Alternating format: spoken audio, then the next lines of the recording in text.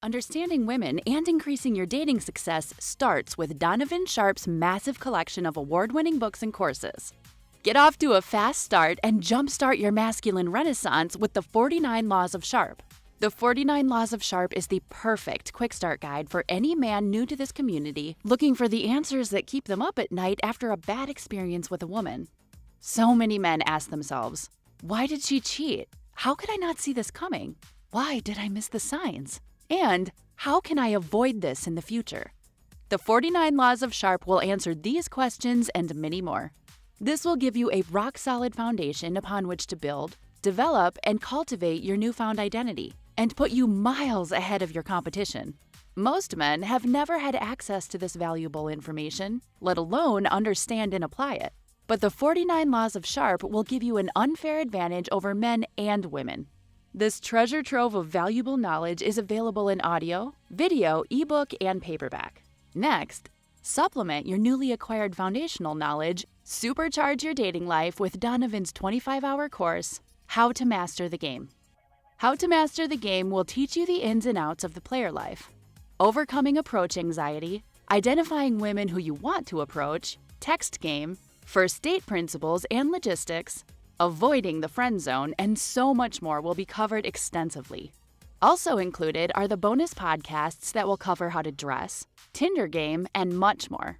Put simply, How to Master the Game will turn you into a stone-cold assassin with the ladies. Available in video and audio format. If you're not the kind of guy who wants to live the bachelor life, or you've had your fill of the player life and are looking for something a little more fulfilling, How to Build a Quality Woman from the Ground Up is a must. Donovan's 5-part, 7-hour audio course will show you step-by-step how to find, cultivate, and sustain a solid, healthy relationship. Everything from selecting the right woman, to coaching and correction, to what to do between the sheets. How to Build a Quality Woman from the Ground Up will guide you through the entire process of building the kind of woman you want and need.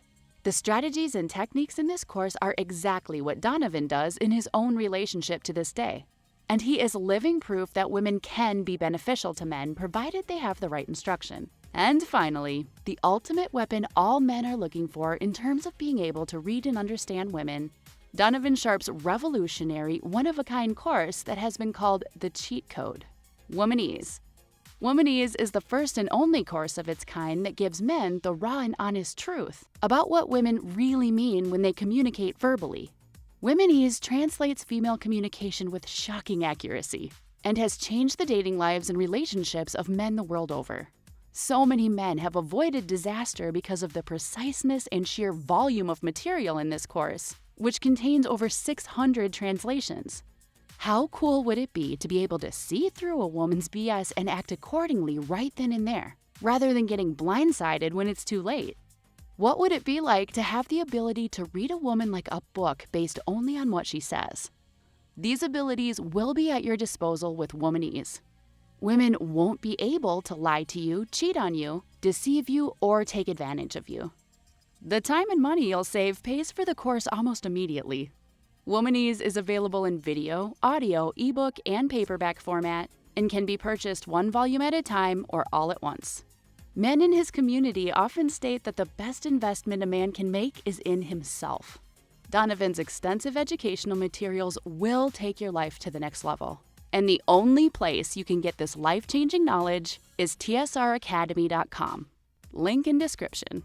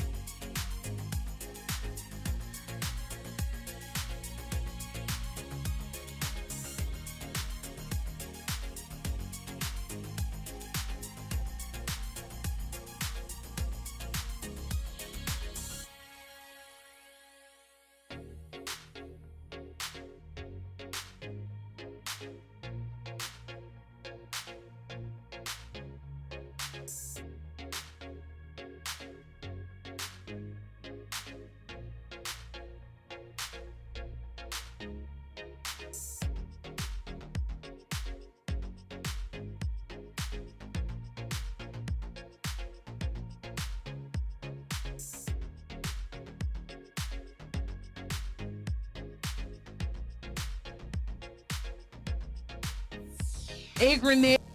The blacker the berry, the sweeter the juice. She belongs to the streets. Really, nigga?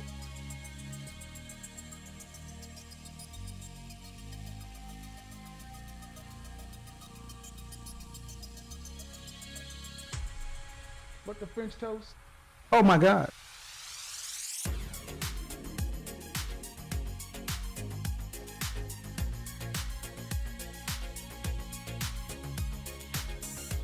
Oh my God.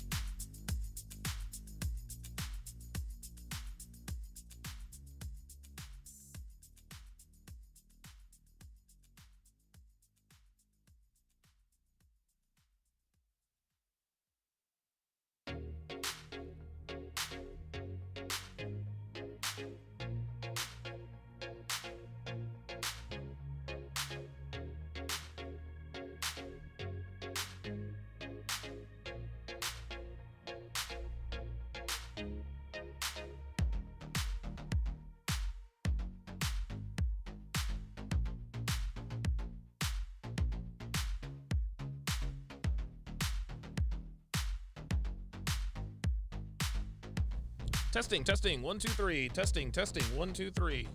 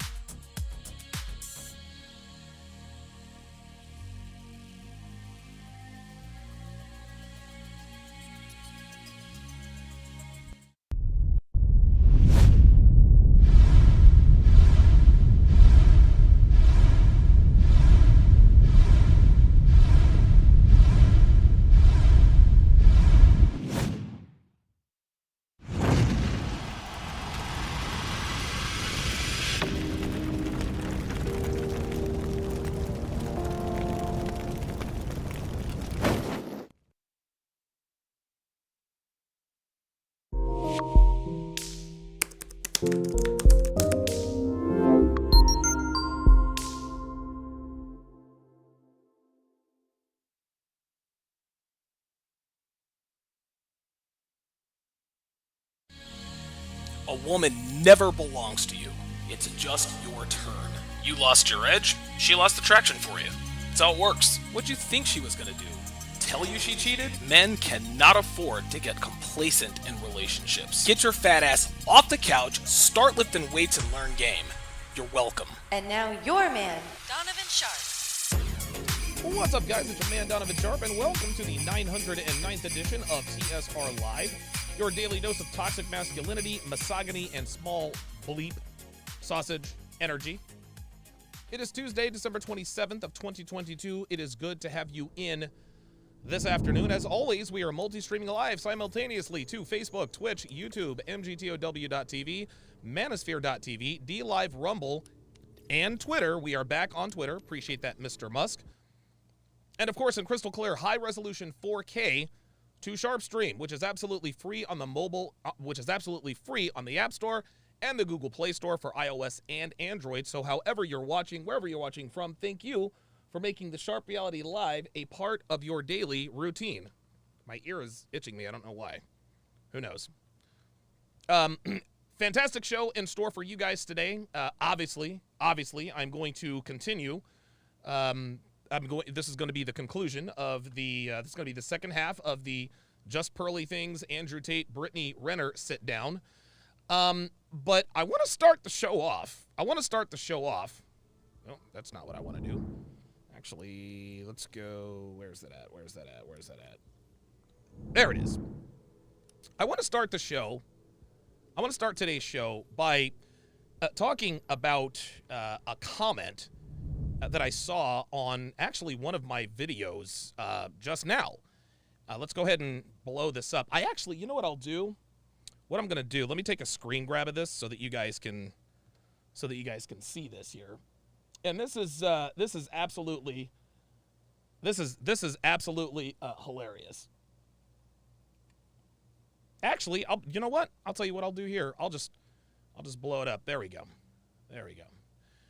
So this was in response to a video, a clip that I posted today, talking about the fact that women don't want the truth. This was when Brittany Renner was talking to Andrew Tate about wanting to, hey, if you want to, women aren't in relationships anymore because they don't want the disrespect.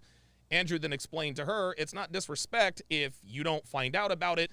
I then talked about the fact that women can't handle that because Brittany Renner then said, if you're gonna be in an open relationship, just be in an open relationship. Just tell me, blah blah blah blah blah. And I said, that's what she says. However, but that's not what women want. Women don't want the truth. They don't want the truth. They can't handle the truth, even if they ask for the truth. And so there was a commenter that says, you get more chicks when you are honest with them. I don't know why red pillars claim, quote, women don't want the truth. The 3 open relationships I had, open on my end, he says, I bluntly told them exactly what it is I wanted, and they could kick rocks if it wasn't acceptable, and none of them ever had an issue with it. I think red pillars are simply so afraid of women that they never try being honest with chicks for a long period of time and properly study the results. Most probably were honest to one chick 10 years ago when they had no game, then gave up and said, women can't handle the truth. Now, normally I brush these kinds of comments off because there's always some knucklehead in the comment section who claims they're undefeated in some way, shape, or form, right? And when I say undefeated, I don't really mean undefeated. I'm using that as a metaphor for men who talk like this. I've had 3 open relationships, and I was honest with them, and nobody ever had a problem with it. So my response was, there's always somebody who claims to be undefeated with women, and this is no different. No. Actually, hold on. Let me take that back. Normally, I just brush this stuff aside, but I saw that he has 13,000 subscribers. So I responded to him just to see what would happen. My response was, there's always somebody who claims to be undefeated with women, and this is no different. I don't believe anything you've said here based on the videos I've seen you post, and we'll see that here in just a second. You parrot talking points, then take the contrarian stance with this anti-red pill brand you're peddling. I've got news for you. You have to substantiate your claims when talking about the relationships you've had. People aren't stupid. There is no way you just straight up told a woman that you were going to be banging other chicks and that none of them had a problem with it. Get out of here with that. His response was, I can prove every single thing I've ever claimed on my videos, including my 3 open relationships with chicks. 2 entire communities that I used to be a part of spent years gossiping about it, so the proof of it is still around and evident. But you and me both know you don't want proof of your red pill being wrong. You've never tried being honest with women for any long period of time, hence why you think it's impossible. I said, well, then do it. Prove that you've had these 3 open relationships, number 1. Number 2, you can be honest with women if your value is high. The higher your value, the more honest you can be. I've said this many, many times. Myron totally agrees. And so I haven't seen a response from this guy, but let's take a look just for kicks and giggles. I said, okay, all right. Let me see what this guy is all about. And so I ventured over to his channel just to see who it is we are talking about. This guy he's got a channel called DJYC21215. I have no idea. That is so SEO irrelevant. It's not even funny. And so this is his channel, and I'm going to come back to his channel here in just a second, but let me tab to the right. Gentlemen, does this look like a man who has had 3 open relationships?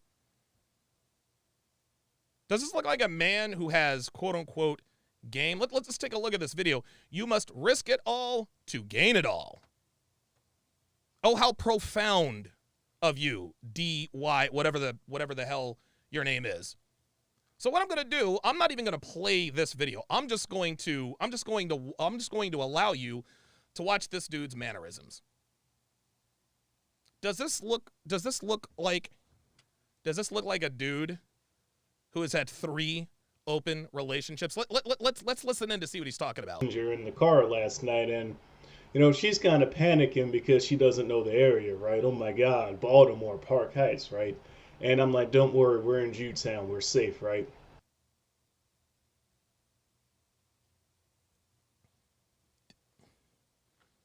Are you fucking kidding me with this nonsense? This loser thinks that I believe that he had 3 open relationships. Now, here's the thing. He may very well have had open relationships.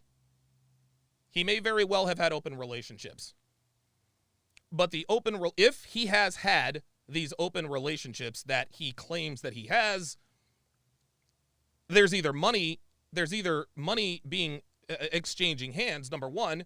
Number 2, they're whales. They're plus-size girls. Ain't no woman. Well, hold up. Actually, you know what? Let's look a little more. Oh, here we go. Here we go. Let's look a little. Let's take a look at this. So here is another one of his videos. If it's popular, it probably isn't true. If it's popular, it probably isn't true. Oh, how profound. Let's listen to what he says. If it's the news, it doesn't matter if it's social media, it doesn't matter if it's music. Media is a very important tool for... This guy. Ain't no way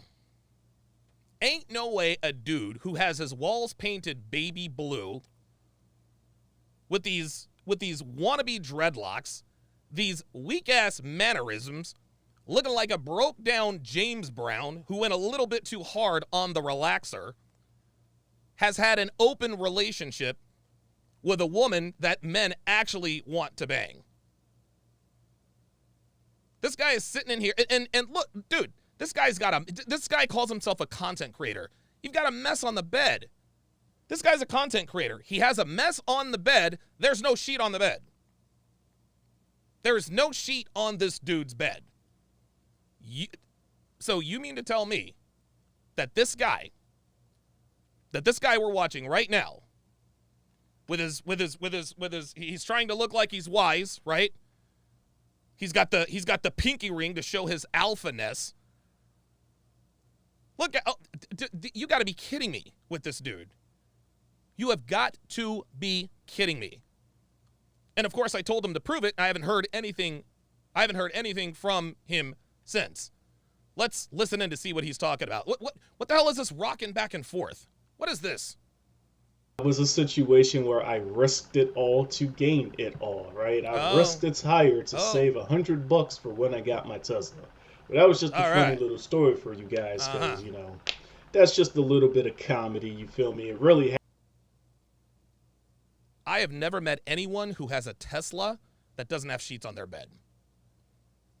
I think that's probably a qualification to own a Tesla. That's one of the many qualifications to own a Tesla, one of which is you got to have sheets on your bed. My nigga, like, his room looks, he's got the room of a hood rat. I wouldn't be at all surprised if we heard the smoke detector. Oh, but there's more. But there's more, gentlemen. What this dude is he is anti-red pill. He's anti-red pill. He says, you and me both know. Hold on, let me go back to this numbskull's comment. This guy, Jesus freaking Christ. This is unbelievable. But you and me both know you don't want proof of your red pill being wrong. You got to be kidding me. You and me both know that I don't want proof that my red pill... Dude, look. This guy, DJYC... This guy's a clown, guys. This guy's a clown, dude. He doesn't have a Tesla. He hasn't had 3 open relationships. This guy is all cap. But let's take a look at his channel here. Shall we? Let's blow it up a little bit. See what we got going on here. There are no virgins in 2022. And this clip explains why. This guy is terrible. There is no such thing as a masculine woman. Actually, there are such things as masculine women. We see them all the time. You must risk it all to gain it all. Like, dude, what are we doing? The smartphone that he's recording from, it's not, it's probably... Are you kidding me? Just be honest with women. The most obvious thing both the red pill and black pill get wrong about women. Oh, yeah. This is one of those channels. As Ox Craig on the Sharp Stream side says, I want to see the receipts. Exactly. Exactly. They are all frauds, every single one of them. Oh, my God. What this guy wants to do is he wants to be an anti-red He wants to be an anti-red pill channel. He wants to be an anti-red pill channel. Guys, this is the definition of a grifter. And the reason I say this is because as we scroll a little further down, little Andrew Tate action there with DJ Academic, or with whoever that was. Oh, look at this. I don't know what game this is, but this is a game. All right, no problem. You keep scrolling down a little bit further. Oh, there are more video games we have here. When we continue to scroll. Right. Yeah. I'm a fraud. I'm a grifter. Fam, I've been talking about the same stuff for 8 years. This guy had a failing video game channel or whatever. Look at this. This guy failed at making, he failed at this, whatever the kind of channel this is. This Mickey Mouse bubblegum video game channel. It didn't pan out. So he did the research and said, you know what? I don't want to jump into the red pill space because, yeah, I want to be anti-red pill. This is another clueless idiot. This is another clueless idiot who wanted to jump on the anti-red pill train. There is no anti-red pill train.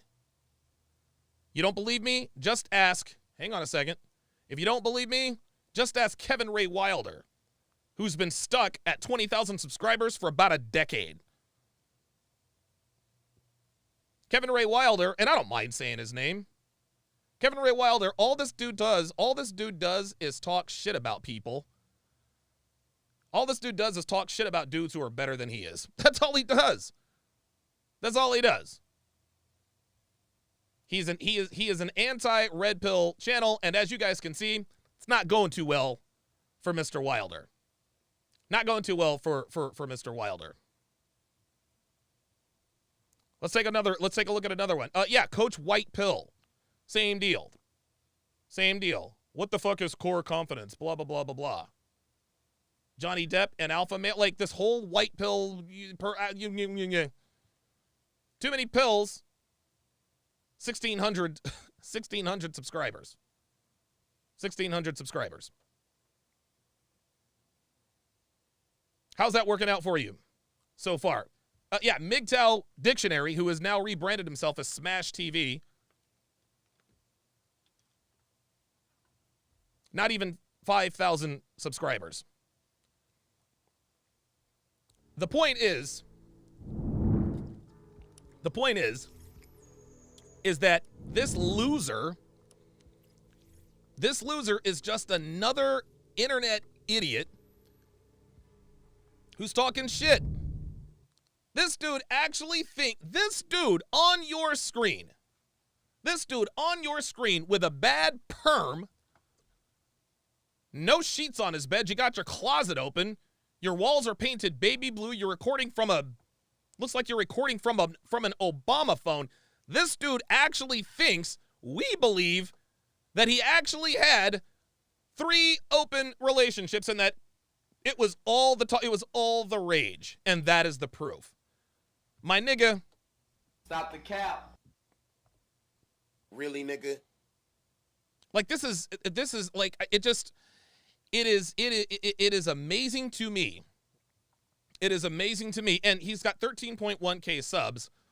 Yeah, 13K of those were probably from his video game followers. So DJ YC21215 or whatever the case may be, basically a poor man's Snoop Dogg, as in Roderick Thomas.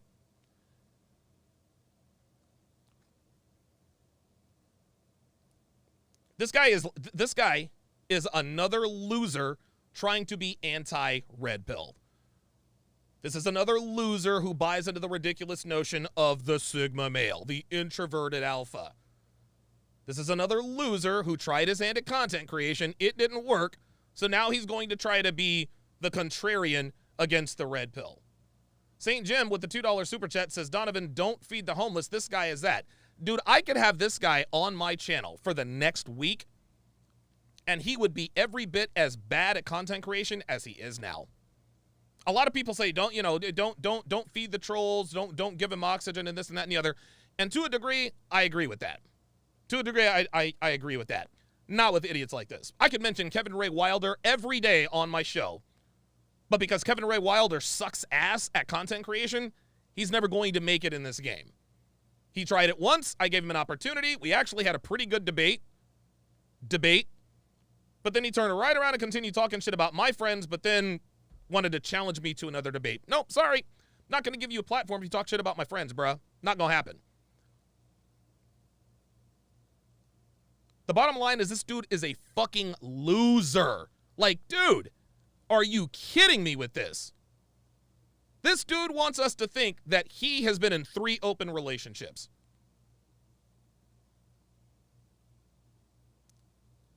What is he talking about here?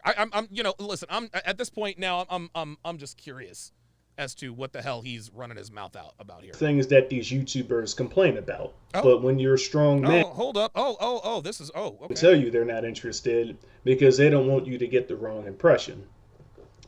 Now, if a woman doesn't respect you and she doesn't like you, she'll string you on, she'll lead you on, she'll... Really? Gee, I wonder where he heard that. Use your money, your time, etc. All the things that these YouTubers complain about. But when you're a strong man and women respect you, you don't have these problems. Oh, got it. Yeah, no shit, Sherlock. The bottom line is this dude is a fucking loser. And I can accurately predict what is going to happen. So what he's going to do, he's going to get wind of this video. He's going to go into the comments section. He's going to talk a bunch of shit. It's going to be a bunch of ad hominem attacks. He'll probably talk shit about my girl and this and that and the third. He'll say, well, you know what? I challenge you to... He'll probably try to get me to challenge him to some sort of debate and give him some sort of something. When I tell him no, because he sucks at what he does, Anthony Johnson will then contact him, and next thing you know, we're going to see this guy in the Red Man group. That's how it works. Kevin Ray Wilder, loser. He was on the Red Man group. That's just how it goes. If you're a red pill hater, you go after a red pill guy. He puts your ass in its place. He ends up on the Red Man group. Allende on the Red Man group. Coach White Pill on the Red Man group. Alex from Playing with Fire, Red Man group. The Red Man group only allows losers on the show. I hosted the show for a little bit. That was when it was the best. But anybody who hates red pill guys, Anthony always makes sure he gets them he gets them on his platform. Anthony Johnson has I don't even pay attention. He had almost 450,000 subscribers the last time I looked. Kevin Ray Wilder was on the Red Man group, had 20,000 subscribers, has not gained anything. It is positively useless. Really, nigga? So, DJYC21215. Bruh. Stop the cap. Stop capping. Fuck out of here with this. Don't nobody believe that you've been in 3 open relationships. Give me a break. Ay. I'm telling you, man. I swear to God, dude. I just don't understand how dudes, you have to substantiate your claims, bruh. Like, you can't just be around here talking shit. Like, we're not stupid over here. Fucking loser. DJ Berserk with the $2 super chat says, I enjoyed yesterday so much. Ready for today. Thank you very much for that. Appreciate that. Let's see. Alvin Sam, $2 super chat says, he's the socially awkward type. Yes. He is absolutely socially awkward. He is... If you are a strong man... Fucking hell, dude. These guys call us grifters. Kevin Ray Wilder is he's another example of a grifter. Early on, his channel was about fitness and weightlifting. Now it's being anti-red pill, but they call us grifters. Jesus fucking Christ. I've been in this community for 8 years. I haven't grifted nowhere. God almighty, this dude is oh my God, this dude is absolutely a loser. Wow. All right. I'm done giving this dude. Oxygen. Jay Blaze says, do sex dolls count? No. No, they don't. Sex dolls and plus size models do not count. They don't count. Okay, let's go ahead and get to the main event. We're going to pick up right where we left off. And we are going to continue this breakdown. Here we go.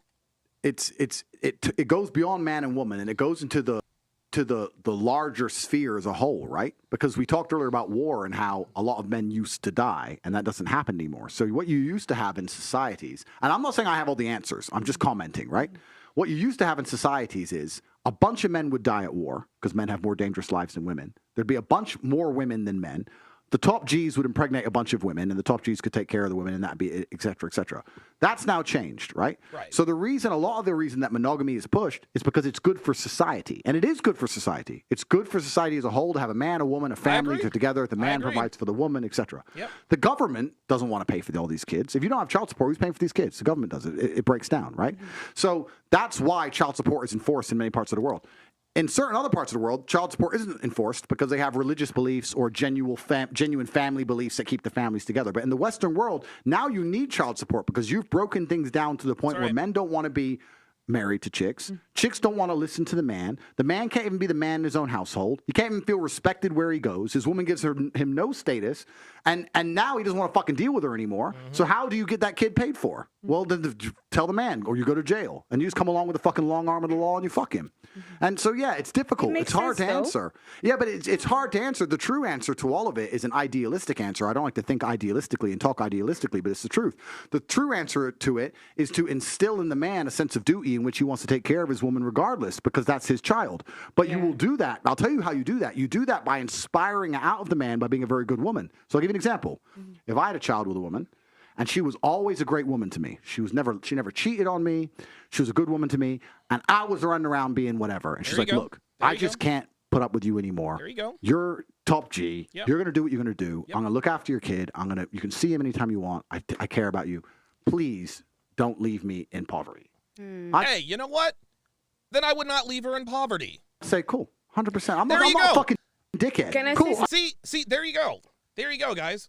And I've said this many, many times. When and if Devin and I go our separate ways, whether I leave her or she leaves me or we both decide to break up, I am going to make sure that she is okay financially. I'm going to make sure she's okay financially. She's been with me. Dude, our 7-year anniversary is next month. She's helped. Pardon me. Whew. Our 7-year anniversary is next month. And she has helped me build the business that you guys see right now. She is in a very, very important part of my business. And for me to deny that she has a lot to do with my success is disingenuous. Could I have done this without her?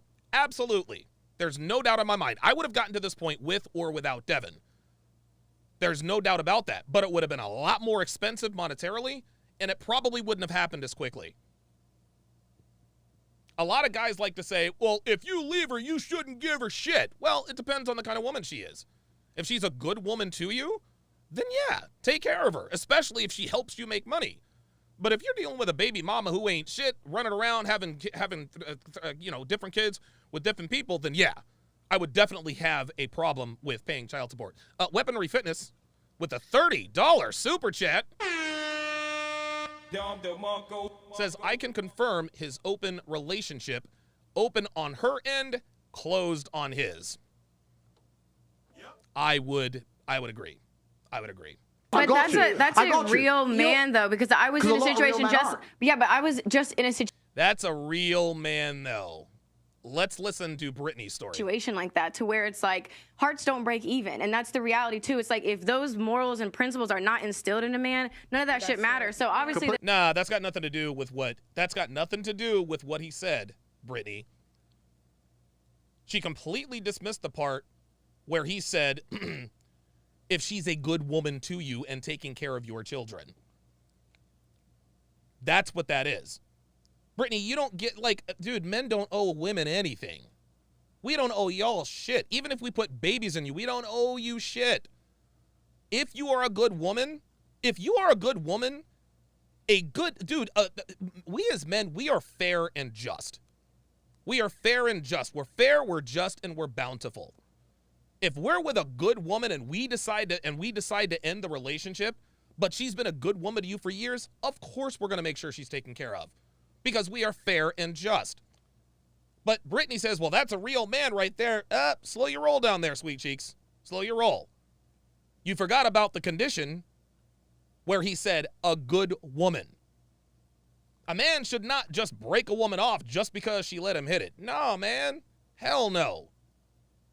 Morals and values and principles have nothing to do with this. If the woman is a quarrelsome, troubled woman, I don't care. The child support stuff obviously hits close home to me because I'm already $50,000. It's just in lawyer fees trying to get him to provide. Yeah. You know what I mean? And it sucks because it's like you play in the NBA. Like, why don't you want to do more? And it's because of you, Brittany.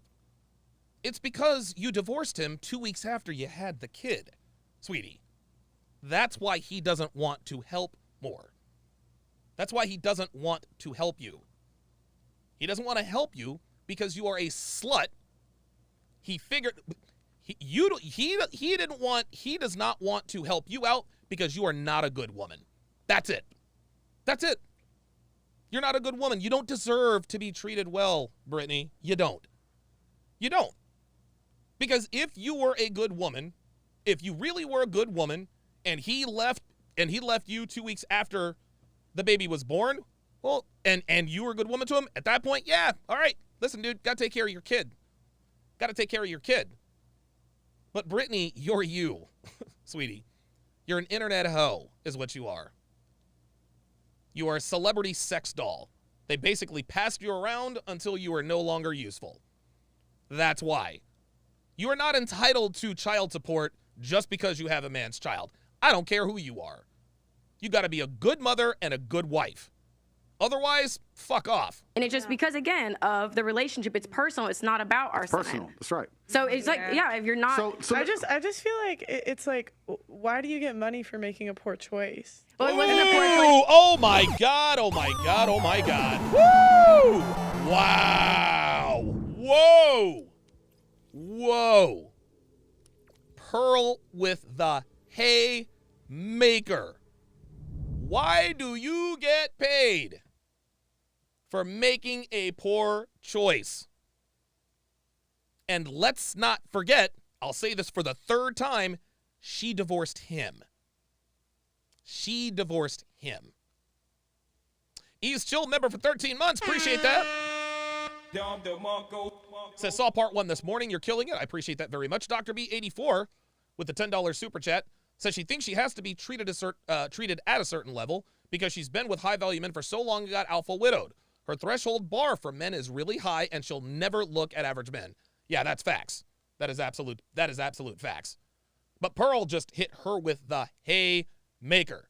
Goddamn. Because it took two. I'm not trying to disrespect you in any way. It's just like, if you left. And no. So it's like, why do you get money for it? See? It just right, because we see that? Yep. She's like, dude, you left. You left. Made a commitment. So we made a no. Hold on.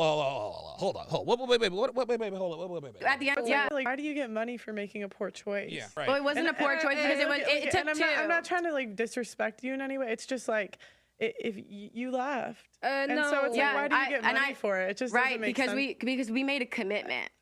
No. You made a commitment. We made a commitment, but you broke the commitment. He committed to marry you. We assume that he was also on board with having a kid with her. Brittany, you divorced him 2 weeks after you had the child. 2 weeks after you had the child, you divorced him. What are we doing? At the end of the day, we made a commitment. We have a forever commitment. Fuck marriage. We are forever family. So again, as someone who is literally going through this, if I made more money than him, I would be paying him child support, and that would be fair to me. But this is what's really interesting. What's truly interesting is if you go to other countries, and I'm talking about civilized countries, right? If you go to Poland or Czech Republic or whatever, these countries, which are in many metrics more civilized than the West, they're safer to live in, they're cleaner, etc. There's no child support laws. So if you have a divorce, the man just takes care of the woman because that's his kid and that's just what he's supposed to do. And there that's you just go. it. So what you're saying is, you're right about the man having the morality instilled inside of them. And my point is that the reason I don't think it has anything to do. Well, I guess being fair and just. I guess that is moral. I suppose. The reason a lot of this doesn't exist, the reason men don't have morality installed in them, is not just about the individual case of the man. It's about society as a whole. It's about women as a whole, men as a whole, the dating game as a whole, the life he's living as a whole. There you go. And this is the world we live in. This is why I was talking about how dangerous new think is, because now we have this new think, this new world, and we're living in this new world. And the truth is, as a man, now the game has changed. In the game of chess, sometimes it's not about winning. It's about making sure you don't lose. If you cannot lose, if you cannot blunder any pieces and protect your king long enough, you'll win the game. And there's a lot of men who are now like, okay, how do I not lose? Well, you know what? I become fucking ruthless. That's how I don't lose. There you go. I get all my sex because the women are promiscuous. I get laid as much as I want. I don't let anyone fucking tie me into anything dumb. Any bitch wants to get fresh to me or fucking talk to another dude, I cut her off financially. There you go. There you go. You just get ruthless so you don't lose the game. But that's because the game's been rigged against men. So the harder you rig the game against us, the more ruthless we're going to have to be to compete. And it's unfortunate. I'm not saying I have the answers. I'm just saying why men do what they do. Yeah. So Andrew is right. Andrew is right, and he indirectly said what I just said about being ruthless. The reason why PJ Tucker is being ruthless, the reason he's being ruthless is because Brittany was ruthless. Again, this woman divorced him 2 weeks after she had his child. And in his mind, he's like, okay, if you're going to be ruthless, then I'm going to be fucking ruthless. If you want this child support, you got to come get it. You got to come get it. And it's got to be court ordered. Fuck out of here. The Level Up man says we made a commitment, and when he, cumulated. Oh boy, I don't think I've ever heard that word before. I guess I'm not smart enough for that.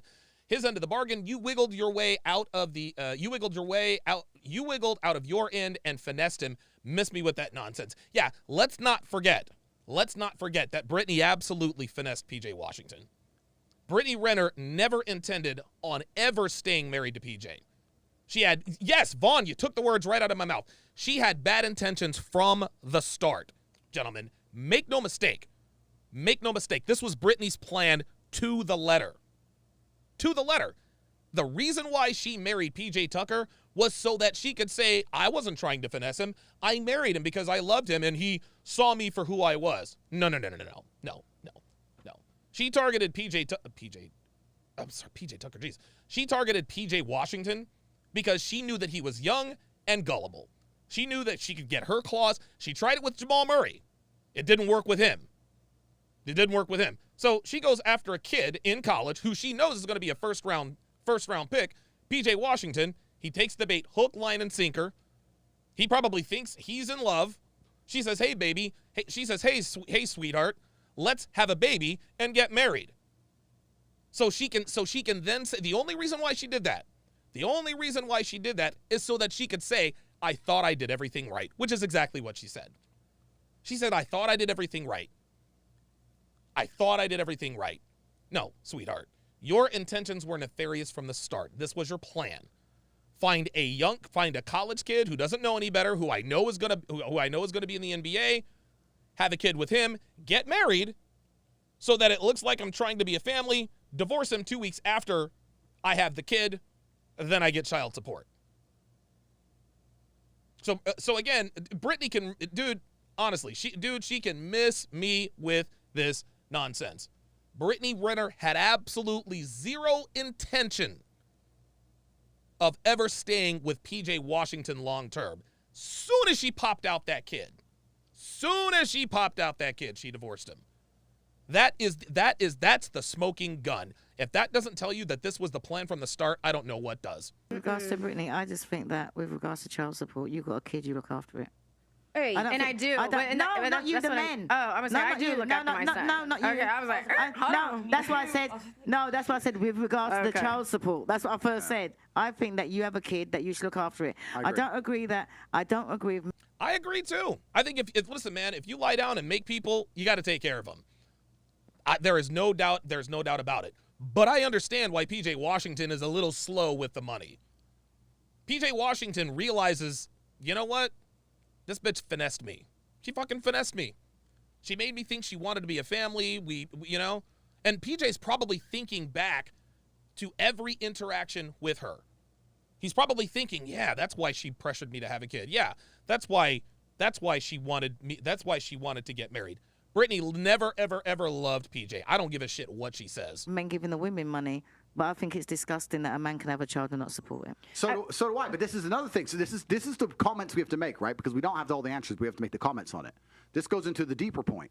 Every time a court rules in favor of a chick having $100,000 a month, that puts men off to a level. Like, it's fine if there was a baseline child support, $1,000 a month, $2,000 a month. That's if you have a kid, baseline, regardless of income. If your man wants to give you more, he does. If he doesn't, whatever. But when you come along and start saying this percent of a man's income, do you have any idea how scary that is to a man who works for his money? Hell yeah. He works for his money. And do you know why it's scary? It's not just because he's giving his money away. It's because he knows he isn't giving money to the kid. Yeah. The kid, you can raise a kid on $500 a month in most of the world. That's right. You want that kid in Gucci, you in a nice car, going on dates with another dude with my money. That's right. I'd rather burn the fucking house down than to give it to you under those fucking circumstances. Hell yes. Fuck yes.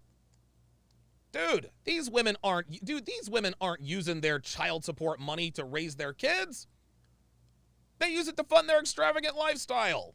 That's all it is. Who the hell needs $250,000 a month to raise a child? Fuck out of here. Vouchers for child support. I just think it incentivizes poor decisions. Like, I haven't gotten pregnant by someone, but I'm saying, you're. Wow, dude, Pearl is just bodying this bitch. God damn.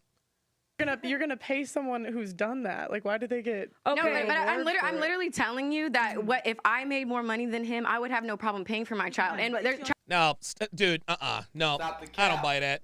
The only reason why she's saying that is because she knows she doesn't. Women always say, well, if the roles were reversed, I would see it this way.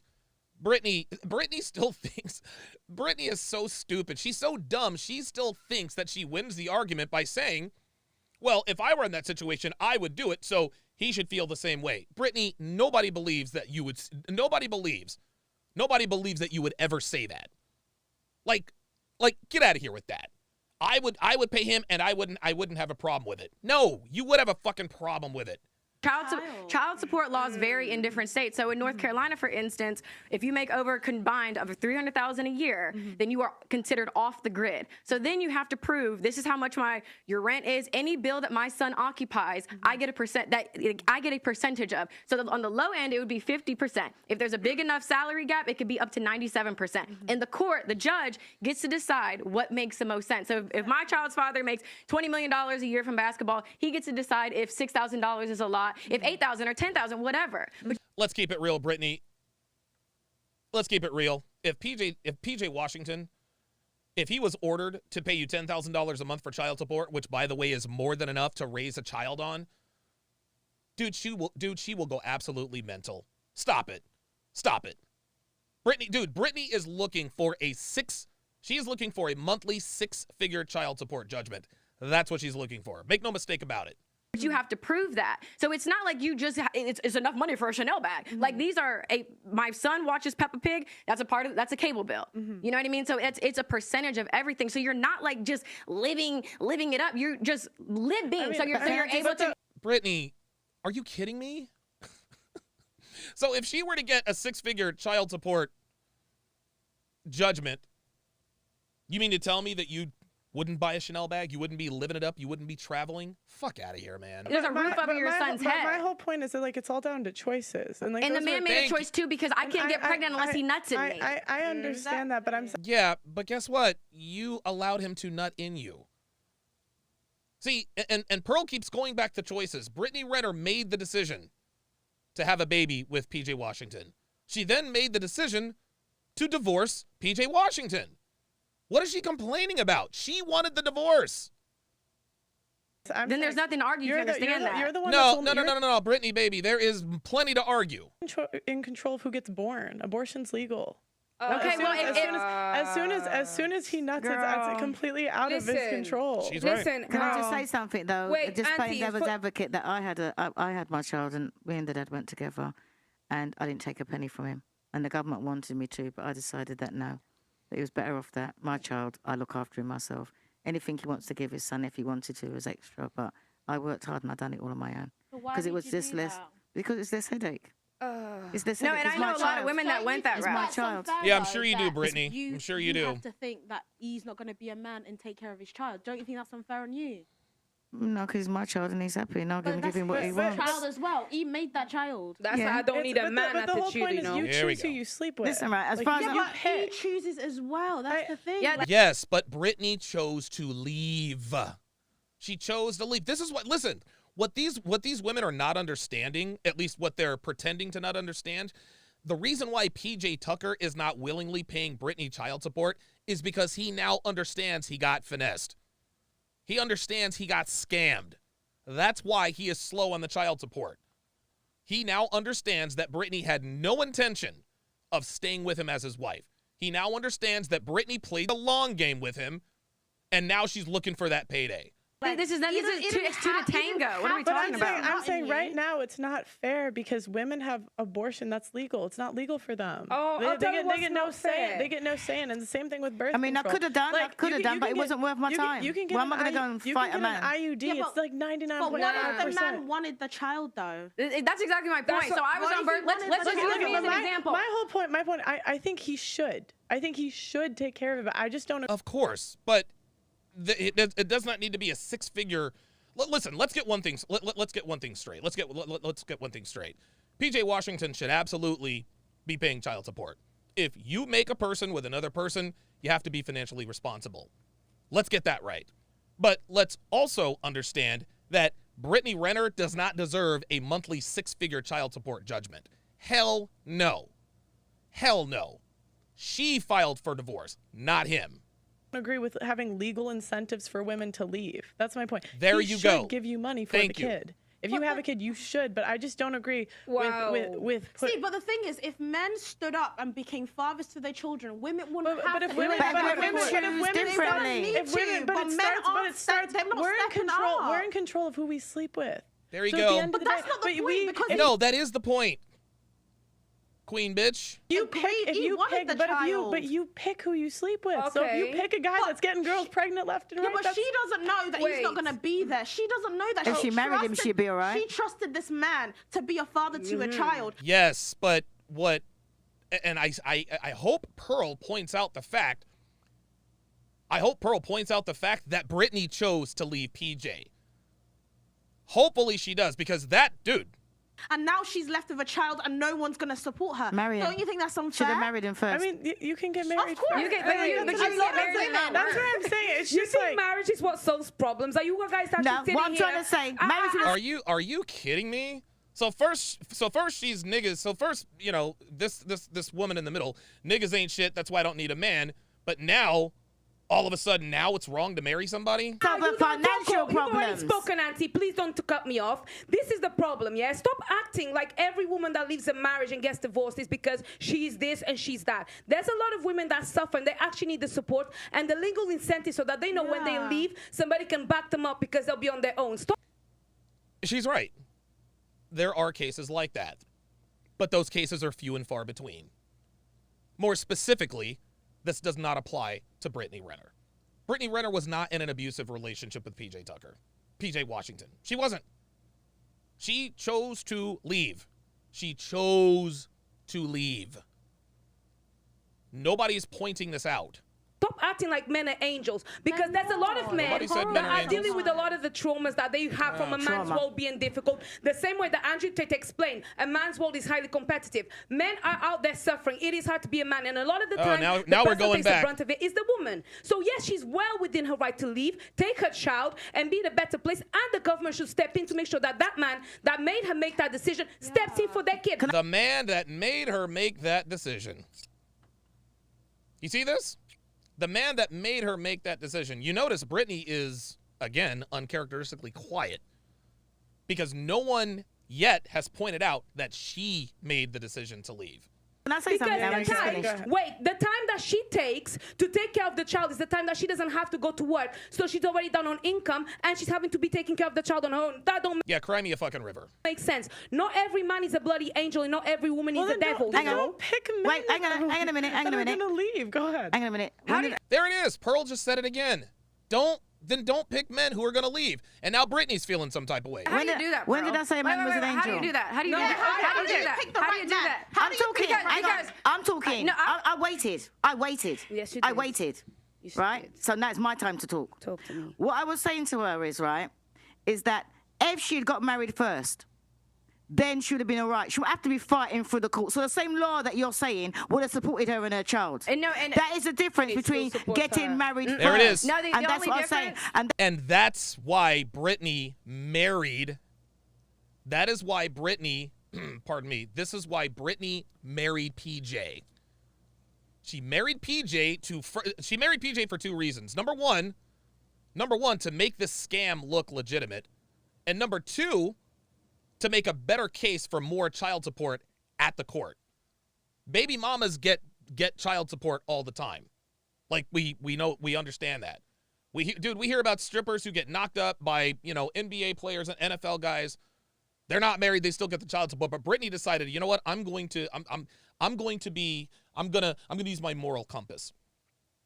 I'm going to be the ex-wife, not just a baby mama.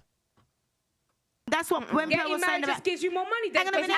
Divorce Listen, and kids. You just it's not a good decision, yeah? Excuse me, but I shut up when you were talking. Go on, apologies, my auntie. Right. I didn't mean to disrespect you. So what I was trying to say is. See, now she's being condescending. Condescending. It's ridiculous. That there is an incentive when women get married first and have children. Because I'm not saying that you, I'm just saying women in general. If a woman gets married first before she has a child and then it leaves, then it's totally different. Like he said before, she's set up for life. If she leaves, she's set up for life. So if somebody she's set up else for life without marriage, though, that's the point. No, and that is what you want to hear. No, and as a person, again, let's ask somebody who's actually going through, because none of you fucking know what the fuck you're talking about when it comes to child support, lawyers, none of that shit. None of you fucking know, okay? So you. Now she's getting in her feelings, and now she's swearing. This is the real Brittany coming out. Don't. The reality is, if I would have gotten married and did everything right and did everything the moral way, right? Guess what? All I would have on top of what I'm going through with child support is alimony. So I'm still in the courts fighting, whether I'm married or whether I'm not. So that Brittany, you chose to leave. And it's funny how she describes the right way in this mocking type voice. Yeah, I want to do it the right way. That tells you that she doesn't respect the right way. She just used the right way to cloak the scam. That's it.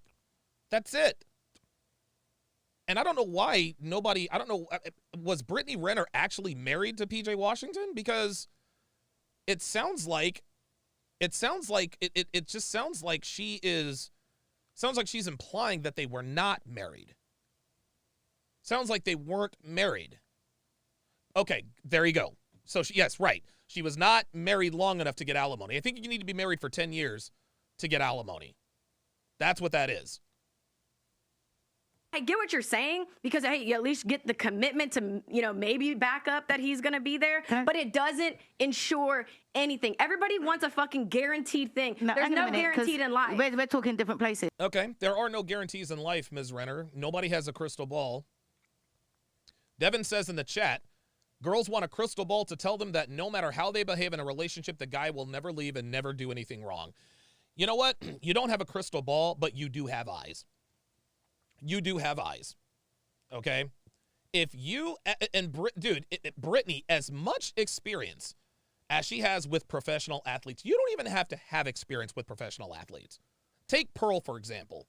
Do you think Pearl would ever try to get married to someone in the NBA? No, of course not. Because Pearl knows the guys in the NBA, high top level guys, top G's, She knows that those guys don't stick around. They're not faithful. Brittany knows NBA guys aren't faithful. She knows this. Your crystal ball is your eyes. If you want the man to stick around, make better choices. End of discussion. When you're in America and you're married and you divorce, you still got to fight for your money. And would you start? Yes, not you in have England. to get a lawyer. Right, not in England. In England, you get a lawyer and it's sorted. That's the difference. You wouldn't have to be going there saying, "Oh, I need this for my child and I need this."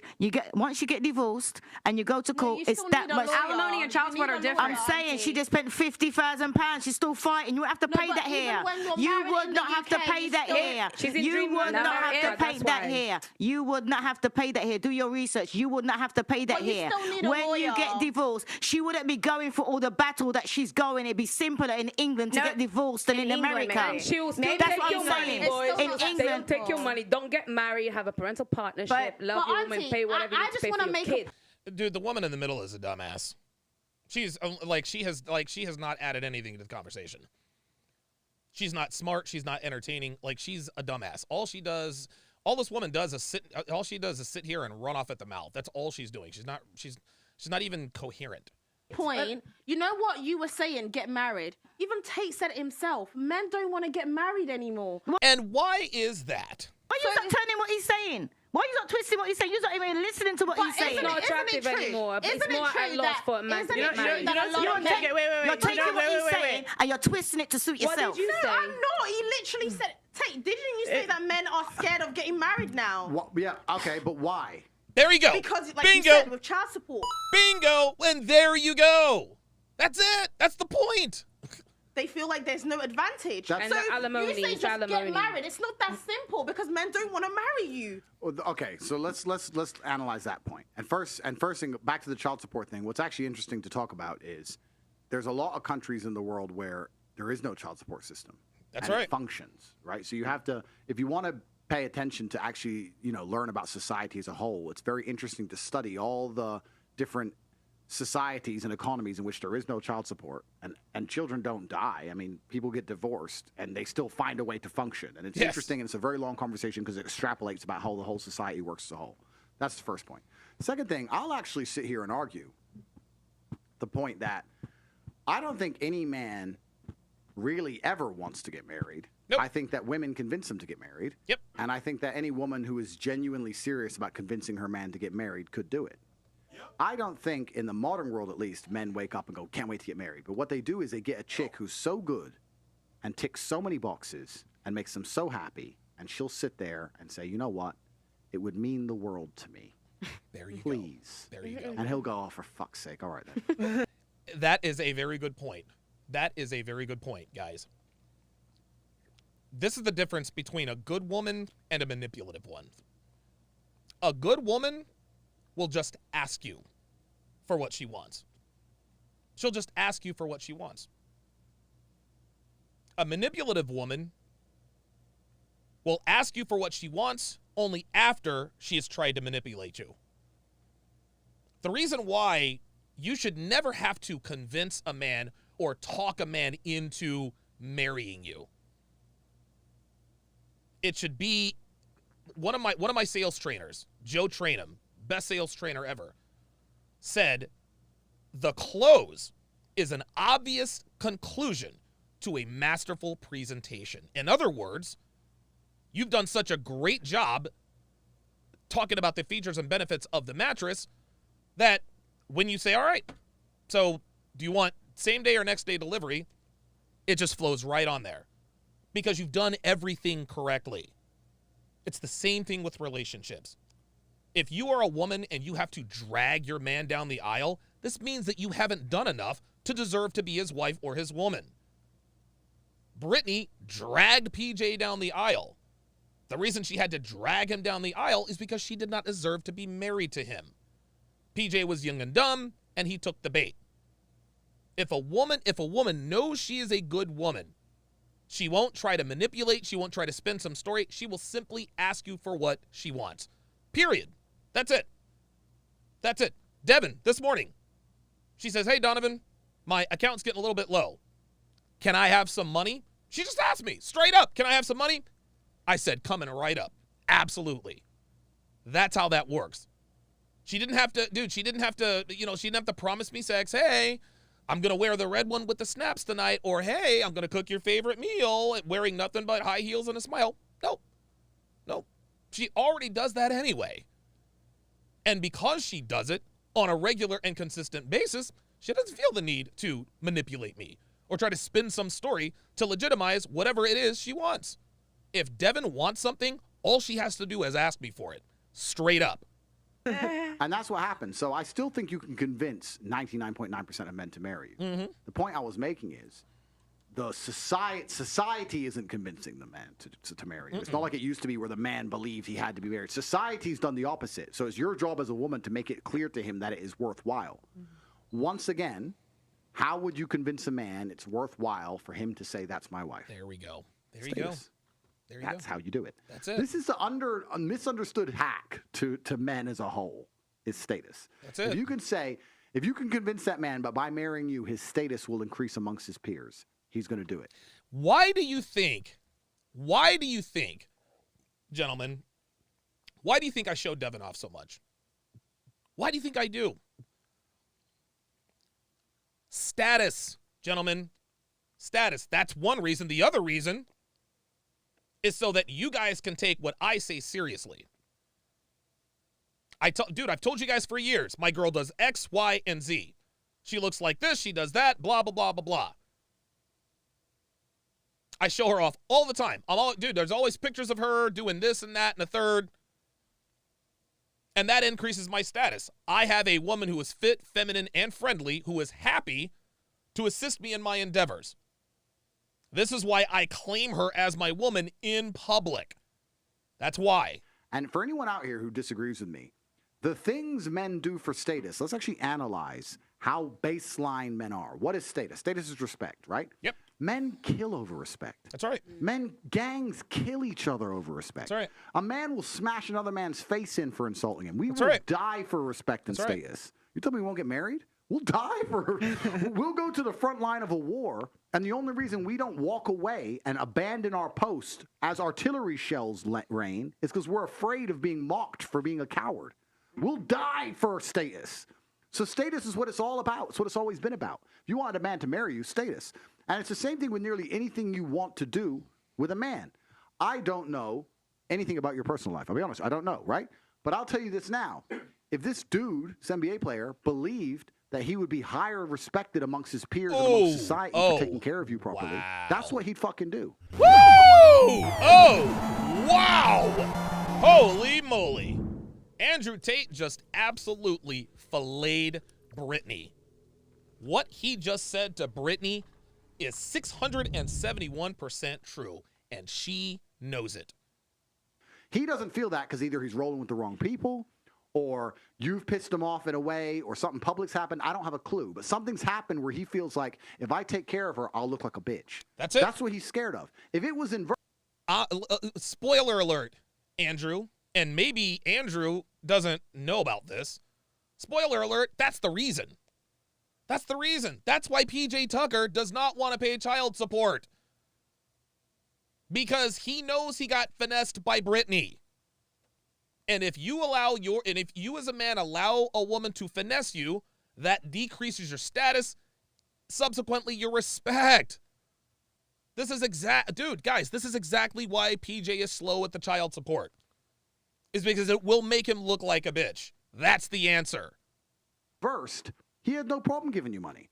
Because that's how men function. I'm telling you right now, as a man, I'm telling you what I would do. If I had a chick with a woman, right? And she went on the news, top G's this and fucking, like I said, I have no idea what you've done, but I'm just giving my so she's on the news. She goes on the news. Okay. Personal made up scenario. Oh, yeah. She would go on the news, top G's this, and he fucking lied to me. He's a piece of shit. Da, da, da. And then I bought her a Bentley. Women's were like, well, look, she insults top G. She insults him, and he's a simp. Da, da, da. But if she was like, you know what? He's misunderstood. He's a good guy. It just didn't work out. There you go. I'd bet she'd be in a mansion. Right? There you go. And would that be me being a nice guy caring about her? Or let's be honest, would it be me being a selfish piece of shit dude and saying, what makes me look better? Men are all about status. It's how we function. It's how we function as a whole. So society, this is where it extrapolates. It gets interesting. When society with this new think has destroyed all of the baseline humanities and baseline understandings of how men interact with women. And now, all the things we previously understood about what made a good man, what made a good woman, and how we should act together and how we should interact has been erased. Of course men are acting like dickheads, and of course women are doing wrong things, because nothing makes sense anymore. You've taken the chessboard and moved all the fucking pieces around. Nobody gets it. It should be very simple. I'm a man. I work hard. I take care of my woman. Yes. I'm the man of the house. That's it. She treats me with respect. She would never insult me or raise her voice to me in front of other people. She's a problem. She brings it to me in private. We act as a team. We work together. If we break up, she was a good woman to me. She fulfilled her roles the best she possibly could. I'm still a man. I'm going to take care of her. But there you go. That's exactly right. But all of that is gone. All of it's gone. All of it. And it's gone because of all the ideas we were discussing earlier. The feminism, the new age bullshit, the fucking dudes left and right and center. All these things, all these baseline things have eroded society to the point where now you have men ignoring their paternal instinct. You have men who will sit there and go, that's my child, but I fuck her. Yes. That's actually a massive observation to make about how fucked up society is. And it shouldn't be that way, because men in a lot of the world are not like that. And so you have to look at all these small things, the small things we talk about. It's no big deal. She goes on boats in Miami. It's no big deal. It is a big deal, because now that dude ain't going to want to fucking pay child support because you were on those fucking boats with his fucking the other team. And there it is. That's it. That's it. He just described, listen, he probably doesn't realize it, but that's what he's describing with Brittany. He's describing that with Brittany. And it's funny. Brittany is keenly aware of this. That's why she, as far as I know, she's never said anything bad about PJ Washington, I don't think. I think maybe she has, maybe she hasn't. You guys can let me know in the chat. But Brittany is keenly aware of this. Here's the problem. Here's the problem. She already disrespected him by finessing him. That's it. That's why PJ doesn't want to pay child support, because she knows he finessed him. Brittany Renner was not a good woman to PJ Washington. She wasn't. This is a woman who divorced her husband 2 weeks after she had the kid. Only PJ Washington and Brittany know exactly what happened in that relationship. Only they know. But based on everything we've seen and heard from Brittany Renner, it is crystal clearly obvious that she 1000% finessed PJ Washington, and he's feeling some type of way about it. Brittany was a bad woman to PJ. She embarrassed him, she disrespected him, and he's not going to fucking pay her to do it. All right, guys, we are at guys, we got 1,271 people watching and only 330 likes. Do your boy a favor. Hit the like button. Let's get the engagement up to 50%. Let's get it up to 635.5 likes. It's a game. Do you think that men? That was well said, Sagittarius. Thank you very much. Do you think that men marry for like high status families? Like I'm thinking of like Ivanka Trump. Like would someone marry a girl for like status in that way? Well, that is one of the most. I mean, if you look at arranged marriages, it's all for status, right? Yeah, that's an example. Of course. But men primarily marry for. I'd argue that men, and I say this about men, but women do the same thing, right? Women love the idea of getting status from a man. Of course. Women love the idea, and this is where it actually gets a bit messy. The waters get muddy because women love the idea of bragging about the man they're with. Of course. But they can only brag about the man they're with if other women want that man. That's right. So you're saying you love women who get cheated, women love getting cheated on. That's not true. But women do not like men that other women don't want. Oh! If you were to say, look, I got my man, he's perfect, he's rich, he da-da-da-da-da, and every girl in the room would go, I would never touch him. She'd be like, oh, shit. But you know, can I add on top of that? But it's true, right? No. Women want men that all the women want. Do you know what's the best man that woman wants? Is the one that every girl wants, but he doesn't want them. Okay. That's selective. Wait, what did she say? Hold up. Was that actually a nugget of truth? Best man that woman. But it's true, right? No. Women want men that all the women want. Yes. Do you know what's the best man that woman wants? Is the one that every girl wants, but he doesn't want them. Okay. That's Oh, Jesus Christ. Dude, she literally just said what Andrew just said. God, dude, this woman is useless. Like, she is useless. Man. Yeah, I'm sure that's more valuable than the top But that gets every You're host. saying That's that the men, fantasy. But Tate, No, that's you're not saying the that fantasy. men are That's now not that polygamous selective. and women should accept that. That's the problem. Men are Here we go. continuously disrespecting their woman. Like, yeah, you know what? You can't be with one woman. now you want to keep cheating with all these different women. That's not what he said. He's saying if you're gonna go for a high status guy, if you're gonna go for the top 5% of guys, that's what comes with it. There you go. And if not, then go for the average guy. Can I just say that? There you go. So is it okay for average guys to stick with one woman then? It's not about okay. It's not about okay. It's about what is. This isn't about fair or unfair. This is about reality. Okay for anyone to do whatever they want. I'm not sitting here saying what's okay and what isn't okay. What I am talking about is observations about the baseline realities of how humans function. Thank you. Absolutely. What I'm telling you is that if you give a man unlimited options, like the men at the top of society have, on a long enough time scale, he will explore said options. That is a fact. Like I said earlier, you can walk into a car garage and buy a Nissan, and that's reliable, and it'll never let you down. Or you can buy a McLaren. You cannot sit, like women do, and go, I want the McLaren that's reliable like the Nissan. Well, there it is. Bingo. I said that yesterday.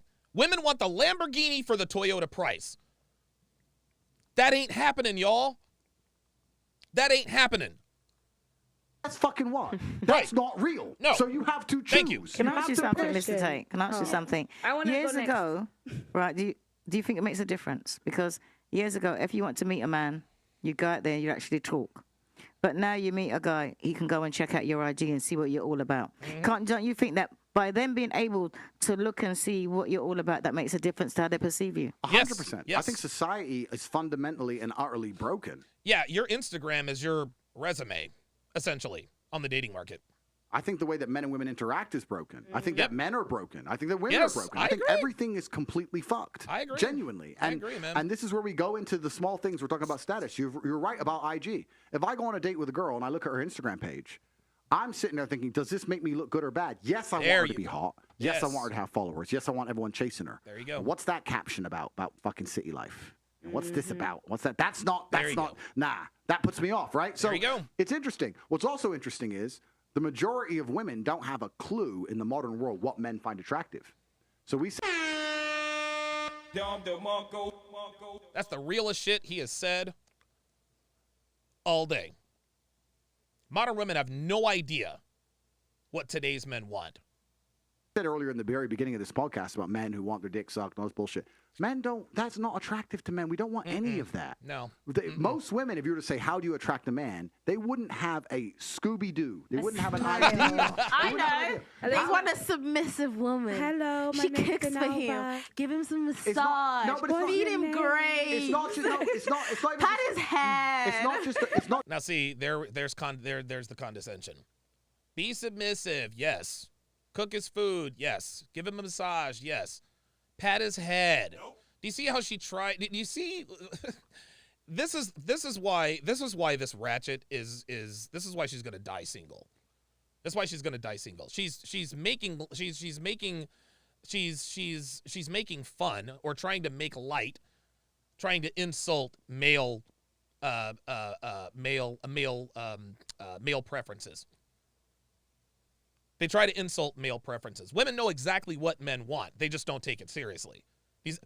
She just said it right there. She just listened right on down the line. Submissive, hot, cooks his meals, massages him, and then, of course, pat his head. No, we're not boys, sweetheart. We're not animals. We don't need our women to pat our heads. But what she just said right there, how she just mockingly talked about what men want, this is what the average modern woman thinks of what the average modern man wants. That's just all that's all there is to it.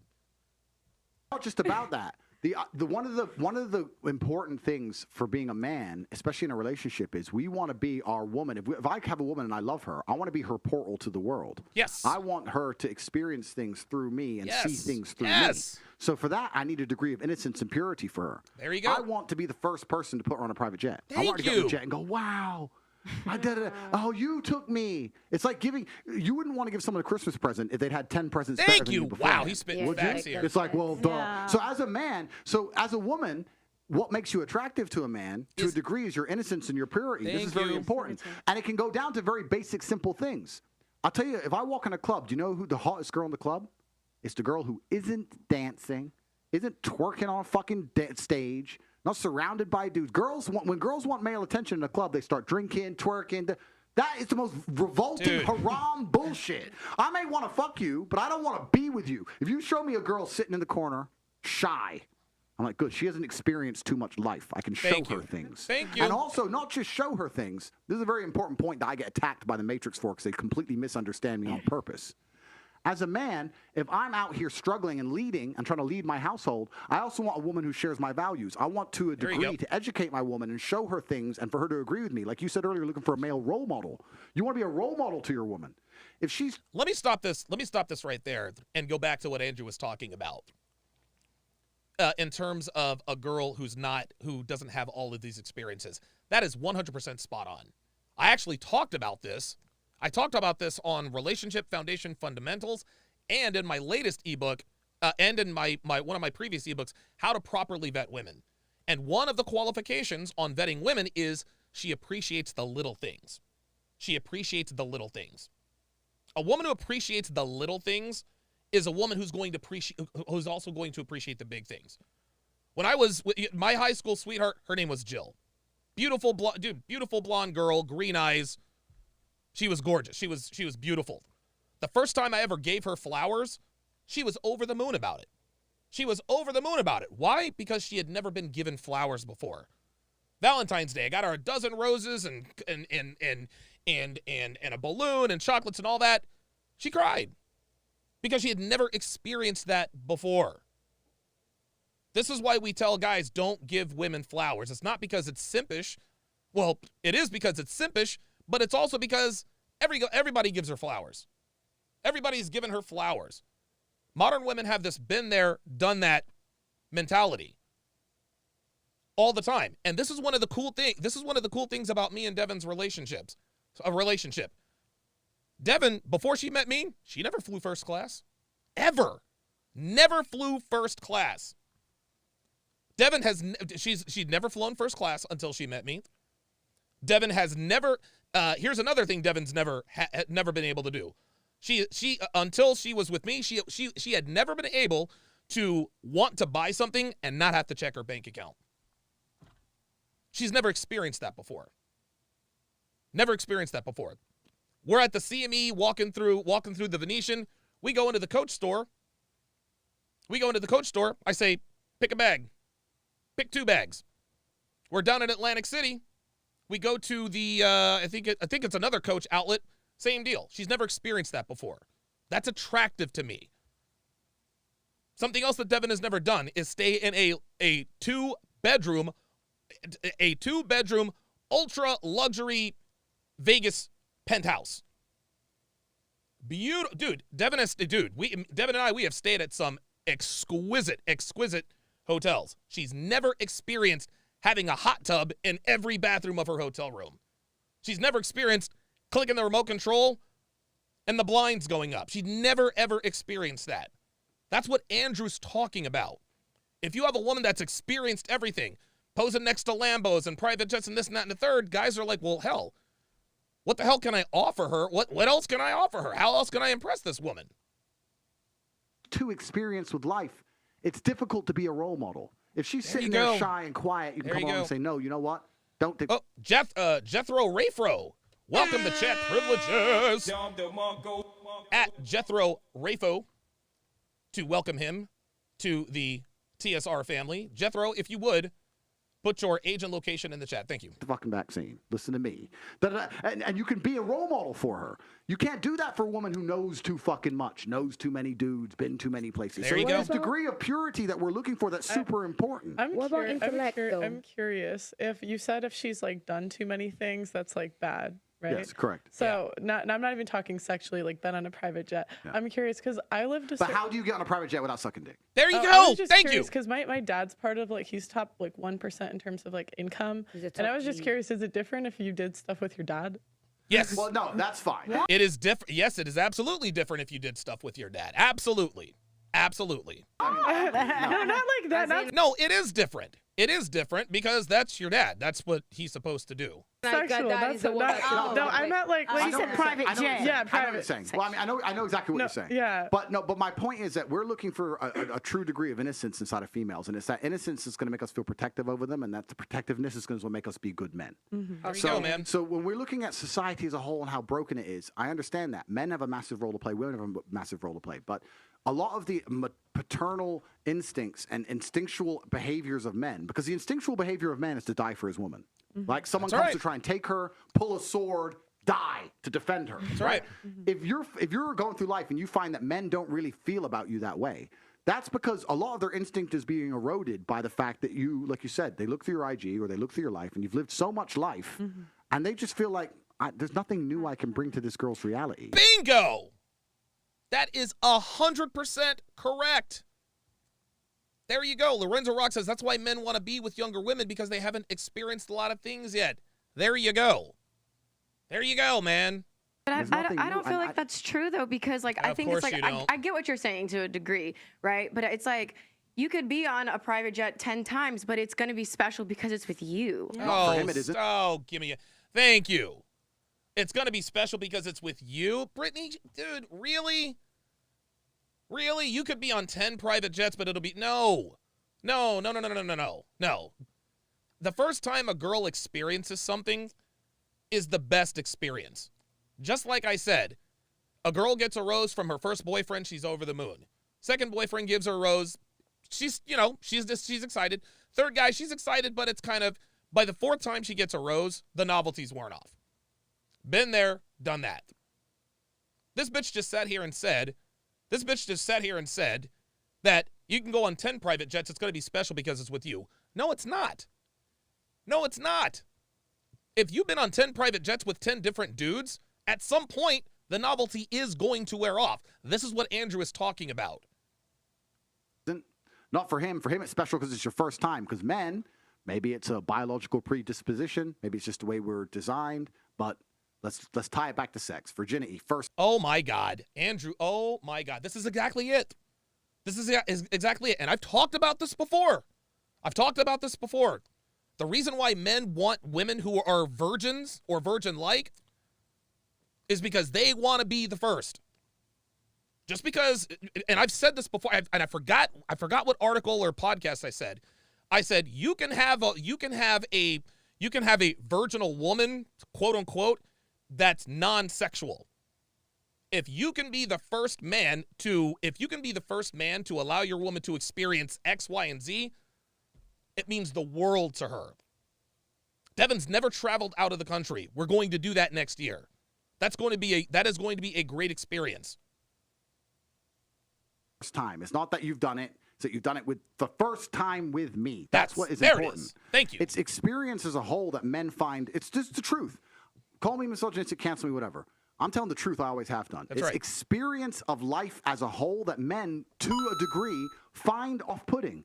We don't want a woman who's had a bunch of trauma, had a bunch of experiences, done a bunch of shit, knows a bunch of people, been a bunch of places. That's the absolute opposite of what we want. We want the complete polar opposite of that. And what's funny is women want men who have done those things. I'll tell you right now. Go out there and find a virgin woman and say, do you want to have your first boyfriend? Do you want to lose your virginity to a virgin man or a virgin hunk? Or a man who's had a couple girls? A virgin hunk. Give me a break. She'll choose a dude with experience as a virgin herself. Thank you. Experience is always coveted and respected in men. It's the opposite in women. That's true. That's true. So it's true. Yes, what Andrew is saying here, and ladies, listen up. What makes us attractive to women is the opposite of what makes women attractive. Wait a minute. What makes women attractive to us is the polar opposite of what makes us attractive to them. Women with tattoos? Nope. Men with tattoos? Yep. Now, we'll smash women, and I'm not talking about long-term relationships. I'm not talking about sex. I'm talking about commitment-wise, what makes us attractive. Okay? A guy with a criminal record is more attractive. A woman with a criminal record, not so much. Tattoos, a guy with tattoos, attractive. A woman with tattoos, she belongs to the streets, right? A man who has an extroverted disposition, that's attractive. A woman who has an extroverted disposition, not so much. For long-term relationships. Ladies, all ladies have to do is think to themselves, what things do I like? What makes me attracted to men? You list all of those, be completely the opposite of that. That's what you have to be. Blackhawk 7, welcome to Chat Privileges. Actually, that's Ballhawk7. Welcome to Trap Privileges. At Ballhawk7 to welcome him to the TSR family. Ballhawk, if you would, put your age and location in the chat. Cryptic Coil with the $10 super chat says, on that note,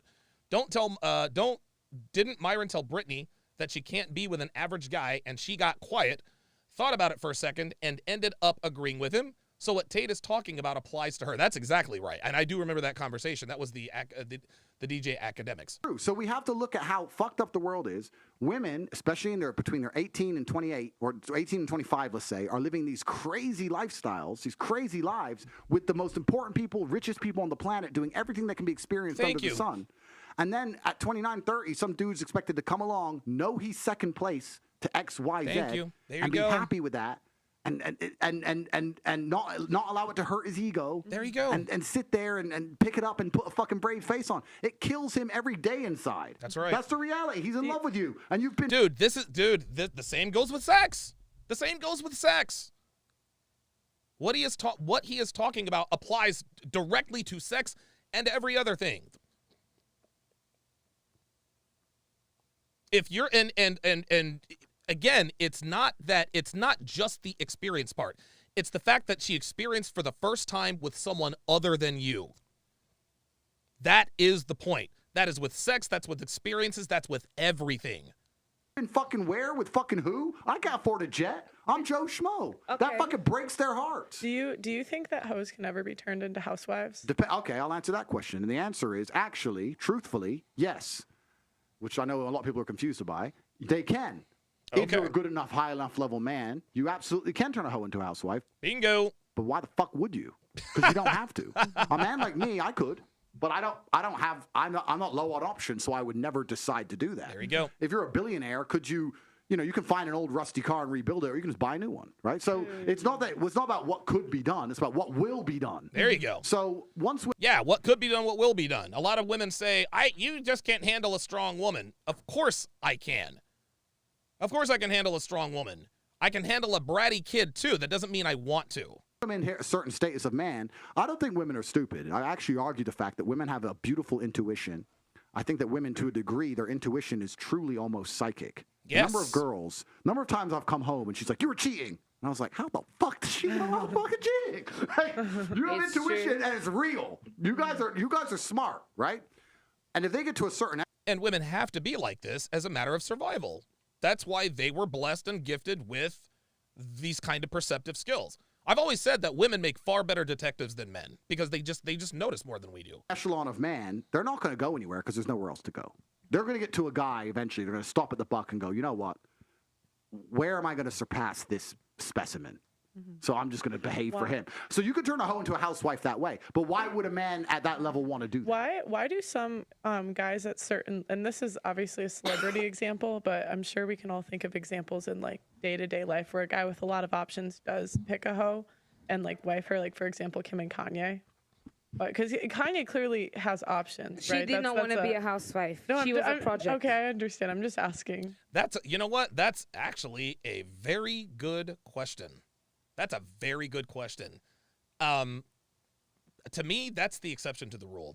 I think Kanye is he's just cut differently. I think he's just a different dude. I think that Kanye marrying Kim Kardashian, I think that's an exception to the rule. Because some guys do pick. Yeah, they do, and it's a really good point. And I have nothing bad to say about Kanye. In fact, I think a lot of the work he's doing now in terms of attacking the Matrix is important. But I can give you a generalized answer. But it's a man who is not true to his masculine imperative, which is going to fall for the propaganda machine, which is being purported upon him, who's going to believe that all the crap that is being told by society, like a female's past doesn't matter and all this shit doesn't matter. This is what's interesting in the fight against the Matrix, because people always say to me...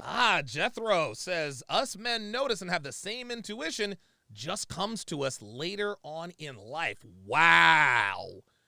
That is incredibly insightful. That is incredibly insightful. I never even thought about that. Yeah, at a certain point, men do have those razor sharp instincts, but it takes us we have to have experience to be able to pick up on these things. Girls, not so much. It's almost automatic with them. Andrew, why do you come here and say all these things? They're literally trying to destroy your life for what you say. And the truth is, as a man, you have two choices. You either fight against the programming and the brainwashing they're trying to put inside of all of our minds, or you end up fighting against yourself. If you're a man and you sit down and you believe the garbage that society's telling you about how society functions between men and women, you're going to end up getting fucking wrecked, like these dudes do. They sit there and go, just because she's fucked everyone doesn't mean she'll do it again. There you go. Just because, and they sit there like dummies and they get fucking wrecked, right? You have to sit there as a man and go, no, I don't give a shit what society's telling me. I understand something. Yeah, it's funny. Girls always say, well, yeah, you shouldn't. A girl's past shouldn't matter. Of course it should matter. Of course it should matter. If you walk into a bank, to get a loan, what do? They look at your past. They look at your credit history. If you apply for a job, they look at your past. They look at your criminal record. You can't walk into a bank and say, well, look, even though I've never paid a bill on time in my life, that doesn't mean I'm going to do it to you. You should give me that loan because you shouldn't look at my past. No, absolutely they should look at your past. You can't go onto a job and say, well, look, just because I've been fired from my last 3 jobs for getting violent, that doesn't mean I'm going to get violent here on the job. Just because you see that I have 4 violent felonies on my record, that doesn't mean that I'm going to do anything to you, right? Modern women are out of their minds. They know their past matters. They know it matters. But they want to pretend that it doesn't. All you have to do is ask them, really? How many guys have you fucked? It's crickets, because they know. Baseline about humanity, right? And that's why they make these poor choices, and a lot of men do make these poor choices, but it's only in the West. It's only in the West where this propaganda machine exists. You will not find a Russian billionaire doing this dumb shit. You will not find a Chinese billionaire doing this dumb shit. You do not go to Saudi and find a sheikh doing this dumb shit. Right. None of it. You only find it in the West. Do you think the values of the West are spreading? What values? So name a value of the West. Sorry. Name a value. Sorry, I might have misspoke. Ideals. I mean, like the ideas of the West. Like I've just gotten I get messages from people like from all over, and like in places like India, I've heard feminism is spreading there. Like I heard that. Do you not find that to be true?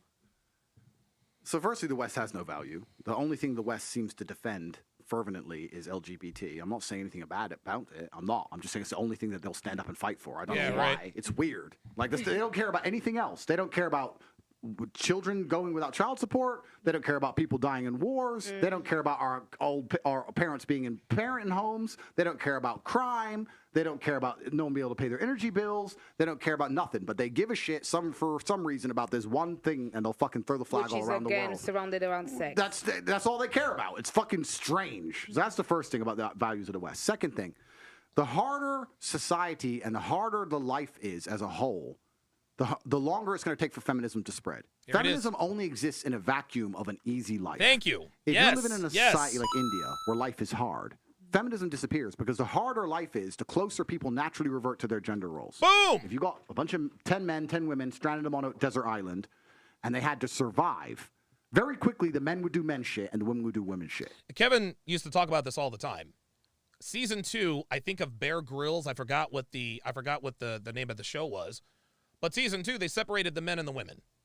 And instantly, you could see what happened on the men's island. Dude, they had the shelter up. They had a fire going. They had a system. There was a hierarchy. On the woman's side, it was just a bunch of bickering. They had to take 3 of the men and send them over to the women's island because they weren't doing shit. The only time, and like I said before, feminism is a first world problem. Feminism is a first world problem. Feminism can only exist in first world countries. Period. There'd be very little talk about feminism and equality, and all this shit would fucking vanish when shit hits the fan, right? So in countries where life is harder, feminism can't take hold because feminism can only exist in a vacuum of a very privileged life. I'm sure there's some kid in India who didn't get laid off some chick and he's complaining she's a feminist. There's a bunch of dumb shit, right?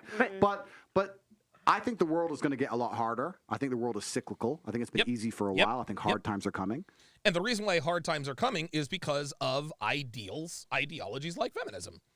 Feminism weakens countries. It weakens men, and it weakens men, and it weakens women. And when hard times come, people are going to naturally revert to what gives them the highest chance of survival, which is gender roles, right? There you go. I have the best chance of survival being a man, and a woman has the best chance of survival being my woman. That's how she's going to function. Do you think women typically are happier as housewives rather than a career?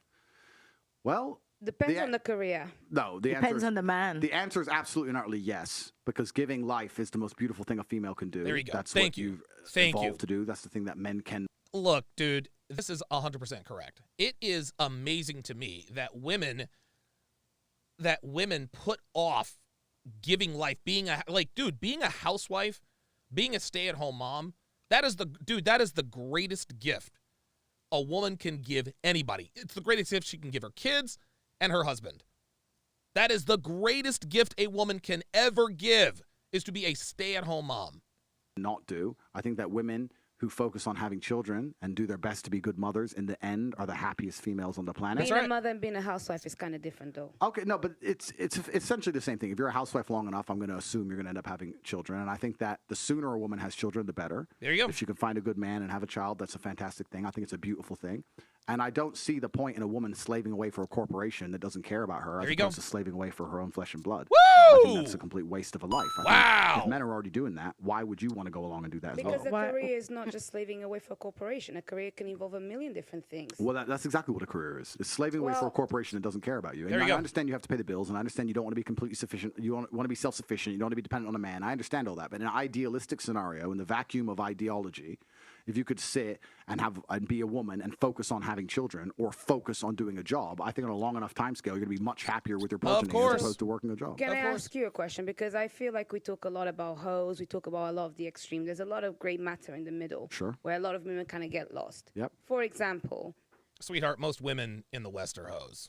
Like, fuck out of here with that. I think that one of the issues sometimes that I hear a lot about, and I personally may say I feel it sometimes, is that when you're also a quite educated woman, intellectual, intelligent, whatever, smart, a lot of the time, naturally, you speak in a way that stands out from other people, right? Sweetheart, she thinks that we think she's talking about herself. She thinks she's talking about herself. She's not. This woman is as dumb as Cheyenne Reynolds. Like, this woman is not intelligent. All she does is run off at the mouth. And I find that a lot of the time that kind of intimidates some of the man them, where they start thinking this girl is a bit too much. Here we go. It is not my fault that I'm smart. It's not my fault that I can put one and one together very nicely, very quickly. Here we go. What kind of man is going to be able to handle that? Are you fucking kidding me, dude? You gotta be kidding me. Men are intimidated by my intelligence. Oh my God. Unbelievable. You gotta be kidding me. You gotta be kidding me. Intelligent women are not intimidating to men. Jesus fucking Christ. This woman laughs like I don't speak 4 languages and got 3 degrees. Now I What is she trying to say? You're not smart. It's okay. I speak how I do for a reason. So please, sir, can you help me out? I'm trying to find a husband, the kind of beast that can handle a woman like me. Well, you're not going to find him, sweetie. This is another point, right? And I'm only answering generally, right? Because this is the first time I've met all of you. Oh, he's about to kill her dreams here, y'all. He's about to kill her dreams. Ladies, you've all been very polite to me. You've all been very nice. I'm just talking generally. Here we go. And I'm going to answer it based on your last sentence. Your last sentence was handle a woman like me. Bingo. Mm-hmm. Let's look at the average man's life, like I just discussed earlier, how difficult it is, how competitive he has to be, and how many problems he has to fix. Do you think he wants to handle any woman? Okay, so... Do you, like the idea of any degree of problem, it's the straw that breaks the camel's back. Thank you. The point of having a woman as a man, for me at least, is for her to be my peace and quiet. Thank you. My life is stress. You see me, I'm rolling around. And when you say handle a woman like me, that automatically implies that you're going to be running off at the mouth. That's the only thing handle means. Well, I'm opinionated and I'm this and that and the other, because women who think they're intelligent, all they do is spend all their time trying to prove to you how intelligent they are. When a woman says I'm opinionated, translation, she won't shut the fuck up. When a woman says, well, I'm not a pushover, translation, I'm disagreeable. Men with options do not want quarrelsome women. It's ridiculous. I'm a fucking security team. Desmond Montgomery, member for 9 months. Says, I love history because these things happened before. Yeah, don't we know it? And I got problems, and they're after me. And when I come home to my chick, the last thing I want to do is have to handle anything. I want her to sit the fuck down and make me happy. She used to be my positive energy. She used to be my sunshine in the rainstorm. Okay. So you're talking about him handle you. I don't know. I can't answer the question exactly. But if you're sitting there constantly arguing over small points or correcting him, or that he's probably thinking, this is a battle. I don't have the energy for another fight. Okay, so now let me add extra context to what I mean as well. So obviously submission is something that people talk about a lot. Yeah. For me, I'm a logical person, I believe, and I submit with logic. I don't submit by default because there's a level of respect that I believe I need to have to be able to submit. Obviously, it's not that I go around and I disrespect all men and everything, but I find that my level of thought process. Oh my God, this dude, I can't handle this, dude. This is incredible. This is incredible. Never have I ever seen a woman whose ego compared to her, I've never seen this kind of disparity in a woman's ego from reality. I have never seen this before. This woman thinks she's intelligent. Look, this woman thinks she's intelligent. She thinks she's attractive. She doesn't hit the gym, and she's exactly the kind of woman that Andrew's talking about. Been there, done that, traveling around, Chanel bags, pools, yachts, private jets, blah, blah, blah, blah, blah. She actually thinks she's special. She thinks she's a high-value woman. She is not. She is not. It is, dude, I cannot get over how, I can't get over, who is telling this woman that she is this high-value woman? The fit comedian with the $10 super chat says, why does Donalva seems like every evil woman in every Disney movie? Well, that's probably because she is. A lot of the times, it makes it hard. No, so I know what you're trying to say. Yeah, thank you. But you need to find a man you truly respect to submit to him, and I completely respect that. And that's the same with 99% of women. Like you're never going to submit to a man you don't respect. Sure. And respect is ultimately important because you're not going to sleep with a man you don't respect. You're not going to be attracted to a man you don't respect. Respect is the bottom line of it. And the man has a job to do. He has a duty to do to be worthy of respect. But this all goes back into a very interesting point. Some of the points I've kind of mentioned earlier. If I was a woman, if I was a chick, the chance of me ending up in a relationship with a man I don't respect is 0%. That's right. I don't understand how you girls end up. Well, I do understand how you girls end up here. You end up here because of feminism, promiscuity, promises that running around taking dick is fine, dumb shit, stupid decisions. I'm independent, so it doesn't matter that he's a dummy. Bunch of garbage. When you should be waking up going, you know what? I'm going to be extremely selective, and I'm going to take my time and be very, very smart. Because you're the gatekeeper. That's right. By the time you're in a relationship with somebody, you should have immense respect for that man. Absolute immense respect. You shouldn't be able to get there any other way. The only reason you got there is because you've been tricked by society and lied to and told a bunch of fucking bullshit. Woo! So you're talking about submission and respect. Yeah, it'll come when you meet the right man, naturally. And this is another point I make because I have a lot of men message me. I trust guys. Please understand, the most Googled man on the planet. I have 100,000 emails a day from people, and I get dudes email. Oh, did you see that? Look at that. Here we go. Here we go. Did you guys see that? This is 100% pure, unadulterated lust. Listen to the way she said, damn. Man on the planet. I have 100,000 emails a day from people. And I get. There it is. Damn. Sweetie, don't get your hopes up. Andrew Tate does not fuck with women like you, casually or otherwise.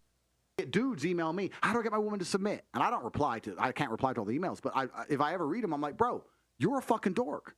Why would she reply to you? Why would she submit to you? You're a fucking nerd. Thank you. That's the truth. Yep. I'm not out here saying submit to all men. Men are the boss. Nope. I'm saying, listen, there's natural balance in the universe. When you meet a G, I've never had trouble with a woman obeying me. That's right. She just wants to. It's natural for our dynamic. If she didn't want to obey me, we wouldn't even get to the point of a relationship. If she didn't feel like she wanted to listen to me, we would have never got to where we want to get. It just doesn't work. That shit only happens when the female's fucking giving up sex too easy and the dude's just picking up easy pussy and they end up in some bullshit relationship. They don't even like each other. That's dumb shit. Wow. That's dumb shit, right? But I don't have any of these problems in my life. And if you're a dude at home and you're watching this and you go, I want my woman to submit, and she doesn't, guess what? She doesn't respect you. And guess whose fault that is a lot of the time? That's your fault. Thank you. It's your fault as a man. Yes. Oh, this is funny. Dude, I love bitches like this. I love bitches like this. Every time a man holds other men accountable like this, it's always the most ratchet O's that, oh, that's right, tell him, da-da-da-da-da-da. Fuck out of here. It is. Yes. No, it is. Yes. No. That's what you guys need to damn here. Tell him, please. But it's not. Tell him. Denova, shut the fuck up. Like, seriously. Like, get out of here. Everyone has a problem. But then there's also men who are worthy of respect who women refuse to respect because of society. There you go. Namely, Brittany Renner and PJ Washington. So there's two sides to it, right? But a lot of it is, if you're a capable enough man and you're brilliant enough, then the female has no choice. But it's very interesting. This goes back into a point I made earlier about how important it is for us men to find women who we don't believe have had a lot of life experience and look like they are. Because I got attacked. I'm going to make this point right now. By the way, let's just go back. A lot of experience. Looks like Denalva has plenty of experience. Looks like she has plenty of experience. Look at this. Look at this. Yeah. She's been there, done that. Been on yachts. Look at this. She's in the cockpit of an airplane, I'm assuming.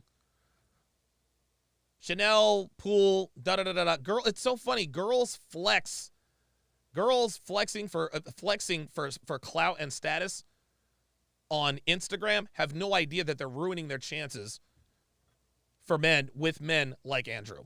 Have no idea. Attacked. When the Matrix attacked me and fucking lied about me, they said that men are interested in women who are younger because they're more programmable, and that they're trying to make out that I'm making out that men are out here trying to get women and fucking do bad things to them. Of course not. No. What I'm saying is, if you find a woman who's younger and been through less things, less trauma, less relationships, less headache, she's lived less life, your ideals, if you ask any woman who loves her man, what's your favorite song? His favorite song. Who do you vote for? Who he votes for. Right. What's your favorite car? His car. That's how it happens when a woman loves a man. And that makes the man feel good, right? If she's been through too much shit, then that's a lot harder to pull off. There you go. So that link is very important for men and women. But so yeah, the Matrix attacked me with that. But it's very, very interesting. You have to understand all these small sub-dynamics and why things are happening and why the world is the way it is. And the baseline of it is that everything's fucked. Men aren't acting like men and women are acting like women, and it's all messed up. There you go. Wait, so what about like your own autonomy and like just like you can your favorite car is your favorite car, my favorite car is my favorite car. Like why does it have to? Okay, I guess. See, do you see this? Do you see this? This is why Brittany Renner is single. This is why she's single. Guys, she still refuses to submit. It's not about the favorite car. That's not what that is. That was an example of a derivative sort of deal. But what Brittany doesn't understand is that when you are in a relationship with a guy with a man in demand, a guy with options, high value guy, sweetheart, in order to keep that relationship, you have to give up all autonomy.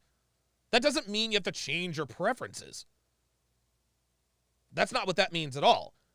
But if you're with a man that you love and value and respect enough, your favorites become his favorites. And she's talking, she totally missed the point. She totally missed the point. I've said this before. Women don't have any steadfast beliefs of their own. Women believe what the strongest men in their lives believe. That's the bottom line. A car is an inanimate object. Okay, if she likes Lambos and you like McLarens, that's not a deal breaker. But if a woman loves, adores, and respects you enough, she will automatically conform to your ways. If he's Catholic and she's Protestant, if he's Catholic and she's Protestant, guess what? Hail Mary, full of grace, the Lord is with thee. The rest is history, right? If he's an atheist and she is a devout Christian, guess what? Now there is no God. There is no God. Devin in the chat says self-centered thinking. When you find a man you value, your wants come second. And it's interesting that Devin says that. It's not something, all right, I have a man of value, my wants come second. No, it's what women want to do. It's what women want to do. He gave a perfect example. Here comes Brittany. Well, what if I want to be my own person? That's where I'm confused. Like, why does it have to be like that? Yeah, and that's a good point, right? I understand that completely, but I'll give you an example. I'll talk from personal experience because it makes it easy for me. I have a bunch of cars. I love cars. I have 32 cars. My favorite car is X. I pick up a chick. This is my, what's your favorite car? This one. I like that one. I'm like, all right, cool, whatever, no big deal. But the agreeableness is ultra. Thank you. See? I just gave that example. Okay, if she likes my McLaren and I like my Lamborghini the best, okay, whatever. That's fine. No one in a relationship is, people don't, we don't dump women. Well, why'd you dump her? Well, she likes Toyotas and I have a Honda and that's where I draw the line. No, that's not at all what he was talking about. That is not at all what he was talking about. He was talking about your fundamentals. A woman's fundamentals change when she is with a man she loves, adores, and respects. Attractive. It depends what the woman wants to do, right? If I was a woman, and let's say I'm 22 years old, and I meet a billionaire, and it's my goal to marry this man. Okay. And I go to his house, and I say, "Wow, you have so many cars. What's your favorite car? This one." Really? I thought that one too. It looks so good. Why that one? Because this. Oh, really? Okay, I'll try and remember that. That's how you get the dude, right? Thank you. You don't get the dude by going, well, that one's a better color. You're a dickhead. It may be small things. It may be tiny things, but men are ultra interested in things like agreeableness. So we're ultra interested in the idea of a woman absorbing our worldviews. We're ultra interested. Thank you. We are. That's what we're looking for. That's taken away from the woman's identity. Here we go. Already. That takes away from a woman's identity. A woman's identity is directly and totally tied to the caliber of man she can attract and retain. But if you say she doesn't like the car, no, so why should she agree? Bitch, it's not about the car, dude. I swear to God, dude. I swear to God. Secondhand Truth says Andrew has to water down so much that even a toddler could retain what he is saying. What are you saying? These females just don't listen. I mean, dude, it's not about the car. To your car that she doesn't like. Why do you want to be with someone she doesn't that have doesn't know who they are? She doesn't have to agree. Can I say, I like this one. This is my favorite, but I like yours too. Yours is quite nice, you know. Actually, now that I'm looking at it, it's quite good. But I like this one, but I like that one as well. You sound like you want a slave. Is that fine? Here we go. That's just not going against me. It's just being nice. It doesn't cost you much. Men don't want a girl that's nagging on them for the smallest things. It's like, why are you giving a guy a headache over a car? That's not nagging. That's not nagging, though. He's saying, oh, what? That's not nagging, though? Yeah, that's the problem. You hear Brittany? That's not nagging. Brittany still doesn't get it. She still doesn't get it, man. She still doesn't get it. All Andrew was simply saying, he was making 2 points. Number one, men, we don't like quarrelsome women. We like women who are agreeable. We like women we like women who are agreeable. I don't need a bunch of mouth every time I instruct you to do or not to do something. That's the first thing. We want women who are agreeable. Number two, if a woman loves, respects, and adores a man enough, your favorite things, your tendencies, your belief system, your worldview will become her worldview by default. He's not forcing her to do anything. It's just how it goes. Dude, I keep saying it. Women don't have any steadfast beliefs. They believe what the strongest men in their lives believe. Brittany still doesn't get it. She still doesn't get it. What car do you like? Why does she have to say his car? Like, she likes a different car. I just gave you a solution, though. I am talking about how, as a female, to be as attractive as possible to men. Now, I'm not saying you can't get a man if you say another car. I'm saying, how do you be as attractive as possible? Because you also don't understand how men think. It's different if you come to my house and choose to like another one of my cars. But what if I only have one car? And now you say, well, no, I'll pick you up in my BMW. Oh, yeah, it's nice. I prefer Mercedes. You know what a man thinks the second you say that? Yep. Who picked you up in a Merc? There it is. Thank you. That's the first thing that goes through his fucking That's mind. right. How do you know about Mercedes? That's right. Remember that? Remember the blonde bimbo that Courtney. What's her name? Courtney. What the hell's her name? Jesus Christ! I'm having a mind fart. Courtney Ryan. Remember the blonde girl that Courtney Ryan was interviewing? Yeah. What's your dream car? Yeah, a Pagani. I want a Pagani. The only reason why she knows about a Pagani is because she's been in a Pagani. And if she's been in a Pagani, it has not belonged to her. That's what Tate is talking about in terms of lack of experience. What if you can buy your own Mercedes? That's not what crosses the man's mind. I'm telling you how men think. But then that's why.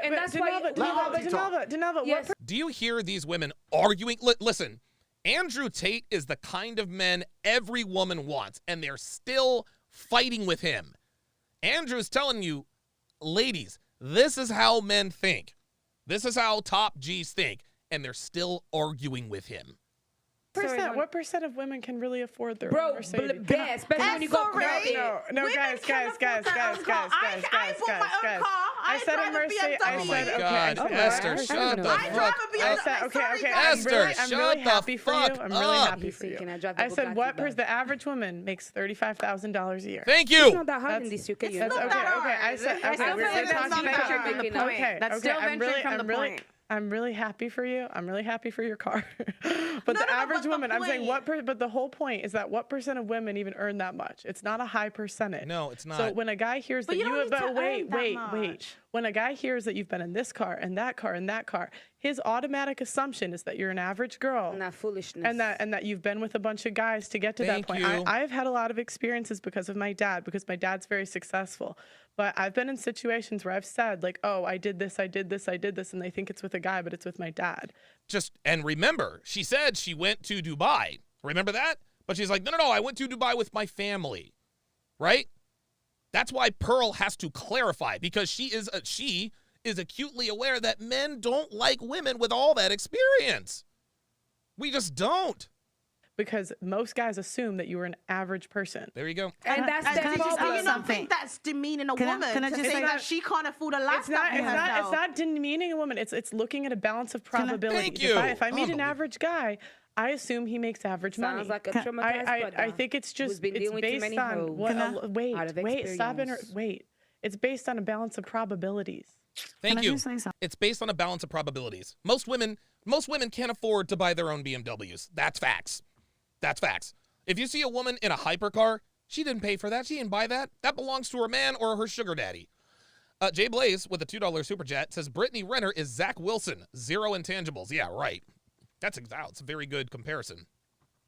Very good comparison. Rida with the $5 super chat says these chicks are dense for no reason. Oh boy, yeah, you were right about that. I think that it's all about making a man feel like everybody says, oh, he's a top G. But it's like if your man put up a light fitting and you're standing there watching him put up the light fitting, or you, Denelva, they're watching a man put up a light fitting, what would you say while he's putting it up, and how would you react? I'd be like, you're probably doing it wrong, but I'll let you finish, and then when you get back, I'll fix it. Right, all right. Exactly, and it's funny. Now, that's actually quite a cheeky answer, but she's telling the truth. This is how modern women are. That's a quarrelsome woman. And, of course, Esther, she thinks that's just hilarious. Okay, yeah, fine, laugh your hat off. But hang on a minute, and how would you act if your man was putting up a light fitting? I'd be like, well, thank you, baby. Okay. There we go. See, the thing is, just answer the question. Answer the question. Please, what would you say if your man was putting up the light fitting? I'm just asking the question. I would be like, thank you, babe. Thanks for putting up the light fitting. I appreciate you.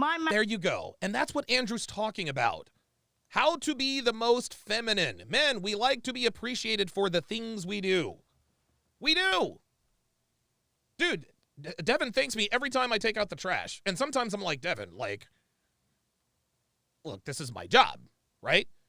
But she'll be like, no, I appreciate the fact that you take out the garbage. That's just how it is. Man put up a light fitting. I was like, wow. He got it all out. It was all in boxes.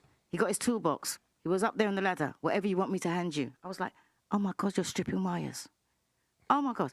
Then he said, oh, turn it. When it finished, I was like, It works. That's what he's talking about. There you go. That is what he's talking about. When he's talking about the car, he's not saying you can get your own car. He's saying make the man feel like he's doing something, make him feel appreciated. Thank like, you. Act like a child. No, I agree. You know, and that's what he's saying. He's not saying that, oh, yeah, you don't like that car. It's like, my man got a car. It's like, oh, my God, it's got heated seats. Oh, That's I the like same it. way. Yeah, there you go. There you go. I got a Mercedes. Exactly. I think Roderick Thomas says, catch you on the replay, TSR family.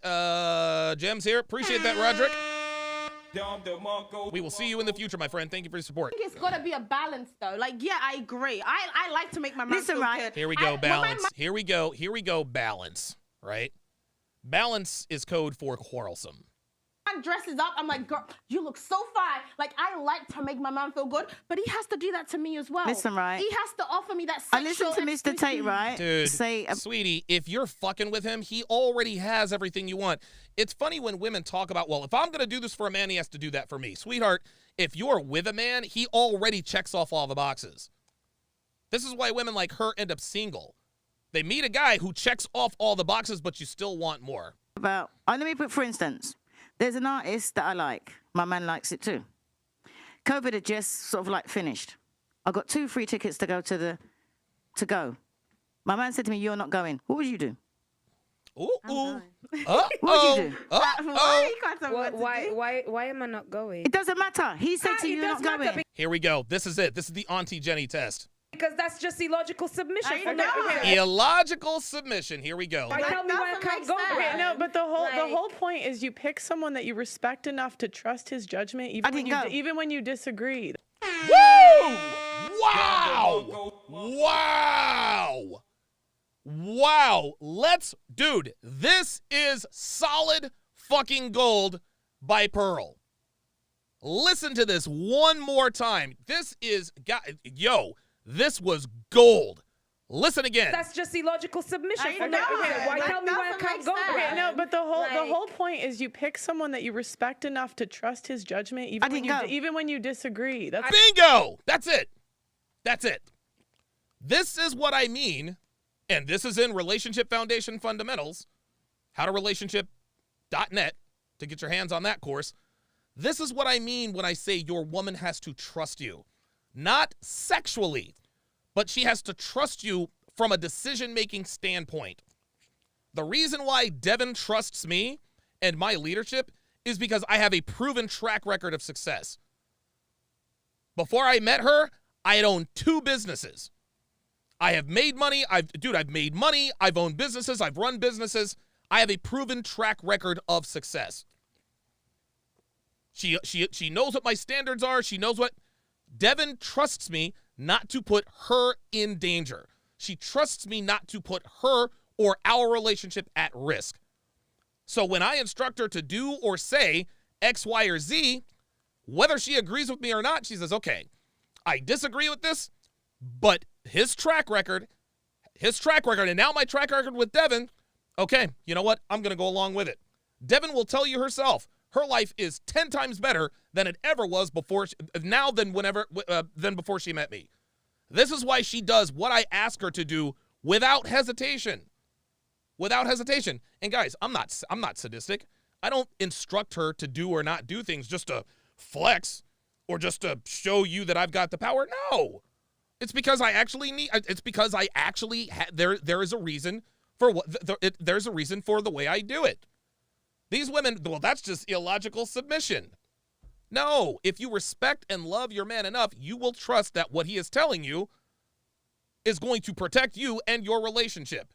I want to find somebody that I don't agree with. Because you're your own person. Just because you're in a relationship. Guys, stop. Can I ask you a question? Wait. We need one at a time. Why would you think it's something stupid or whatever? You trust the man enough to be with him. You trust the man enough to sleep with him. So why won't you trust his opinion? Why does he have to give that? If I say to my man, if I say to my man, don't do this. The first thing is you're thinking, no, she's telling me what to do. There must be a reason behind it why she's telling me not to do. Because she trusts me. I did not go. I had 2 free tickets. I did not go. I'll tell you why. Wait. Auntie, you asked me a question. I'll tell you why. Because the same way a man wants that sort of validation, a woman wants assurance. I don't want to just blindly do everything all the time, especially sometimes thinking, okay, that's a bit strange. Nobody's blindly doing anything. No one's blindly doing anything. If you as a woman make a commitment to a man, if you're exclusive with him, if you're having sex with him, you've already made that decision. You've already made that decision. You already know, you are 100% sure that this is the guy that you're supposed to be with. That's what submission is. No, so let's make a point. Auntie made a really important point. Auntie made a really important point because the point she's making is twofold, and it's extremely important because a lot of women talk about being submissive, but they're submissive when it suits them. Woo! That's not submission. Oh, there we go. They are submissive when it suits them. Ergo, a woman who asks for what she wants and a woman who with the fake submission. If a woman wants to, if she wants a new iPhone or if she wants to go on a trip, what does she do? She turns on the charm, right? She's feminine, she's submissive, blah, blah, blah, blah, blah. Then she gets what she wants, right? But a woman who is feminine and submissive all the time, like I said, can just ask for what she wants. You don't want you do not want a woman with that conditional submissive-ness. So she wanted to go to the concert. He said no. She trusts him as a man. She didn't go. Absolute respect for that. That's exactly what my woman would have done. Exactly the same thing. Women go, I'm submissive. You're submissive when he's buying you shit in bed and you're submissive. But the second he says something you don't like, you instantly turn off the submission and run your fucking mouth. That's not submissive. That's manipulation. That's bullshit. So oh, my God, dude. Andrew Tate is dropping bars. The second thing is responsibility and authority are linked. And yes. As a man, if I'm going to be responsible for a woman, I need a degree of authority over her. Goddamn right. This is the reality of it. If I'm going to be responsible for paying your bills, responsible for your personal safety, and responsible for your personal development, and responsible for fixing the life fitting, and responsible for everything that I'm supposed to do as a man, I need a degree of authority to sometimes come along and say X, Y, Z, and be obeyed. If I'm going to have a ship, if you have a ship, the reason the captain has to go down with the ship is because he is responsible for everything that happens on that ship. And because of that, he has authority. If he yells at the shipmates and they all ignore him, then he can't be considered responsible for the problems on the ship, which means he doesn't have to die with it. If you want a man invested in a relationship, he needs to be responsible for you, but he needs authority over you. And you know what? The smartest thing you can do as a woman is sit and go, you know what? Go into this concert. It's 2 hours. But this is going to piss him off, and it's going to be a splinter in his mind for years. There you go. Is this really worth it? The fuck up. Now, I'm not saying let some man abuse you, let some man treat you like shit. But if you have a good man who's good to you 99% of the time, and he comes along and he really cares about something, you should give him that grace and give him that, you know what, he's the man, he said it, boom, done. Because if something happened to you at that concert, if your bag was snatched, if you got fucking robbed, if someone tried to punch you, if someone grabbed you, who would you call? Okay. Help me. The police. You call Oh, there she goes. The police. Oh, isn't that convenient? The police. You call him. Senor Andrew, Mr. Tate. What Andrew just said is straight facts. What Andrew just said is straight facts. Ladies, if you want a man to take care of you, look after you, make sure you're taken care of, then yeah, we need to have a degree of authority. We do need to have a degree of authority. If I'm going to work my ass off 14 to 16 hours a day, pay all your bills, be financially responsible for you. If somebody breaks in the house, I have to protect you. If somebody tries you on the outside, I got to protect you. But you don't want to do what I ask you to do? You don't want to submit to my authority? Well, then guess what? Then you don't deserve my commitment. You don't. I'm responsible for you. If I'm responsible for you and everything around you, I absolutely positively need a degree of authority. Have to have a degree of authority. Because if I don't have a degree of authority, then why am I putting my neck on the line for you? Why am I going to risk my life? Why am I going to risk my life? Why am I going to risk my life and go down? Why am I going to risk my life for a woman who isn't going to do what I ask her to do? Why am I going to run downstairs and run into the face of danger to protect my woman and everything in here if she doesn't obey or do what I ask her to do? Why should I do that? King, master, supreme leader of everything, the universe, the matrix, and all of that. No, I just say this because it keeps him chilled. I want to make my point the right way, you know. But Tate, do you not think that it's not respected? Guys, listen. wait 1 second. You go ahead. You want to say something? Just doing the most. Of course I have to do the most. This is the thing. What you don't understand. Yeah, Brittany's right. Dude, she's actually right. Like this dude, this DeNalva chick, she is annoying. Jesus. Is that as a lady, I am displaying to you that it's very easy to speak to a man like Andrew Tate as long as you don't need to step on his toes and you respect the authority that he has. Sweetheart, all you're doing is lip service. That's all you're doing. It's condescending lip service. All of this, King, Master, Supreme Leader, dude, dude, come on. Like, get out of here. Get out of here. Andrew's like, really? I'm not going to sit here and try and fight against a man that has done a lot more in my life, been in rooms that I haven't been in. Sweetheart, Andrew doesn't want you. He doesn't want you, baby girl. Because he's Andrew Tate. I respect you. Okay, but I got it. I got it. Okay? Jesus. My point is... No, but there is a point, of course. Look, can I just say something? When you say but after something, you just cancel everything you said before. However, it's a point, it's an acknowledgement, and then comes the counter argument because I don't have to agree with things to speak. Dude, this bitch has been talking for a minute and a half and still hasn't said anything. Okay? So my point simply is, fine, I get that. But at the end of the day, the same way that we have evolved now, as a woman I have evolved. Here we go. I would expect, and what I do want is not equality, is a certain level of respect, which means that if I am also somebody that is quite smart, somebody that can take care of themselves, I've done all of this for about 30 years of my life, you can't tell me just no. What the condition is, the condition is, instead of telling me no, give me the assurance as to why you said no, because actually I don't have to explain shit. I don't have to explain anything. You want to know why you want to know why Devin doesn't ask me to explain my decisions? You want to know why she doesn't ask me to explain my decisions? Is because the explanation is all in the past. That's the explanation. She sees my track record of success. She sees that the moves that I've made, the decisions that I've made, have clearly panned out for the both of us.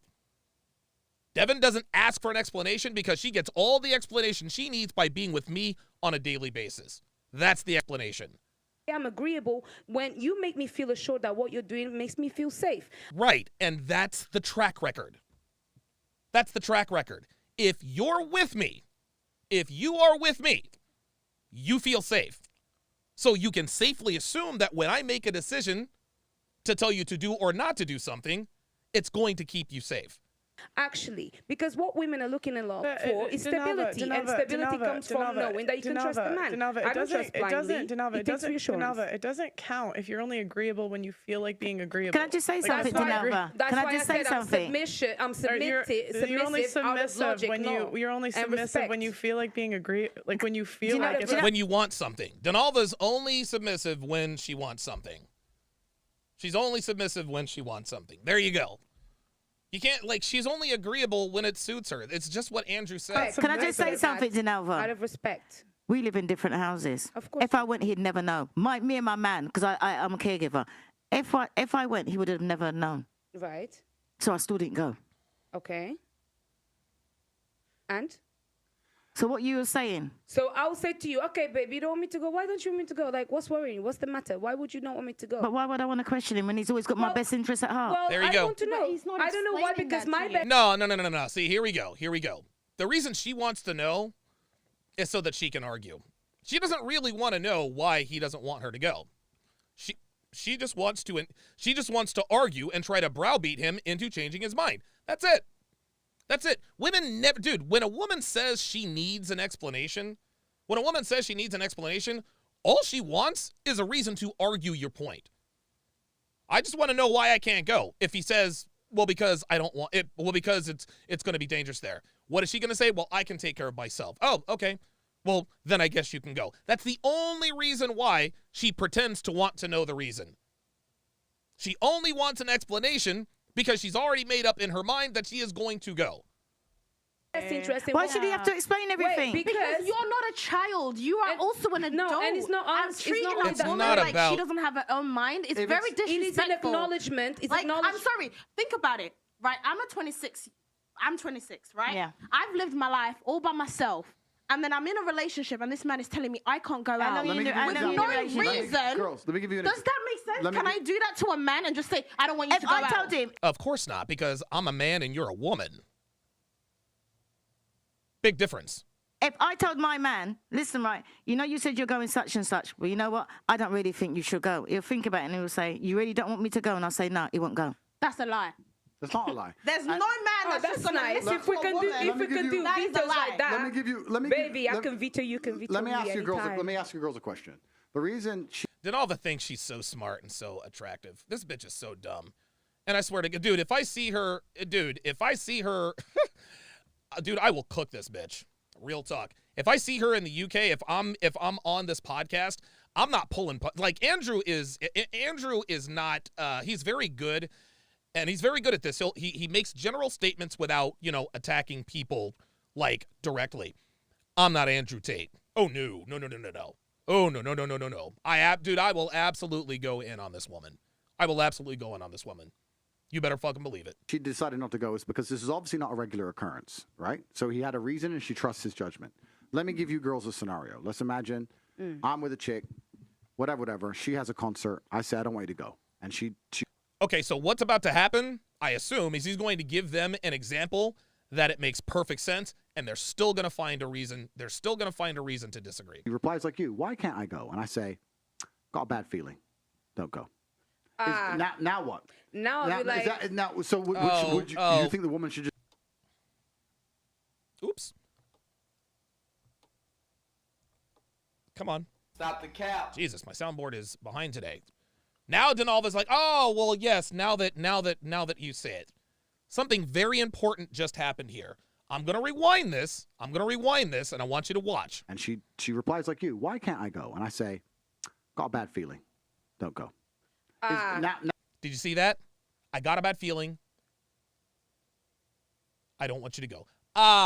Do you see how Denalva automatically submitted to Andrew Tate? Why did she do that? Why did she submit to Andrew Tate? Because Andrew Tate has a track record. He said, I've got a bad feeling. She didn't ask, why do you have a bad feeling? Right?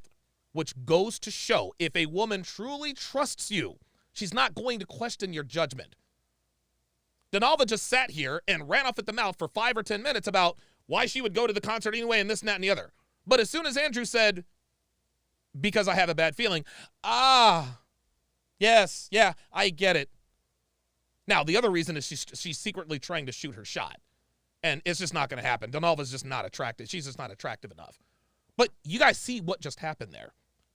You see exactly what happened there. She submitted because he is Andrew Tate. She clearly trusts the judgment of Andrew Tate, just given what his lifestyle is and what he's accomplished. Now what? Now I'll be like, so would you think the woman should just go, I don't give a shit about your stupid feeling and bounce? Or should she what trust is you? the reason might, for wait, that bad in feeling? There's no reason. There's no reason. I got bad feeling. Wait. Bad feeling. This is the thing. That doesn't make sense. Wait. Here we go. A bad feeling. Listen, Here we go. See? There it is. Now Esther's like, oh, that doesn't make sense. Sweetheart, we don't owe you an explanation. If you want to go to the concert, go to the concert. That just means it's the end of the relationship. My sister, this is the key. When you say, I don't know, I just got a bad feeling.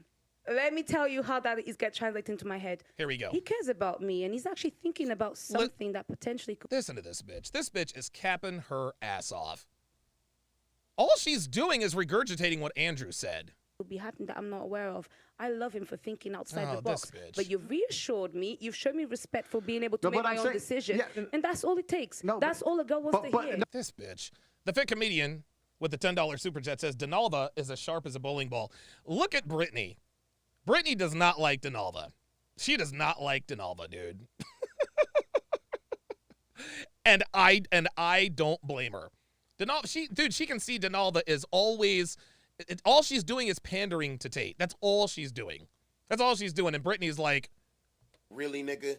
No, but I'm sorry, you need a logical reason as to why you're going to tell me not to go. A feeling is not logical. A feeling is not logical. What is guys? The whole point is like you're not. The whole point is a guy doesn't want to explain like every decision he makes. And I don't want to admit to every decision he makes. A lot of times, like men think things. You see, now she's disagreeing with Pearl. I just told you. I just sat here and told you. This woman just capped her ass off to impress Andrew. Now that somebody else has the floor, now she wants to switch sides. Things through a lot like more than we realize, and so he's already thought about it. Men think things through a lot like more than we realize, and so he's already thought about it. He's already made his decision. It's a headache to him when every time he makes a decision, he has to explain it to you. That's right. And if you trust that man, and you've been with him as long as Auntie's been with her man, and he says something with the kind of relationship they have and the respect they have for each other, of course she's gonna be like, "Oh, right, well, cool, done." That's trust, and that's trust. And I wasn't happy. Of course, and also that's a really good. Shout out to Paul Sanabria with the $10 super chat. Haven't seen you in a while. Good to have you back, man. Good point about submission, because submission is largely misunderstood. Like, I can tell you a million stories. I've had girls who are like, "Yeah, you're the man, you're in charge, and yeah, no problem." Yeah, she's cool, and she's cool on the jet, she's cool in Dubai, she's cool in the restaurant, she's cool in the 5-star, she's cool in the Lambo. But the second I say something that she half doesn't like, then she's like, "Well, you know what?" Then she's a feminist, right? So women do this very well. A lot of women flip flop. Like if you trust your man, and this is funny, he's talking about Denalva here, and you really want to be with him, and you really want to submit to him, there's going to be times you're going to submit in ways you don't like. There you go. That's the whole point of it. There's going to be times you have to do things you don't want to do. Exactly. Just like taking care of a woman, it requires you to do things you don't want to do. That's just how it goes. She said this in the past. I respect you in the fact that you're willing to give a woman a life. You're willing to provide for her. So I respect that you can then tell her, "I want you to do this, babe," and she has to listen. You're right. Okay, so what's the problem? But a lot of women, they want autonomy over themselves. Personally, I don't want a man that's going to provide for me just so he can tell me to sit down and I'm a dog and I'm going to sit down. Let's understand something. I can make my own decisions too. Let's understand something. Every man will give you a life. It's just a matter of whether you're happy with the life that man. Not every man can afford it, though. No, exactly. Every man will give you a life. It's just a matter of whether you're happy with the life that man is capable of giving. And this goes back into the earlier points we were saying. You can find a good man who will work his ass off and give you the best life he can possibly give you every ounce of strength inside of him. He'll give you all he has. You can get that. But if you're going to wake up and go, "No, I don't want that life. I want that life." Well, then that comes with problems. Yeah. And there you go. And this is the cognitive dissonance that most females operate under, where they sit and go, "I want that life, but I want him to act like that guy." There you go. Thank you. Wow. Unbelievable. There it is. There it is. I want that life, but I want him to act like that guy. I want the Lambo for the Nissan price. I want the hot body without busting my ass in the gym and watching my diet. I always say women always want the benefits without the costs. Miss Nubian Queen, or whatever the hell her name is, she wants the high-value guy without the submission. I got news for you, sweet cheeks. It's not going to happen. Senior Sticks with the $2 super chat says, "She thirsty as is the one in brown for Tate." Yeah, I agree. Theo Waff, welcome back to Chat Privileges. Got a lot of prodigal sons coming. Good to have you back, man. Brian Green with the $5 super chat says, "Her and Brittany start to low-key fight over Andrew at the end. It's all in the body language." Okay, I'll be sure to look out for that. Nissan in the McLaren. You can't have dude, he both. literally You need to decide. And there becomes a degree of female maturity. As you said earlier, you get to a point where you're like, "You know what? Maybe all that glitz and glam and bullshit isn't worth it." It's not worth it. There you go. You grow up, right? Yeah. And that's fantastic. And you make a different decision. And Right. I'm saying that a lot of women get to that point. Right. The problem is, in the modern world, the shit women did before they got to that point, from 19 to 24, pisses the man off to the point where he's never going to be as good as he could be. It's different in your world, right? You met a man, you stayed with that man, ding. Right. I know plenty of people, first man, high school sweethearts. The world was different only 40, 50 years ago. The second man, they've been married forever, 50-year marriages. All that shit's gone. Oh, no, that doesn't work anymore. And then we have to tie back into all the other sub-points I've made. Into you've had a very fun life at your peak sexual value from 19 to 24, running around doing X, Y, Z. Now you're with this guy who can't give you the life he knows you've already lived. There you go. Feels inferior. His status is damaged because all the shit you did is on Instagram, and he ain't the one who gave it to you. And now you're expecting a whole bunch of crap out of him. And now, when he comes and works his ass off and manages to save up and buy a BMW and picks you up, "Hey, I got a BMW," you go, Been Yeah, there. I like Mercedes. There you go. This is the point you're There missing. it is. There it's it not is. about the fucking car. It's about something larger than that. It's about making him feel like he's a man again and that he's in charge. A woman You're sitting shouldn't here have to make arguing a man saying- feel like you're a sitting here man. going, I'm an autonomous female. I can fucking like that. But what are you doing? You're damaging the psyche of the man who's trying to love you. Woo! Is it worth it for a What fucking do you car mean by brand? loving? There gets Can to we a break point- it down? Tate, can we Wait, break okay, it down? can I- Does loving Yeah, he just described Brittany. He described her to a T. Once again. That's why Brittany, Dr. B84 says he just described Renner again. Yep. He absolutely did. And of course, here comes Esther. Yeah. mean that you listen to what I have to say and also think about what I want and not just what you want? It's not about Is that what loving means? If no. that's it, It's about what's best for the both of you. The decisions I make for Devin and I are in both of our best interests. I am in a relationship. I can't be selfish. I'm in a relationship. I'm responsible for my woman. The decisions I make have got to be for my best in our best interests. I can subscribe to that, but I'm not going to subscribe to sit down and you have to sit down. It's not about that. Dude, nobody said that. Who the fuck said ordering you around to sit? No, we're not. Dude, what is she talking about? I'm a grown-ass woman. I pay my own bills, and you're going to tell me what to do? That's fine. But it gets to a point. It gets to a point where you have to sit and analyze the scenario you're in and try and realize and pick your battles. And I'm telling you, you may not realize it, but a man does a whole bunch of shit for you that you don't know. He's watching the shows you want to watch. Yep. He's listening to you talk gossip about the girls at work. He's fucking going, yeah, I like that dress, that dress. He doesn't give a fuck about any of it. Thank you. He's doing it for you. He's doing it for you, just like there are some elements of submission women don't like. There are other elements of our relationship that we don't particularly like doing for women. But guess what? It's an exchange. It's quid pro quo. There are certain things that I do not like to do for Devin. Some of them she knows about, others not so much. Just like there are some things she does for me that she doesn't like too much. But we do it for each other. Technomage B5 says if a woman is really into you, her wanting to please you will tend to override her dislike of whatever it is you're asking her to not do.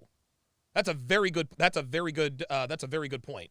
Devin says these women can't wrap their head around what a good man is. They take every scenario to extremes. Dude, who the hell is you sit down? Dude, who the hell is doing that?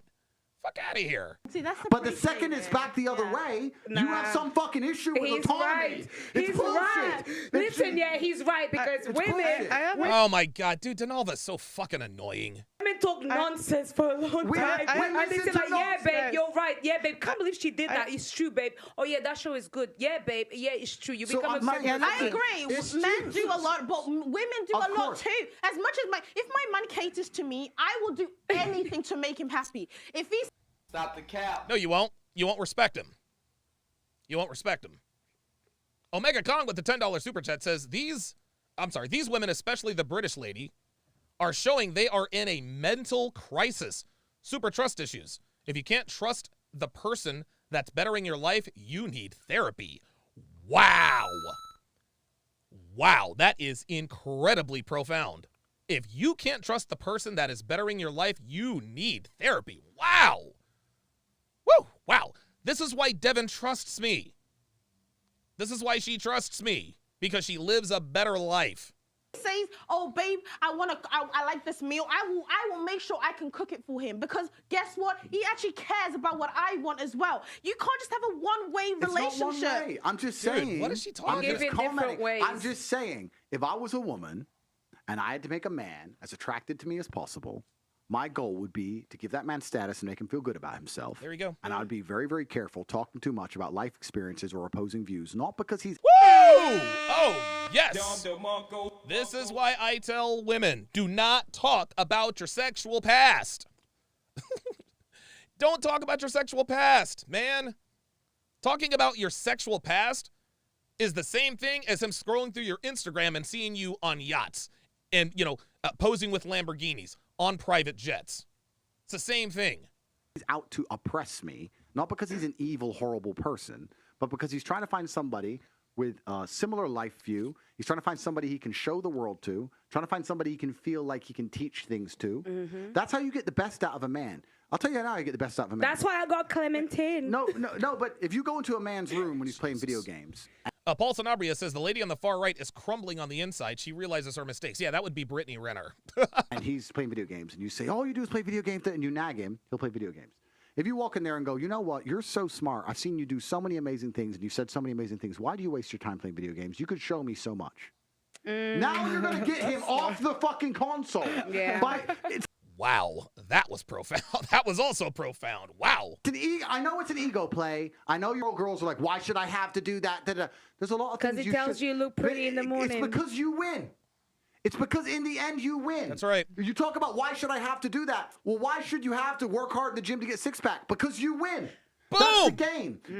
It's actually, men are so simple. We are so simple. And the truth is, women know it. This is what's amazing. Women pretend they're confused. You're not confused. You know. You're just egos are in the way. You want to know why we know women know exactly what men want? Want to know why we know they know exactly what we want? Because when women who are sex workers, what do? They are feminine. They're docile. They're submissive. They're obedient. The object of being a sex worker is to make as much money as possible. And if they're going to make as much money as possible as a female sex worker, they have to become what the men want. At that point, she taps into her instincts. That's what it is, guys. That's what it is. Women act confused. They're not confused. If you've ever been, those of you who have been to a strip club, carefully watch the strippers. Carefully watch the strippers. Are strippers walking around the strip club talking about, I can do what I want, and you can't tell me what to do, and why did you do? No. Nope. They're walking around. How are you doing, sir? Can I get something for you? Blah, blah, blah, blah, blah. They're feminine. They're docile. They're submissive. They're fit, obviously. They're feminine, and most of all, they're friendly. Because if you're not fit, feminine, if you're not fit, feminine, and friendly, guess what? You go broke. You go broke. Say what you want about strippers. Say what you want about them, and I've got my opinions on them too. But femininity is quite literally what pays the bills. It pays the bills. I don't know why women haven't figured this out yet. Look at the life of a stripper. Look at the life of an escort, a call girl, a sugar daddy. Do you think women who have sugar daddies are talking about, well, you can't tell me what to do and I'm going to do this? No. Yes, daddy. No, daddy. Or yes, daddy. No, sir. Yes, sir. Is that how you like it? They're feminine, they're friendly, they're agreeable. Because their livelihood quite literally depends upon it. But modern women haven't figured that out. This is why modern women are so miserable. They have no idea that all they have to do is tap into being fit, feminine, and friendly, and life is just so much easier. Look at strippers. If men really wanted boss bitches, if they really wanted women with all the autonomy and independent and mouth off and all that, then that's the way strippers would be. That's the way call girls would do it. Women who are, the fact that they're female sex workers is what shows us all that women are not confused about what men want. Rob with the $5 super chat says, notice how every time Andrew talks, all the girls shut their mouth and listen. The power of true masculine energy. Yeah, you're right. And it's interesting, Andrew is not even raising his voice. Not even raising his voice. Papa Gold with the $2 super chat says, this is why I believe man deserves a V, a vagina, or a 5. Okay. And society's telling you something else, and you just fucking refuse to be agreeable, nice people. Thank you. And then you wonder why men have this fucking problem marrying you. Wait, guys. I have a question. No, agreeable is being nice. Wait. So I have a question for the girls. So imagine you're dating a guy, okay, and it's your birthday, and for your birthday he gets you, let's say, a $500 gift, okay, and you're happy, right? It's thoughtful, it's specific to you. Then you found out last year he got his ex-girlfriend an entire birthday party. How does that make you feel? Oh. He did the most. He rented out the nicest hotel in London. He got her everything she wanted the year before. Oh my God. I have never, ever heard an analogy like that. I have never heard an analogy like that. That is incredible. That is incredible. Wow. Me not care. You don't care at all? Oh, yeah. Look, it's dead silence. As long as he's making me happy. Okay, you don't stop. We're different people, too. Yeah. It's a Here we go. Oh, no, here we go. Oh, we're different people. I'd be totally okay with it. See, these women know. These women know what Pearl is getting at. That's why they're saying I'd be okay with it. Relationship, and maybe he bought her flowers every day, 365 days a year, and he didn't do that for me. It's like, well, if that's what makes her happy, he's gonna do what makes her happy. I mean, I get the angle. What you're saying is. See, there it is. I get the angle of what you're saying, and that's exactly why you answered that way. Like, oh, he did all that for her. Why am I not good enough? But the second you compare yourself, you lose. Yeah. That's stupid. That's no, Brittany. That's bitch babble. Sorry. I agree, but I'm just saying that's how men look at like your past is like basically like you've given it for free. So here's my question to that because all right, I love like everything we're talking about. Okay, so to all of the viewers out there, including myself, right? You live life. Oh, Papa Gold said virgin for some reason YouTube won't let me say it. That's interesting. He says that's why I believe man deserves a virgin. No, men don't deserve anything, Papa Gold. Men don't deserve anything. Men, we get what we earn. That's all there is to it. Real Bravado Network, member for 6 months, says excellent analysis. Thank you very, very much for that. I appreciate that. There's another, Busy Izzy, 87, $5 super chat says, have to use that argument when she doesn't want to give up the back door because her excuse is that she didn't like it in the past. Exactly. There's gray area. You live and you fucking learn, right? So where the fuck do we go from here? So do I play the shame game where everybody walks away a fucking loser? Because I can do that. I've beat myself up my entire life. Okay, so now here's the thing. What is happening is Brittany has come to the realization that she's fucked. She's fucked. She's like, dude, I got it wrong. I did it wrong. Now what do I do? Well, sweetheart, what do? You made your bed, and you have to lay in it. That's all there is to it. Brittany has had, she has had the kinds, I swear to God, Brittany has, how can I put this? I cannot think of too many more examples of anyone squandering the kinds of opportunities that Brittany has had. Like she's a first round draft bust. She was young. Brittany was young and she was gorgeous. And she pissed it all away. She's 30 years old and she still looks good. But she pissed it all away. And now she wants to know, well, what do I do? Sweetheart, there's nothing you can do. You don't get your lottery winnings twice. Girls, they get their lottery winnings when they turn 18. Men, we get our lottery winning. Women are given their lottery winnings. Men, we got to earn ours. And this is why women like Brittany sleep around and fuck around. Because they were given value for literally nothing. For literally nothing but existing. And now you want someone to bail you out of your bad decisions. No, Brittany, there's nothing you can do, baby girl.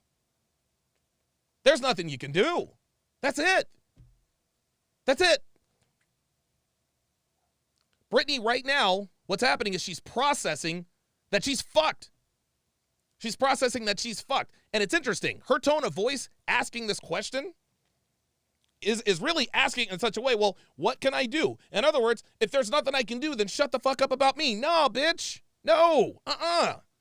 No. Brittany Renner should be used as a case study. And a lot of guys always like to say, why do we keep giving Brittany Renner a platform? Why do we keep...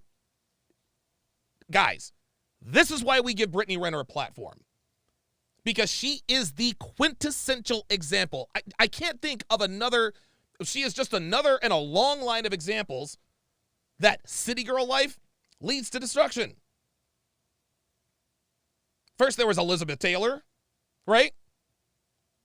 Then there was Madonna. Then there's Superhead. Now there's Brittany Renner, soon to be Lori Harvey. Every generation has a Brittany Renner. Every one of them. But this is the only generation that gets to see the downfall in real time. Brittany Renner is the answer to the red pill, gentlemen. She's the answer. She is the answer to the riddle. Why should a woman be submissive? Why should a woman do this and that? Brittany Renner. End of discussion. Brittany Renner is the embodiment. She is the embodiment of how feminism has not only failed women, but has damaged them beyond all repair. Brittany's done. Her life is over. And she just turned 30. She's still beautiful, but her life is over. Guys, it's over. This is why we keep giving her a platform. To use her as an example for the future generations to say, hey, you know what? You want that city girl life? That's fine. Do what you want to do. But here's what it looks like on the other side. Brittany's been all over the world. She's been in private jets, Lambos, all these countries, the French Riviera, Dubai, all these places. She lives a magical life. And she has positively nothing to show for it except for an illegitimate fucking kid she conned an 18-year-old at a given to her. That's why we keep giving her a platform. Real Bravado Network with the $50 super chat says these women demonstrate why productive, character-driven men have mostly checked out of long-term relationships. A productive, character-driven man looking for a woman is shifting through a dumpster fire. Wow. Very well said. Blackmail Media, member for 15 months, says another excellent breakdown. Appreciate that very much. Supreme Caramel, that's actually a pretty cool name, says women try too hard to be something they're not. But when times are rough, they will go back to how God designed from the beginning a woman. Look at Adam and Eve and compare it to society today. That's exactly right. That's exactly right. Dr. B84 says these women benefit in the short term with the city girl's life, but they pay heavily in the long term. You got that right. You got that right. Let's hear her implosion. Every decision I've ever made, right? It got me nowhere. No. So I value myself. I see the world differently through a series of events, right? So what the fuck comes next? Because that's where I'm confused, right? Because I'm not. It's like if you don't, if it's not like gifted to you, like even in your situation, like your dad provided you a life that like so many people would kill for, like you know what I mean? So that's why it's like. Oh, this is cute. This is cute. Do you see what she just did to Pearl? Your dad provided you a life that most people would kill for. Oh, so now we're supposed to feel sorry for you that you were raised by a single mother. Brittany, you made the decisions. The decisions you made have led you to this point in your life. Yes, not having a father certainly influenced those decisions, but at the end of the day, men and women, we are born with the inherent understanding of the difference between right and wrong.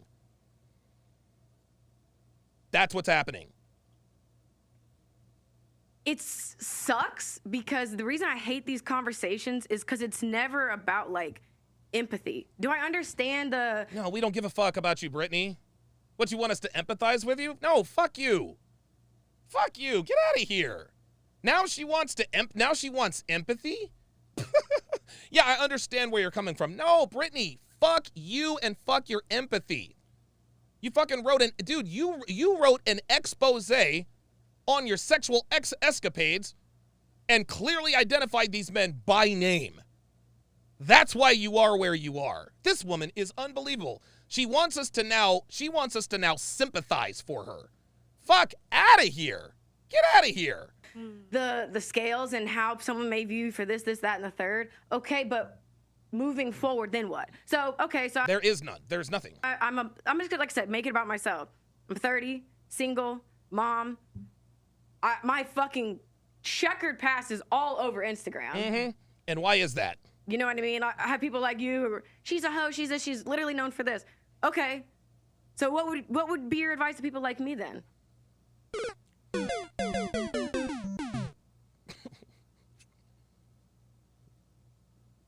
This is funny. Something else that just happened is Brittany showed her resentment to Pearl. That's what this was. That's what this is. That's why this question was directed at Pearl. Did you guys see that? Let's watch the last 10 seconds of that. This is funny. Now Brittany is starting to take sideways shots at Pearl. Past is all over Instagram. You know what I mean? I have people like you who are, she's a hoe, she's literally known for this. Okay. So what would be your advice to people Watch. like me then? What would be your advice for people like me then? Did you see that little head turn? And again, just watch the body language. Watch the body language right at the end. What would your advice be for people like me then as she shakes her head to the side? She resents Pearl. She does. Brittany would trade places with Pearl tomorrow if she could. She would absolutely trade places with Pearl tomorrow if she could. She would do that. She is upset with Pearl. She is upset with Pearl that Pearl comes from a good family. She had both her mother and her father. Pearl is not a hoe. She's an attractive young American woman who has the world at her feet. People don't think she's a hoe. Brittany is now resentful of Pearl. And you want to know something, Brittany? That's your fucking fault. You made the decisions to be a hoe. You made your decisions to put everybody's business on blast. She is pissed off at Pearl for the decisions that she's made. That's why she said, people like you, she's known as a hoe. What do you suggest we do? Watch this. Watch. She's literally known for this. Watch. Okay. Watch. So what would be your advice to people like me then? Yeah, like me then. Yeah, there's a little attitude. Well, all right, fuck it. I'm a hoe, so what do you suggest I do? That right there. That little soliloquy, that little spiel. That is envy. Guys, that is envy.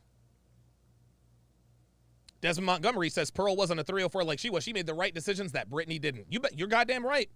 You better fucking believe it. You better fucking believe it. Oh, yes. Oh, she is absolutely envious of Pearl. Abso-fucking-lutely. I don't believe in grey area. I believe black and white. So okay, well, that's unfortunate because there's gray. Okay, this is funny. Now Brittany's in her feelings. Now she's pissed. I'll tell you what. There's gray in life. Do you know what? To answer, wait, I'm going to answer. I mean, I just think there's consequences for your decisions, and I just think like my best advice would be to like lower your standards. Oh my God. Oh my God. Dude, that's it. Dude, Pearl just absolutely destroyed Brittany Renner. Pearl. Let's run that back one more fucking time. What do you suggest I do? Blah, blah, blah, blah, blah, blah, blah. And you better believe Brittany is fucking angry. Watch this. Pearl absolutely destroys her. Do you know what? To answer, wait, I'm going to answer. I mean, I just think there's consequences for your decisions. And I just think, like, my best advice would be to, like, lower your standards. Whoa! Holy moly. Jesus fucking Christ. I'm going to tell you what, man. It's been a while since I've seen anyone cook someone so rapidly and thoroughly with just a few words. Your actions have consequences. So my advice to you, lower your standards. Now what? Dude, that's it. That is it. Dude, that's it. Pearl wins. Unbelievable. Woo! Boy, she fried this hoe. Daddy Dame with the $5 super chat. Oh, wait, I'm sorry. Sorry about that. Dr. B84, $10 super chat says these women benefit in the short term with the city girl's life, but then they pay heavily in the long term. Dude, I've made this. I've made this distinction before. I really, really have.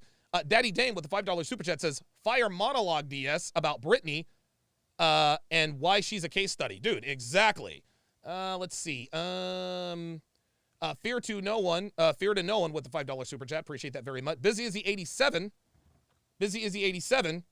with a $5 super chat says case in point where RP should wake women the fuck up. Brittany is clearly better looking than Pearl, yet who's off with a better life? Dude, listen. Truer words never spoken. Brittany Renner is far more attractive than Pearl will ever be. And that's no slight on Pearl. Pearl's an attractive woman. Brittany Renner, dude, she is on another level when she was in her 20s. And guess what? She would trade places with Pearl tomorrow if she could. You better fucking believe it. You better fucking believe it. That is a that is an excellent observation. That is an excellent observation. Like that because I just think there's going to be consequences for putting, promiscuous stuff on the internet. Thank you. Okay. And you probably won't get the type of guy that you could have got at 22. Oh my God. You know what? Oh my dude. Oh my God. Jesus fucking Christ. Throw in the towel. Yo. And this is why Brittany is not answering because fucking Pearl just nailed her. Listen. Let's listen to this again. This is unbelievable. Somebody needs to clip this. I mean, I just think there's consequences for your decisions. And I just think, my best advice would be to, lower your standards. Like that. Because I just think there's going to be consequences for putting, promiscuous stuff on the internet. Okay. And you probably won't get the type of guy that you could have got at 22. Oh, my God. Oh, my God. Oh my God. Yo. Brittany has never heard this before. This is from a woman, face to face, with a woman she actually likes and respects. I don't know if she likes her anymore, right? But Pearl has Pearl has the balls to sit in front of Brittany Renner and tell her actions have consequences, sweetheart. Actions have consequences, and you are going to have to lower your standards because when you put promiscuous stuff on the internet, dudes ain't gonna like that. Unbelievable. Do you know what, sister? It wasn't meant to be then. Do you know what I'll tell you? Oh, it wasn't meant to be then. Yeah, of course not. Yeah. Whatever, listen, whatever helps you sleep at night, Brittany. Senior Sticks, $2, says, she get off the net, leave fame, plastic surgery. Yeah. Yep. JBlaze11 says, low-key hates Pearl, but needs her for attention. I think she does, too. I think Brittany absolutely does not like Pearl. She didn't like her at all. She doesn't like Pearl at all. I'm sure she likes her on a surface level, but low-key, she is absolutely envious of Pearl. She is envious of Pearl. That is obvious. I would say, because I'm 30 and I'm single out of a situation that actually is not because I was a hoe and I was doing whatever. Oh, let me guess. He was abusive. People can't call me that. I made a bad decision to be with somebody that hurt me a lot, and I stayed for 5 years. There we go. See? What did I say? Dude, you can't make this shit up. You can't make this shit up. What did I tell you? Dude, I knew exactly what the fuck was going to come out of her mouth. I knew it was going to come out of her mouth before she even said it. I came out super late. And do you know what I realized? What I learned is that I know now that I have to be selective and I have to think. If me taking longer to get to that stage is what it takes, then that's what it takes. You accept your future, you accept everything with gratitude, because as long as you're breathing, that's the most important thing. At least you call your child. I am not afraid because I know the quality of woman that I am. I know my value regardless of whether I'm 30, 40, 50. Yeah. Do you understand? So you don't be afraid by other people's time limits and limitations and all of those things. Oh, wow. This is bad advice. This is bad advice, dude. This is bad advice. Don't worry about their time and limitations. No, this is Coca-Cola. That's what's happening here. I know my value is I'm on somebody's timetable. Get the fuck out of here. Because it actually doesn't matter. And I'll tell you why. why. No, actually, it does matter, sweetie. Your value goes down as you get older. No, that's according to you. No, but I'm saying to men, and you have to understand your buyer. I'll tell you why. Because since Mr. Andrew Tate explained something about status, I understand very well what that actually means. And as a woman, the quality and the value that I hold for myself is actually the kind of value and quality that a man will appreciate the status it will bring to him, whether or not I'm a virgin. This is all word salad. I work on myself to be a woman of quality and substance. I respect myself and I handle myself as such, okay? And that is the way that you're going to actually overcome all of these bad mistakes that you've made, because who you are right now actually will make a difference if you stick to it and if you mean it and if you've always been that way. There's always another story for everybody. It doesn't matter. You'll be fine. None of that made any sense. All of that, dude. All of that was just gibberish. All that was just gibberish. She talked fast and da da da da da. Dude, none of that made sense. I know what I bring. Da da da da da da da da da. Fuck out of here, man. This guy's somebody that's more emotionally mature. Do you know what I would have said to you? What are you about to say, Andrew? Because you just started speaking. I was going to say. Andrew, she said. I said Andrew. I want to hear. I really because you've been through a lot in your life. When she told me that you were going to be on and we were going to be on this panel together, I started watching a bunch of your videos, and it really was like there's so much that you have been through, which is why you have a well of wisdom, right? And the difference between me and you is that you're glorified for it, and I am burned at the stake for everything that I've been through. That's right. And it's so funny because people have always said that we were two sides of the same coin as far as like... Who the fuck said that they were two sides of the same coin? Who the fuck thinks Brittany Renner is Andrew Tate? You want to know something? The female version of Andrew Tate, we don't know. The female version of Andrew Tate is anonymous. You want to know why? Because she's not on social media. She's not on yachts. She's not on private jets. That's the female version of Andrew Tate. No one will ever know. No one will ever know who the female version of Andrew Tate is. Team Peterson, member for 11 months, says Brittany Renner is radioactive to any high-value black man. No, she's radioactive to every high-value man. Rob with the $5 super chat says, yo, Donovan, Brittany Renner would be the perfect case study for RP 101. She literally hit the wall and her mindset is exactly what Rollo predicted. That's exactly right. Dirty Mike with the $10 super chat says, can I get an amen? Absolutely. Well, if Andrew Tate gets banned, Brittany Renner should get banned because we are all about accountability. But you haven't been banned, Brittany. Brittany hasn't been banned. She hasn't been banned. She hasn't been canceled. Andrew has. That's the difference. Accountability and fucking truth, right? Yeah. Okay. Accountability. Dude, she's still making excuses. So you've been through a lot. I've been through a lot. I'm seen as used goods. You're seen as a high value man. Yep. So if you're me, then what? What's next? Yeah, it's really interesting. And it's interesting you make that observation, and you are correct. That's the difference between the masculine and the feminine. It's unfair, I guess. The world's not fair, but that's the difference in the masculine. Now, I disagree with Andrew here. This answer is based on the premise that they are two sides of the same coin. They are not. They are not two sides of the same coin. Brittany Renner is nothing like Andrew Tate.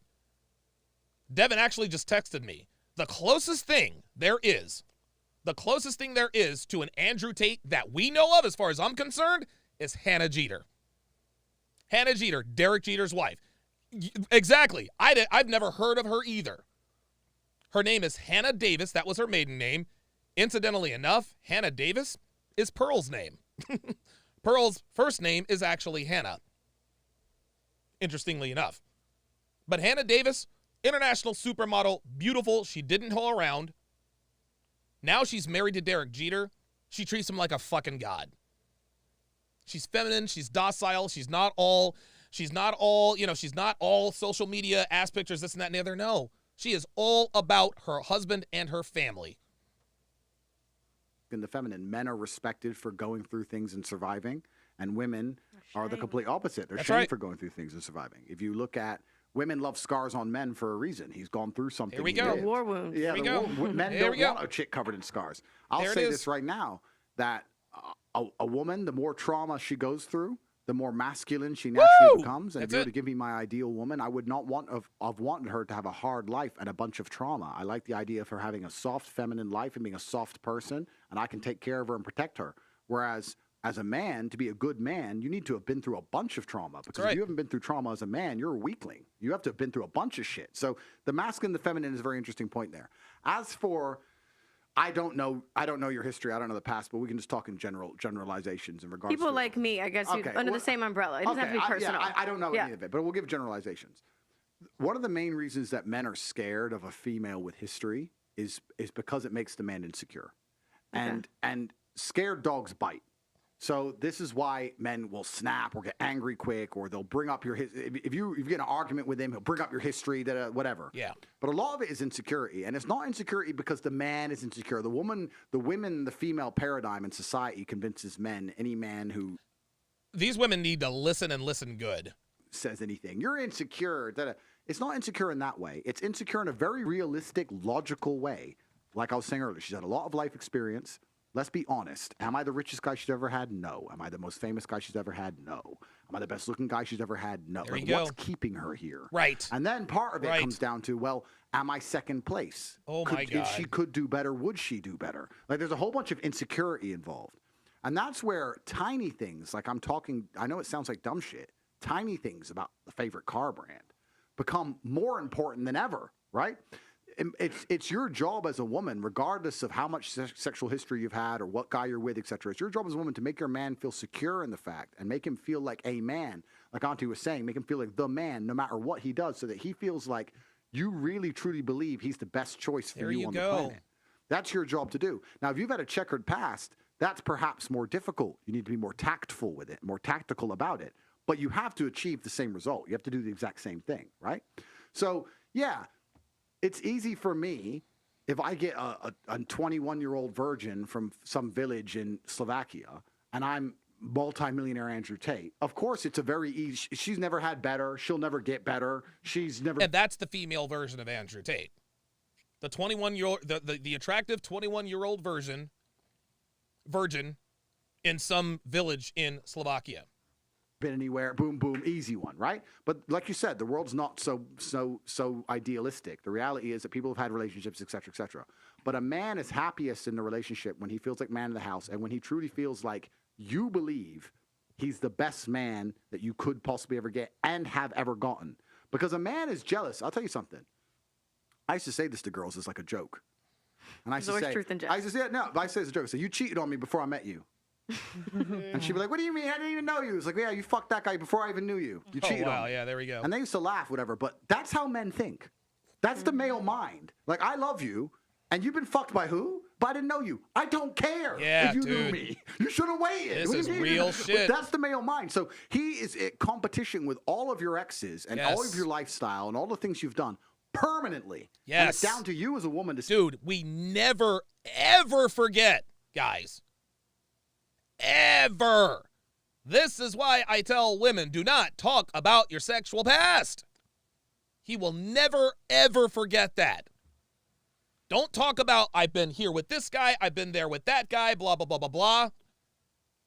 Because in his mind, he's thinking, oh, did she like him better? Why is she not with him anymore? Did he do this better? Did he do that better? And at that point, a man feels inadequate. That's what it is.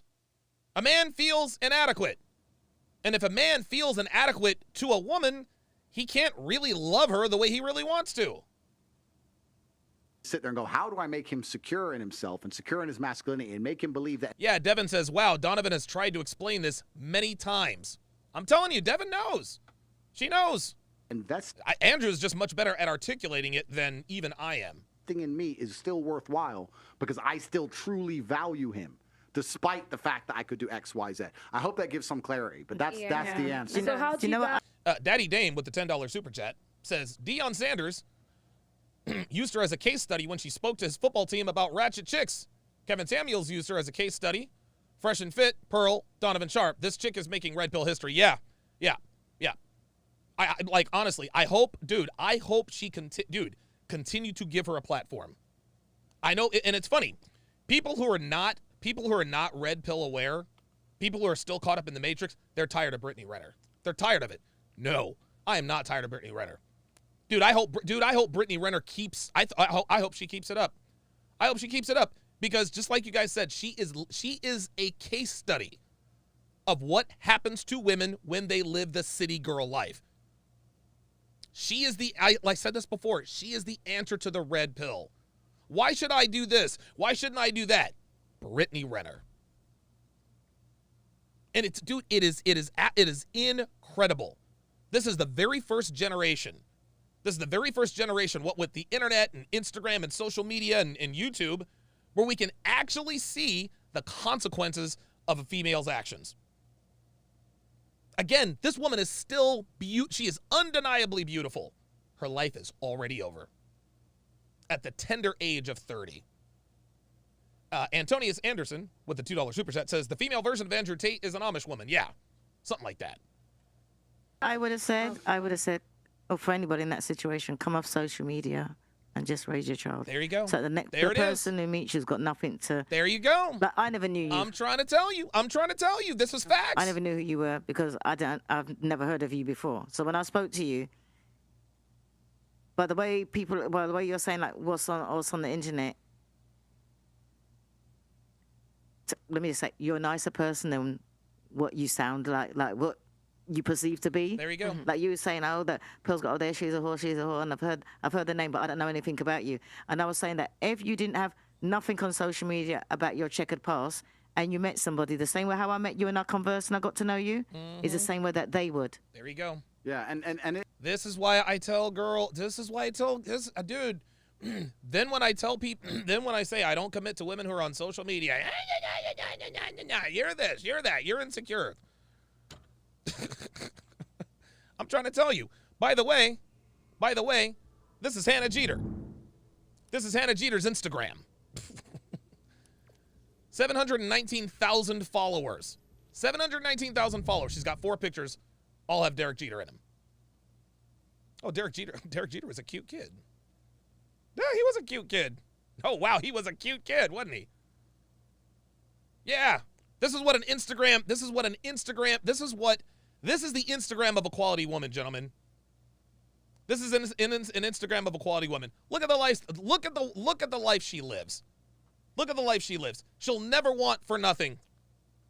She'll never ever want for nothing. She is with an apex alpha male, super alpha. Hall of Fame shortstop for the New York Yankees. The number 2 will be the last single-digit number that the New York Yankees retire. And she fucking got him. She got him. That's how it's done. It is interesting, and it's also back to the masculine and feminine, right? Because I'm all over the internet. Devin says she needs to major in Idaho. And supposedly I'm misogynist and I'm evil and all this crap, right? But if I meet a girl, even if she disagrees with me, in fact, I'll say this: I've never ever met a single female who's ever come up to me and disagreed with me. Every woman comes up to me and loves what I says. But let's imagine I met this imaginary girl; she was sitting with me, and if I were to have a 10-minute conversation with her, by the time I explained the level to which they tried to destroy me, how they tried to freeze all my bank accounts, raise illegal charges against me, put me in jail for things I didn't do, put a travel ban, take my passport, all this garbage. By the time I explain how hard they tried to hurt me and failed, she'll want me because she'll be like, you can't kill this guy. That's gonna be it. Like, you say a bunch of shit I don't like, but you know what? You're the man. So it is about experience, and it is different. And that's a really good point about social media. Social media amplifies all of this shit. Yes. It amplifies all these problems. Everything we're discussing, everything we've discussed back to the beginning, from status to promiscuity to your past, it's all social media. Without social media, a lot of it goes away. And I think that's why me and my man last so long, is that he doesn't do social media, and there's nothing on there about me. I feel like, to answer your question too, because I have had people say that as a solution, and it's like, you can run. Oh, here we go. Here comes the excuse. She just asked, okay, I'm a 30-year-old single mom. I belong to the streets. What now? Andrew just told her what to do. Auntie Jenny just told her what to do. And now Brittany is about to demonstrate why she is going to be single forever. But you cannot hide from the truth. I have shared why my voice has been so impactful. Here we go. So now she's trying to use, oh, well, the reason why I'm still on social media is because people need me. Oh, get out of here. And will continue to be impactful is because I have put myself out there and I have been punished for being honest. So it's like, I have been giving up. No, you haven't been punished for being honest. You've been punished for being a hoe. Like, let's get that right.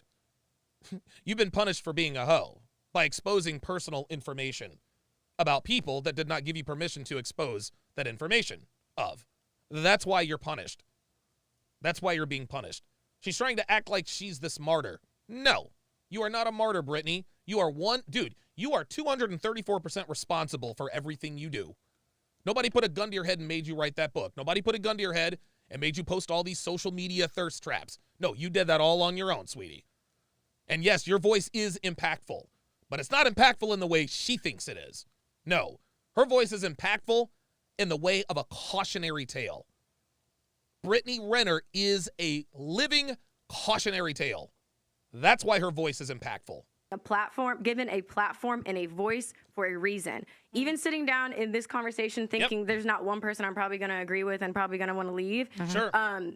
I've been called here for a reason. So it's like, I can't go against what is in my heart and what I am coded to be. This is so and that's why I feel like it's important for me to sit here and represent people who feel like me, because it's like, I don't want to say I didn't choose.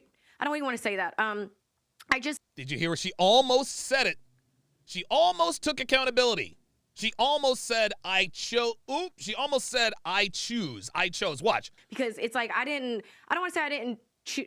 I don't want to say I didn't choose. Yes, baby girl. You absolutely did choose what you did. You better believe it. I don't even want to say that. I just feel like I don't see a lot of women under my umbrella who feel the way that I feel. I don't see opinions shared that would be worded the way that I feel. Nothing. I feel like a lot of my thoughts are very unique, and it's kind of scary. Are you kidding me? She thinks this bitch thinks that a lot of her thoughts are unique. So unique it's scary. Oh, got it. Oh, so you're special. You're a special hoe, huh? Oh my God. Wow. Because I have been through different things. I see the world in a different place. And when I even speak online, people think I'm fucking speaking Swahili. Yeah. So it's like. I know exactly what you're saying, and you're making good points. And it's just, I think that regardless of whether, like, we're talking about different positions. I compare everything to chess. I know it's annoying. We're looking at different positions on the chessboard, but the rules are still the same, right? Okay. No matter how bad your position is or how good your position is, you're still trying to achieve the same objective. There you go. And you want the man to get high status, and you want the man to feel secure in himself. And I think it's very difficult. I can only talk from the male perspective because I am a man. It is very difficult. If I were to meet a woman who I liked very much, but she had X whatever, past whatever. My concerns would be, how do I know that I'm still the number one? How do I know I'm most important in her life, especially if I don't measure up in certain key metrics? And two, the second thing that's most scary for men is we understand that men are constantly after what we have. Like, your inboxes are all full. Like, they may not be with guys you want to reply to, but guys are still trying to get it. That's the male life. The male life is people are trying to take everything from me. And that's very scary. And you have to make your man really believe like that's impossible. If a man truly believes that nobody can take you from him, he's going to love you in a different way. You can give me. Wow. If your man really believes that no one can take you from him, he is going to love you in a different way. Wow. Did you hear that, ladies? Did you hear that, ladies? If your man truly believes that no one can take you from him, he is going to love you in a different way. That is profound. I mean, you can give me 2 carbon copies of the same chick. That's right. But one I think might cheat in the right circumstances, and one I know no matter what would never leave me. The love I'll feel for this one is a different planet to the love I feel for this one. Right. Even though they're the same person, right? Because that's every man's biggest fear, is a woman cheating or leaving, because there's something visceral and something different about it. I know I talk things and I say men can do things and women can't and all this stuff. But like, if a woman cheats on a man, that hurts the man at a level that it doesn't hurt the woman if the man cheats on her. Real shit, dude. Oh my God, I've said this for years, man. I've said this for years. The worst emotional pain a man will ever feel is when a woman cheats on him. Cheating does not hurt It does not hurt women like it hurts men. Real shit. Different. It's different biologically. It's different evolutionarily. Thank you. That's what men used to fight and die over. You talk to my chick. You look at my cut chick. his dick off. Yeah, it's like you demasculinize him on every level. Like, and this is why you see these TikToks, right? You see these TikToks. Me and my man went on a break, got back together. He fucked 20 girls, and now he's crying because I went on a date. Yes, completely. Yes, that's exactly right. The damage level is different. It's just a different thing. So you have to understand the paradigms. You have to understand to play the game, and that's how you make men happy. And I know very well how. I like to believe that I would know very well how to make a woman happy. And I know, and whether I do that or not is a conscious decision. And that's where you get to a certain level of grandmastery where if I get a woman, I will literally decide out of 10, how happy do I want her? Does she deserve to be happy 10? There you go. Or Thank should you. I keep her like crying half the time? Yeah, it's very right. conscious. Yes. And women don't think that way. But I'm saying if you're a cunning woman, you could be like that. You could be a bit more like, you know what? I want him infatuated with me. This guy ain't worth the time. That guy I want. And then when you're going to do that, just like the game of chess, if you play chess, it's not big moves that make you lose. It's small positional plays. It's that time you argued about your favorite car. Yes. The time you disagreed with him about the favorite band. It's the dumb shit that adds up. Whereas really, truthfully, if you're truly smart about the game, you can get him to a point after a few months where he's like, she's my soulmate. She loves everything There you I go. love. We There think you the go. same. Our hearts are connected. Boom. And then you're safe. Just don't fuck it up from there. That's the game. But I just feel like it's so contradicting to feel like what your overall message is, which is about truth. So Oh, here we go. Oh, now we're going to disagree. Here we go. it's like if my truth, like if it can be destroyed. My truth. Oh, my God. There's no such thing as my truth. There is no such thing as my truth. There is only one objective truth. Ay, ay, ay. By the truth, it should be destroyed by the truth. So that's what I'm trying to figure out. Like, why? It's really mind-boggling to me because I feel like how could you even be mentally, emotionally, sexually stimulated by a woman who is just agreeable and it doesn't have her own mind? I just don't see that. That is exactly. That is exactly. Here we go. Do you see that? Do you see that? Here we go. A woman who doesn't have her own mind. She agrees with everything. She's just a robot. She's a slave. They still don't get it. That is exactly what every man wants. Damn right. We don't want you to be complete robots. We're not saying we can't have a joke with you. We can't say we can't have a laugh with you. We're not saying we can't have a personality. But when it comes to things like agreement, there is not a single man in the world who's going to say, she's too agreeable. She just agrees with me on. Dude. Shout out to the late, great Alan Roger Curry. One thing that he said on my podcast a long time ago is a woman has never said, he dumped me because I was just too submissive. He dumped me because I'm just too submissive. That's what Andrew is talking about. She agrees with me on all the important things in my life. She's too agreeable. I want someone else. Shit. Fuck no. You're completely and utterly wrong on that point. Woo! It's a huge point. This idea that... Thank you. There it is. There it is. He said you are completely and utterly wrong on that point. Number one. Number two, she's projecting. She's projecting. She can't imagine. She can't see. Brittany likes men with experience and who are disagreeable and opinionated. But she can't understand that that's not what men want. Modern women make the egregious mistake of thinking that we're attracted to the same traits, qualities, and characteristics, and that's just not true. It's not. We are attracted to different things. Just like Tate said, we don't want robots, but by the same token, we want agreeableness. We want obedience. And they're still fighting him on it. I understand if you're a complete doormat and you set no standards. Yes, of course. Exactly. Like, no one's saying that. Over you. I'm not talking about that. I'm talking about agreeability and agreeableness as a whole. Men love the idea of an agreeable woman because it gives status and it makes the man feel like he's a teacher and it makes the man feel in charge and it satisfies his ego. And to you, they may be small, little, tiny points, but to him, they're a big deal. That's right. If I were to sit, I'm telling you right now, if I were to sit with one of my chicks or whatever, or my chick, and I'll just sit in the Lambo and say, Lambo's the best car of all of them. I prefer the Lambo. And she goes, I don't like that one. Da, da, da. I'm like, listen, I bought them all, and I fucking said this is the best one. Shut up. It would annoy me. Thank you. Because that's my reality. I want her to become part of my reality. It's the thing. And you talk about truth. It's interesting because the truth of your heart and the truth of your soul is to be happy. Ooh. That's truth. Truth is for you to end up happy. Now, if you have to sit there and agree on a especially on a subject you don't give a fuck about. Yes. Right? If it's something you care Something about and you are very inconsequential. knowledgeable about. If it's ancient Roman history and you have a degree in ancient Rome, then fine, argue the point. But if it's cars or something you don't even give a shit about, yeah, you're missing the chance to get points on the scoreboard, an easy free throw, and you're just fucking it up, going, why? What? Dude, Andrew Tate he needs to be charging these bitches. He's giving them all the free game. This is all free game for women. This is all free game for women. Darius Horton still $5 super chat says, still think it's a shame. The lady in the brown doesn't get it when she's got the perfect example sitting in the same room. Yeah, you're right. You're exactly right. Because Brittany was that chick at one time. There is a living, breathing example of the flawed state of your mindset. She doesn't see it. The Dream Shield, $5 says, by her stripes, we are warned.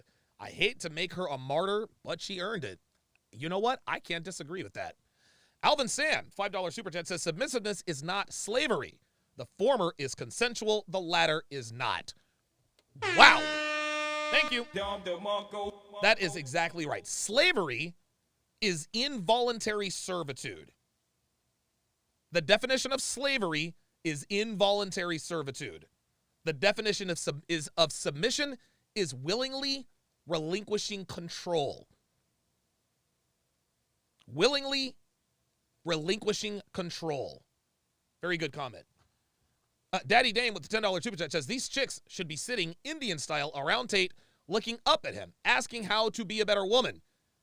But yet every time he makes these points, they have to be disagreeable. Dude, I'm trying to tell you. Like he is giving them, this is wisdom beyond their comprehension. They are, at this point, dude, honestly, they are lucky to be sitting in the same room as Andrew Tate.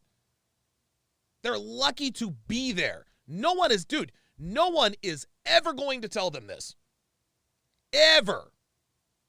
The truth is just play the game and win. That's the truth. Andrew could be the best female dating. Or just learn a couple of words like how many talks, horsepower. Yeah, just throw some words in, like how much horsepower has it got? That's it. Tate, with all due respect, not all men are like that. Some men respect a woman that has her own mind. I know you. What? Some men respect a woman that has her own mind? Do you see how she just characterized that? You see how she just mischaracterized that? A woman who is submissive and agreeable is not a woman who doesn't have her own mind. Do you guys understand? This is why this woman is destined to be single. She is sitting here saying that a woman who is submissive and agreeable is a woman that doesn't have her own mind. You got to be kidding me. And the type of men that you're speaking on behalf of. Let me tell you something. Like a woman. Here we go. I understand. Will just be so agreeable to everything he says. But I've dated men that just respect that I can make decisions. Yeah, and where are they now? Where are they now? I will actually submissive women have their own mind. Yeah, completely. That's the first there's point. sometimes that he might be discussing stuff that he might want to be discussed. Completely. And there's sometimes we're like, shut the fuck up and let me say what I've got to say. Thank you. And maybe, I don't even believe in star signs, but my man's a Sagittarius. So all this illogical stuff and feelings and emotions and no, you don't cry about shit. Shut up, get on with it. Your head's big, get on with it. Completely. And submissive women have their own mind, but this is something else you have to take into consideration. And this is super important and super true. The reason a lot of women don't truly understand a lot of things about relationships and how it works with men, etc., is because men will lie to you. That's right. Men lie. Thank you. For the same reason you wear makeup. That's it. Oh my God. This is it. This is it. This is it. This is why Esther just said, oh, men respect me and they boss bitches. Fresh and Fit tell these dudes all the time. Fresh and Fit tells these bitches all the time, oh, I've dated men who want strong, independent women who are boss babes. No, they don't. They're lying to you because they want to fuck you. Women wear makeup because they want relationships. It's the same thing. Men fall in love with what they see. Men fall in love with what they see, and women fall in love with what they hear. So we will lie to you.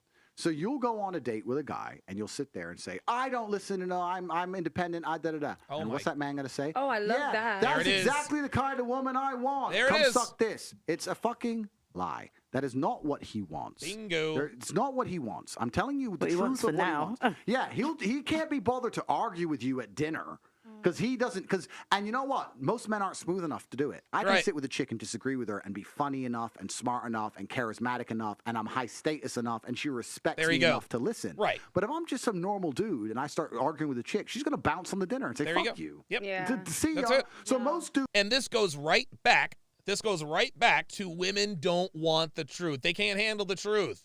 DJ YC, whatever that loser's name is. Most dudes' mating strategy is just pure agreement. Yeah. Anything to get the puss because they're fucking dorks. There you go. That's fine. That's the truth, right? A real G will sit there and say, "What do you mean? I don't want to hear this shit." I'm telling you. And check this out. I said this yesterday, and I said this today. I'll say this today. The higher the status you have, the higher your value, the more honest you can be with women. The higher the status you have, the more honest you can be with women. That's the bottom line. Guys like Andrew don't have to lie to women because he has options. Low status men, low value men, guys that live at home with their moms in the basement, they have to lie to women because they don't have those options. The baseline of how men truly function. If I'm expected to fight and die to protect you, because that's what is expected of me by society and of you. You may think you don't expect that of me, but if we're walking down through London in the middle of the night and two guys come up with machetes, that's right. You're going to hide behind me, knowing I'm going to die because I can't win this fight. Right. I'm expected to die to protect you. Well, then I expect you to agree with me. There you go. I'm not here to fucking die for somebody who disagrees with me on everything. That's not what I'm here to fucking... If I have that obligation to die on the spot for you, you have the obligation to pretend you like BMWs. So do your fucking Thank part you. and Woo! shut up. And that's the... Whoa! There it is! Oh my God, dude, this is wisdom. Holy moly, this is wisdom. Woo! Wow. God damn. This is why Andrew Tate's the man, dude. Bottom line of it. And you know the difference is the only difference, like he's top G, and I was like, the only difference between him and my man and the level of respect is money. That's the only difference. And this is the same way he talks, the same way he is. I don't listen to my but man. people say like, oh, my man only owns 40,000, so he can't talk to me the way Andrew Tate talks to his. Why not? Completely. No, I think money is a big factor though. Because, no, it's not. In a beautiful relationship. It's not just money though. It's a lot of other things. It's the status. It's the clout. It's all those things. A woman that's paying her own bills. She's doing everything for herself. I mean, she's a man. And then you're going to tell her, of course, but I'm saying, do this. But you're different. Do you not work, Auntie She Jenny? doesn't need to work. You take all that stress away from her. I don't work. Then she'll be a lot more Why does I don't money, work. wait, why does money have to matter for submission? That's what I mean. I don't work. If you have enough money to make sure that she doesn't need to work, go and deal with her boss every day, I don't do all work. this stress. All right. Now, this actually I agree with. She's right. She's right. Money is a factor when it comes to submission. She's absolutely right. It's absolutely right. If you want me to be submissive, if you want me to cook your meals and clean your house, then guess what? I need to, you want me to do all this? I need the time. I can't work.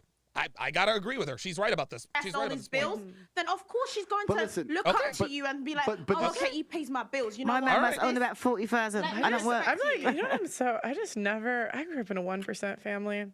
I never expected a dude to pay for everything. I don't know. I don't. I still think like, and I just like both of my parents worked, but my mom still submitted to my dad. Like it wasn't. The point is this: in every relationship that's beautiful, every relationship that's happy, regardless of the socioeconomic scale, regardless of how rich or poor they are, regardless of how famous they are, regardless of how whatever, in every relationship where people are truly happy, pay attention. The man is in charge. He's the top G of that house. That's right. His woman makes him feel that way. This is facts. She respects him for what he does. That's it, dude. This is and facts. They're happy. There it is. We're talking about me out here in the world, social media, whatever. It doesn't matter. Every man wants to be the man of his household, the king of his castle. Every single happy relationship is the same. I genuinely implore you to name a happy relationship where the woman's in charge. Thank you. Name one. Crickets. You can't. They end up broken up. She leaves him. Whatever. Name a happy relationship where the woman doesn't blindly say, okay, I won't go to that concert. Name one. There's only one framework in which people are happy. With the man in charge, the woman trusts and respects him enough to let him be in charge, and they're a happy couple in relationship. Any other type of relationship is a time bomb to the end. So if you want a happy relationship, that's what you should be aiming for. You need to be perspicacious enough and think about these things and sit and go, well, that's the only way relationships work. So I need to build it that way. Then I might want to do that. Instead of coming along and believing you're going to reinvent the wheel. Okay. Wow, that was knowledge. Even Zooer says, Kevin Samuels, RIP, used to say, Pedro, who picks crops on the farm, does not need a lot of money for his wife to submit to him. Okay. All right. Jay Blaze, member for 11 months. Would these women talk back to their boss at work? No. Hell no. Hell no.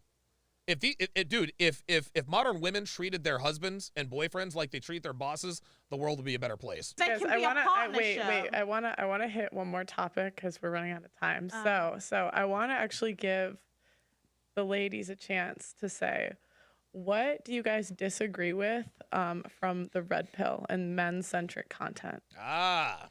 Can I go first? No. Oh,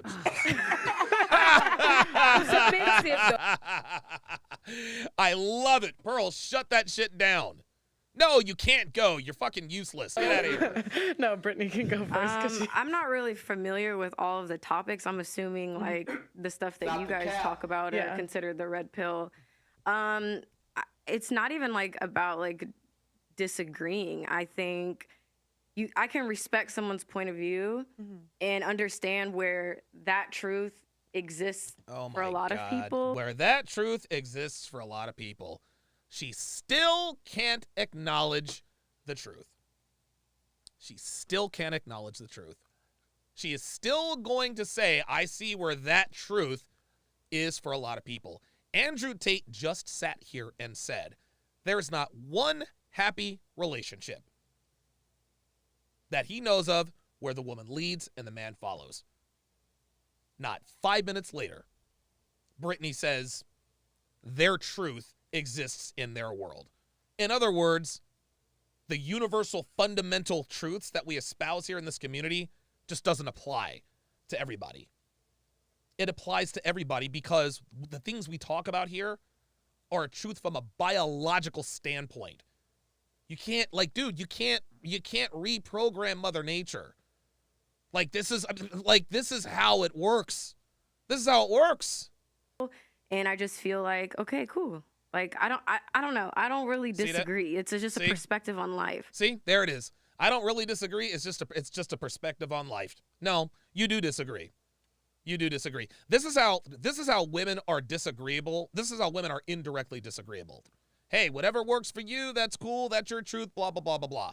Translation, I disagree. I'm not here to be like, you're wrong for thinking like that. You're wrong for categorizing, using this scale, using that. Like, it's a perspective. It's valid. And I totally see certain angles. Funny. Like, there's a lot of stuff that was said that, I mean, there's so many people on this panel, it's hard to talk. But it's like, there's a lot of things I was said, okay, maybe I don't agree with just because, again, my walk of life and what I've seen and how I feel and how I choose.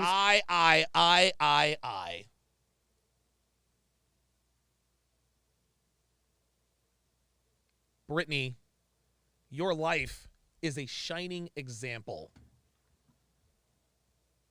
of what she still doesn't get it, or at least she's not acknowledging that she gets it.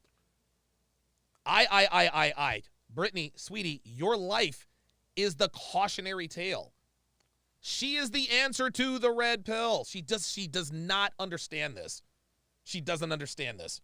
She just low-key disagreed by their truth, and I can see some angles. It's just not applies to my life. Really? If it doesn't apply to your life, then why don't you have a man? If it doesn't apply to your life, why aren't you married? Why aren't you in a relationship of consequence with a man you trust, love, and respect? If that only exists in our little world over here, then why are you single? DJ Seymour, $5. Appreciate that very much. King Life, member for 29 months, says liabilities don't need a savior, only a lesson. Wow, very well said. Darius Horton said all she had to do was say, I agree. It's common sense. I should have realized in my earlier years. Nah, women like Brittany Renner will never, ever, ever come out and say, you know what? If I had it to do again, I would do it differently. Women have too much ego for that. To be empathetic towards people, regardless of whatever they've been through. But do you see how she's doing this? So let me rewind it a little bit. So she's virtue signaling, and she's trying to.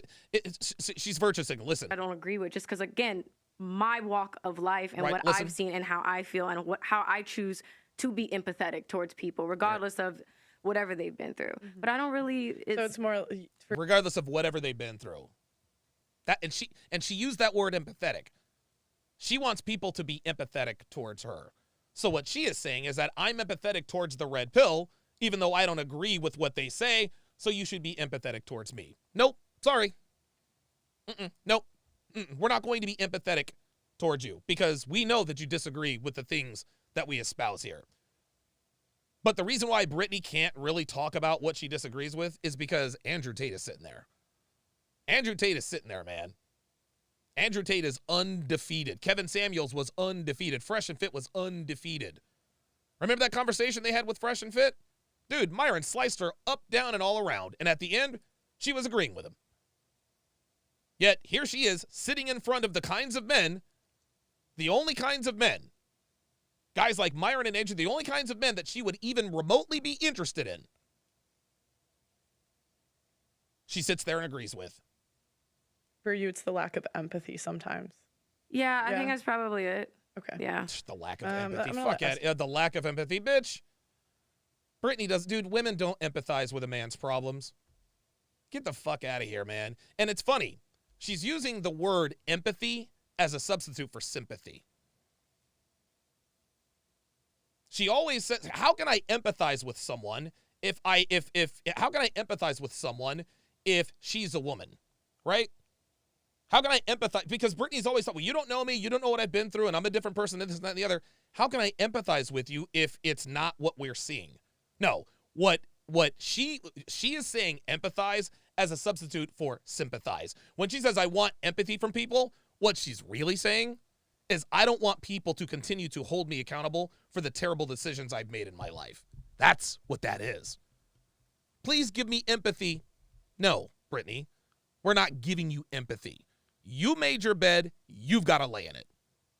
You finessed a young man to get a child. That happened, and now you got to pay the price. He knows now you finessed the fuck out of him. That's why he didn't want to pay child support. Ain't nobody empathizing with a woman like Brittany Renner. She was given all of the advantages, all the access, and she fucked up. Ain't nobody giving you shit, bitch. Fuck your empathy. Go. You're punishing me, yeah. No worries, but we'll talk. See, what I don't really agree with is the insult culture of men feeling like they're entitled to a woman. My God. A lot of men.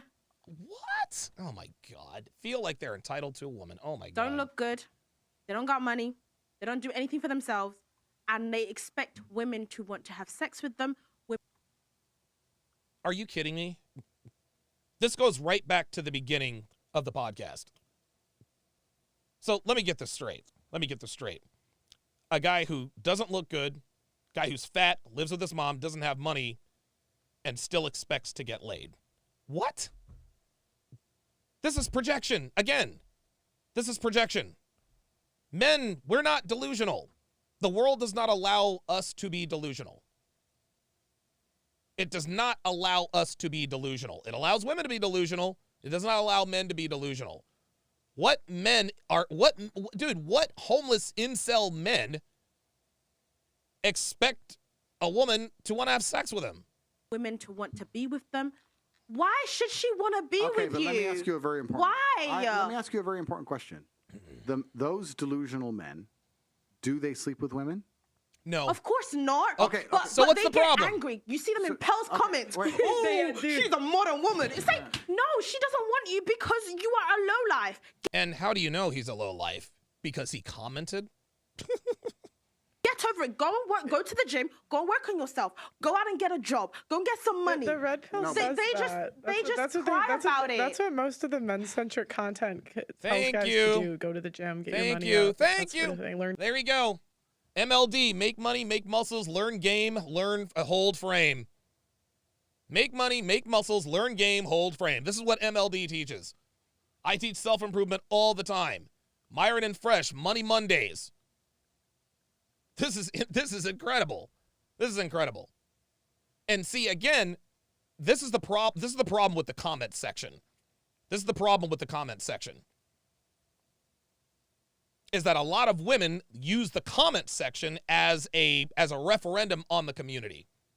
Game. No, but that's not what they're doing. What they're doing is saying, "Oh, women are delusional. Oh, women want this." Why? No, They are women know delusional. what they want. If you want those women, go and do what they want. You don't have and then you'll be chosen. You don't have to worry about the men that aren't getting laid and all the women are ignoring. Okay, yeah, YouTube comments, but besides YouTube comments, they have no voice in society. Thank you. And they don't Thank exist you. And nobody gives a shit. Right? Thank you. So this is what I was saying earlier about reality slaps men in the face and shows them their place very quickly because all these men. Reality is showing them their place. That's right. There are women who are disagreeable and unlikable and doing wrong things and acting badly and fucking up how to make a man attracted to them, and they're not being slapped in the face by reality because they're still ending up with a partner. Thank you. So this is the point we're trying to make here. I agree. I know what you're saying about Red Pill. There's a whole bunch of bitter, hate-filled guys. I agree with that. Yes. Can I just drop another comment? When I came on your show, they were in my DMs. I'm thinking, do you not have things to do with your life? Like the fact that you sit on Pearl's little comments and then come into my social media and then slide in my DMs. Like you really have nothing to do with your life. Were they hitting on you, or were they like? Oh no, they were calling me misandrist. Some girls. Okay, so a bunch of losers are in your DMs. Big fucking deal. Like, what's wrong with that? Girls get hit on even after they insult. Oh no, they were calling me a misandrist because of the fact that we just don't want you. Like, get over it. But that's just the internet, though. Like, I get death threats. I get like people insult me. Yeah, but people it's make not videos. good Like, enough. it's just. I just think like you go on the internet, duh. Yes. Like, yeah. You know what? That's what fresh. This is why nothing phases fresh. This is why nothing phases fresh. That's why the internet hate doesn't phase him. He's like, dude, it's the internet. The internet is negative. That's just how it is. You're gonna get insulted on the internet. Yes. Who hasn't been But insulted? it's obviously it's quite hard, Oh, I get especially when you're insulted all the receiving a lot of hate from all these men. I mean, Cry me a river. Cry me a fucking river. Give me a break. Dude, does this bitch know what men goes through? And she's sitting here bitching about being called names by losers on the internet? Fuck out of here. I get it. I've had hundreds of videos made on TikTok like that go after my appearance. It happens to me like every single day. You called a girl she's a whale. a Pisces. Listen to this. Listen to this, dude. This woman is now this woman is making excuses to be a victim. Oh, it's so hard. Give me a break. Pearl, you called somebody a whale. No, that is a big okay, insult. one. I called her a whale after she attacked me. After she attacked me, she knocks the mic out of my hand. She called me a slag. I didn't know what that meant at the time. Okay, I had no idea what that meant. She called me a slag, put the mic out of my hand. So of course I'm gonna call her a whale. You attacked me first. That's what they never talk about. you. You got called a whale because you attacked me. I missed a good episode, it sounds. Devin says no one forced her to do the podcast. There you go. There you go, Dev. She is once again showing that women want all of the benefits without any of the costs.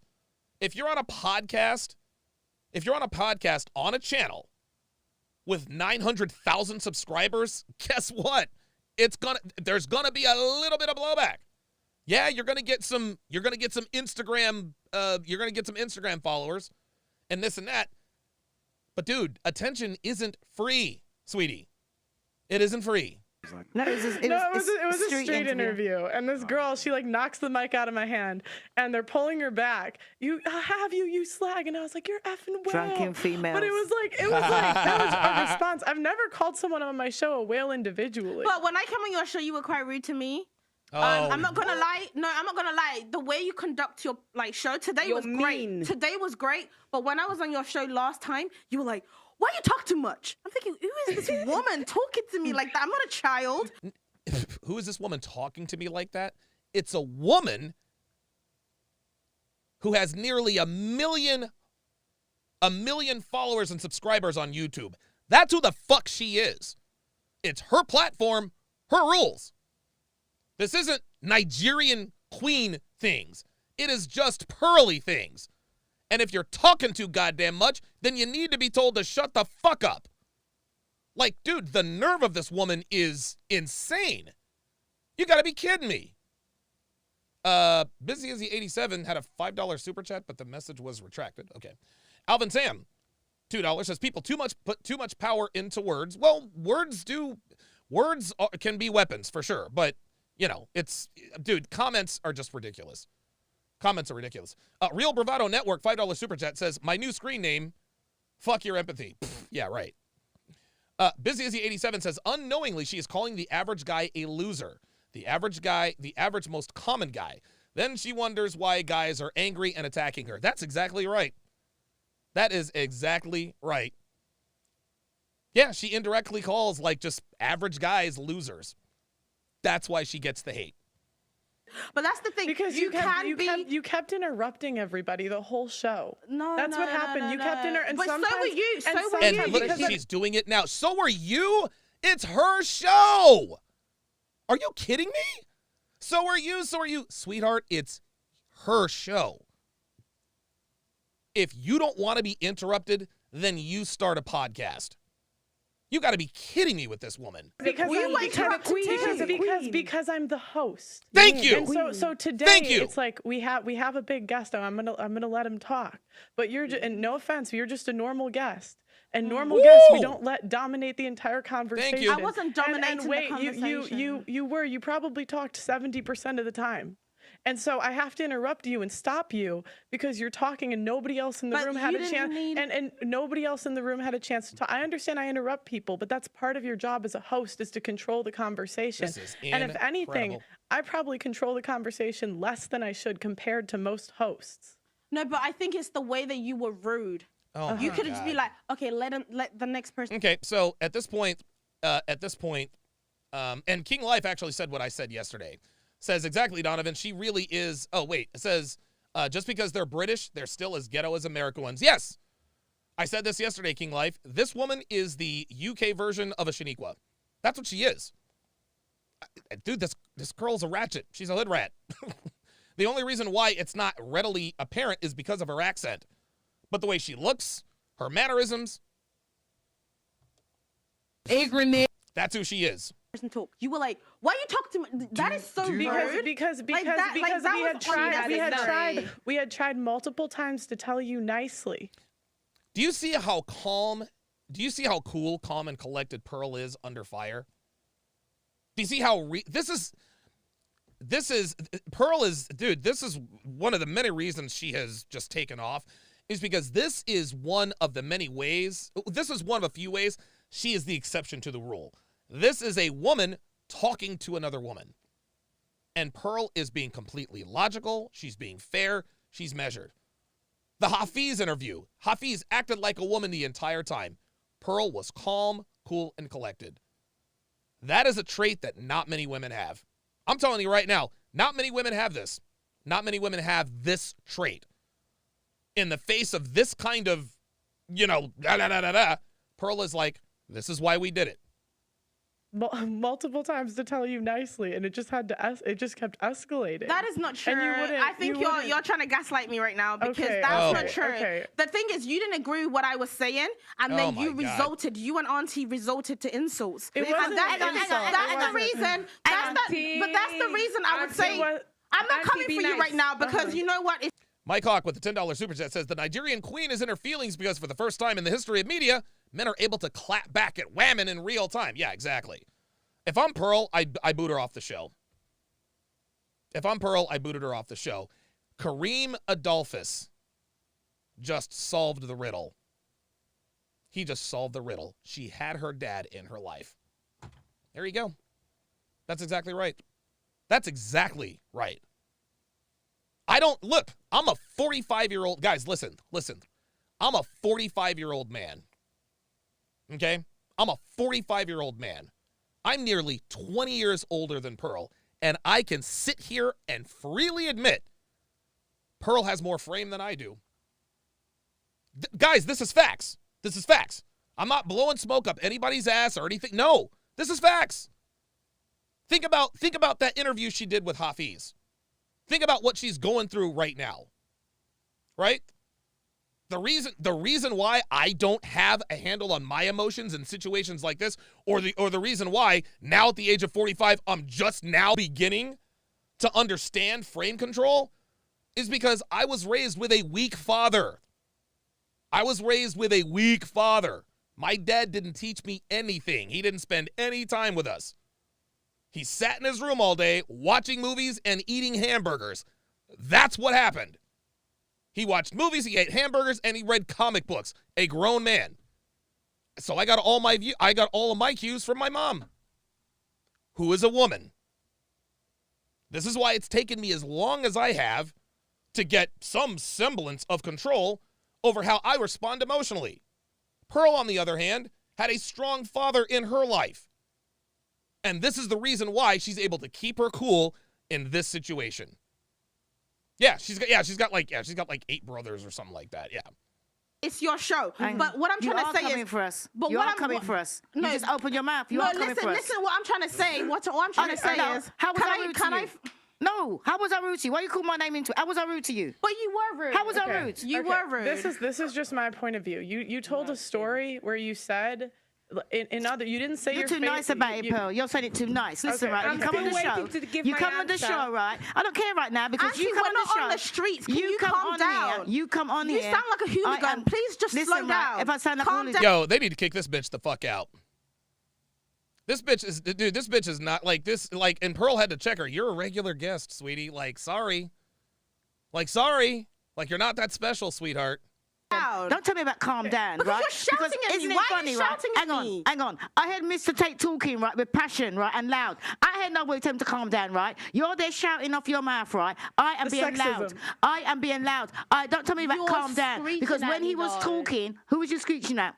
Listen, right, as far as I'm concerned, don't even think about coming on Pearl's show and disrespecting her. You've done it already, and now you're coming back here to do it again. Thank you. Pearl wasn't rude to you. She was right? rude to me. Pearl wasn't rude to you. Yes, you know she why? was. Because we spoke the truth, not your truth. Not your truth. Because at the end of the day, it's all out there. If you don't know what a woman is, and you can't say what a woman is, do you know you're actually a bully? You're actually a bully. Because why? I'm like 3 times less your age, and you're screaming at me. Like, calm down. You can't do that. Don't come and say this is a podcast. Have some manners, auntie. Like, what?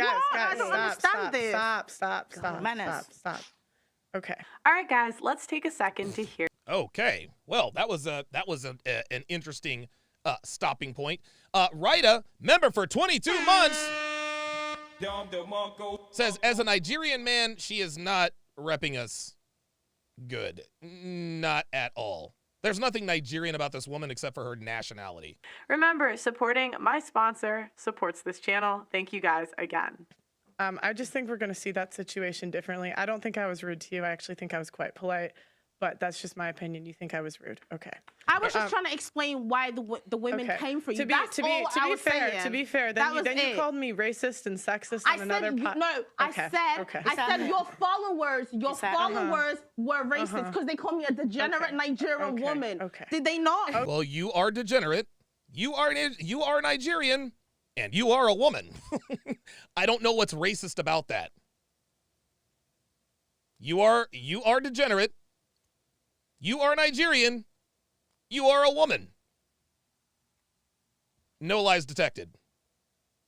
No lies detected. Okay. Did they not? Okay. Proving him right. Okay. Don't worry, sister. Okay. So your disagreement. Okay. Your disagreement. Let's go back. Let's go back to the topic. Your disagreement with the red pill. Oh, so the insult culture. The insult. You don't like the bad comments. Okay. No, not the bad comments. The fact that they just Pearl is just dancing around this girl. This is so funny. Feel entitled. Okay. When women say what they want, they feel so entitled that women need to change that. It's like, no, women like what they like. Just like a man likes a woman that looks good, a woman that cooks, a woman that's younger. Like, yeah, but here's the problem. The preference for the average man, the average woman who's the preference for the average man, is probably in the top 60%. 100% of men are going after 60% of the women. I think that's fair to say. Give or take a few percentage points in either direction. But 100% of women are going for 20% of men. And honestly, that's probably a conservative number. It's probably even lower than that. That's the difference. Like he said, someone that's not been traumatized, that's not been through so much experience. Like, we don't cry about it, you know? Yes, we do. Yes, you do. You know what women do now? Yes, you do. Wait. I need to stop you there. Yes, we do. What is body positivity? What is slut shaming? Wow. We do cry about it. And we cry about it loud on every social media platform. We do. Yeah, There it is. They cry about it. That's exactly right. We don't complain, we just accept it. No, you don't just accept it. Pearl is absolutely right. She's absolutely right. Body positivity, slut shaming. Oh, you shouldn't be doing this, doing that. Yeah, women cry about it. Wait, I'm just going to give you an equivalent. There's no short man shaming. No, you don't hear the men crying about that. Oh my God. Women by and large cry about it. Dude, what are you? No, they don't. Yes, they do. Do you see short men being pushed to be on the cover of magazines? Woo! Where they say we need more short men, short male models. Oh, I see what you mean. Where they're putting plus size women on the cover of magazines. Thank you. Oh, okay. Is short as I think he's like 5'8" to 5'10", which is average. Actually. Yeah, but he's Tom Cruise, sweetheart. She thinks she's smart. Tom Cruise is Tom Cruise. Hell, even Vern Troyer got ass when he was alive. Get out of here. Get out of here with that. That is dude, come on. Tom Cruise. I think give me a break. Actually, like most women don't know, only 15% of men over 6 foot. Yeah. Okay, I think everyone should be positive about what they have. Like, you know what? If you don't have money, like, own it. Be happy with yourself. And oh yeah, totally. I'm broke. I'm gonna be happy with myself. Got it. Because a woman doesn't want you, that's okay. It's fine. I agree with you, but I'm saying like men have to deal with the consequences. Like an average chick can still sleep with an NBA player. That's right. Who's like a top 10%. They want. Okay. I'll give you an example. Okay, I've had guys on that level message me. I think I'm an average chick. I would never in my right mind think that any of them would take me like. But you're rich. Wow. Pearl, they want your money. Men don't care about your. They want your money. They want your money? So NBA guys want Pearl for her money? No, sweetie, they have their money. You want to know why guys are starting to inbox Pearl? You want to know why high-status men are starting to inbox Pearl? Because she's young, she's attractive, and she isn't infected by feminism. That's why. Pearl is feminine, she's docile, and she's agreeable. She doesn't get loud. She doesn't get stupid. The world knows who Pearl is, guys. They know exactly who she is. Dudes are not hitting up Pearl because she has money. No, they're hitting up Pearl because she is a diamond in the rough. These girls ain't trying to fuck her. They want to wife her. Real shit. Real shit. Real shit. What high-status man would not benefit from being married to someone like Pearl? Tell me. Devin adds, and she's funny and thoughtful. Thank you. Thank you. Thank you. Thank you. And how ironic it is today. Never in a million lifetimes did any of us ever believe that at any time the quality of men who are inboxing Pearl have higher value than the quality of men who are inboxing Brittany. That's the answer, gentlemen. That's the answer.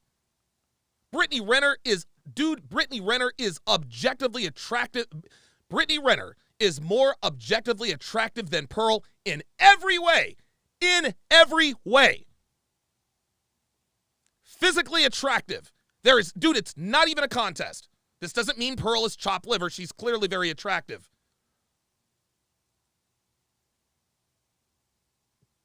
But Pearl is now entertaining offers from high-status men for relationships and marriage. Brittany Renner is miles ahead of Pearl in attractiveness. She's got dudes trying to wife her. You want to know why? Because she's not a hoe. She doesn't buy into this whole feminist bullshit. She's 26. She wants to start a family. She's trying to get married.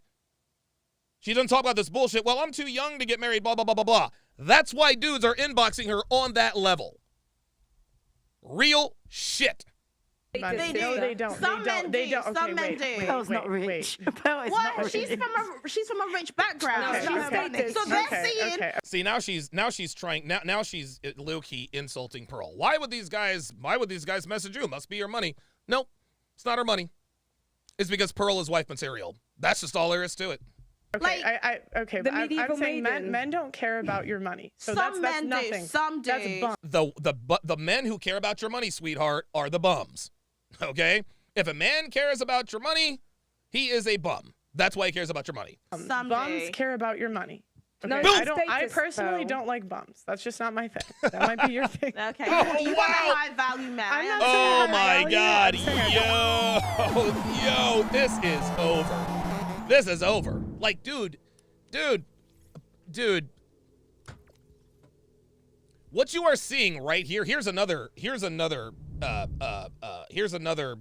comparison. What you are seeing is the reason why the top black men around the world are no longer interested in black women. I said it. Look what's happening here. Back and forth. One woman is running off at the mouth, flapping her gums, blah, blah, blah, blah, blah. The other one's like, yo, check this out. It is what it is. Pearl hasn't broken frame.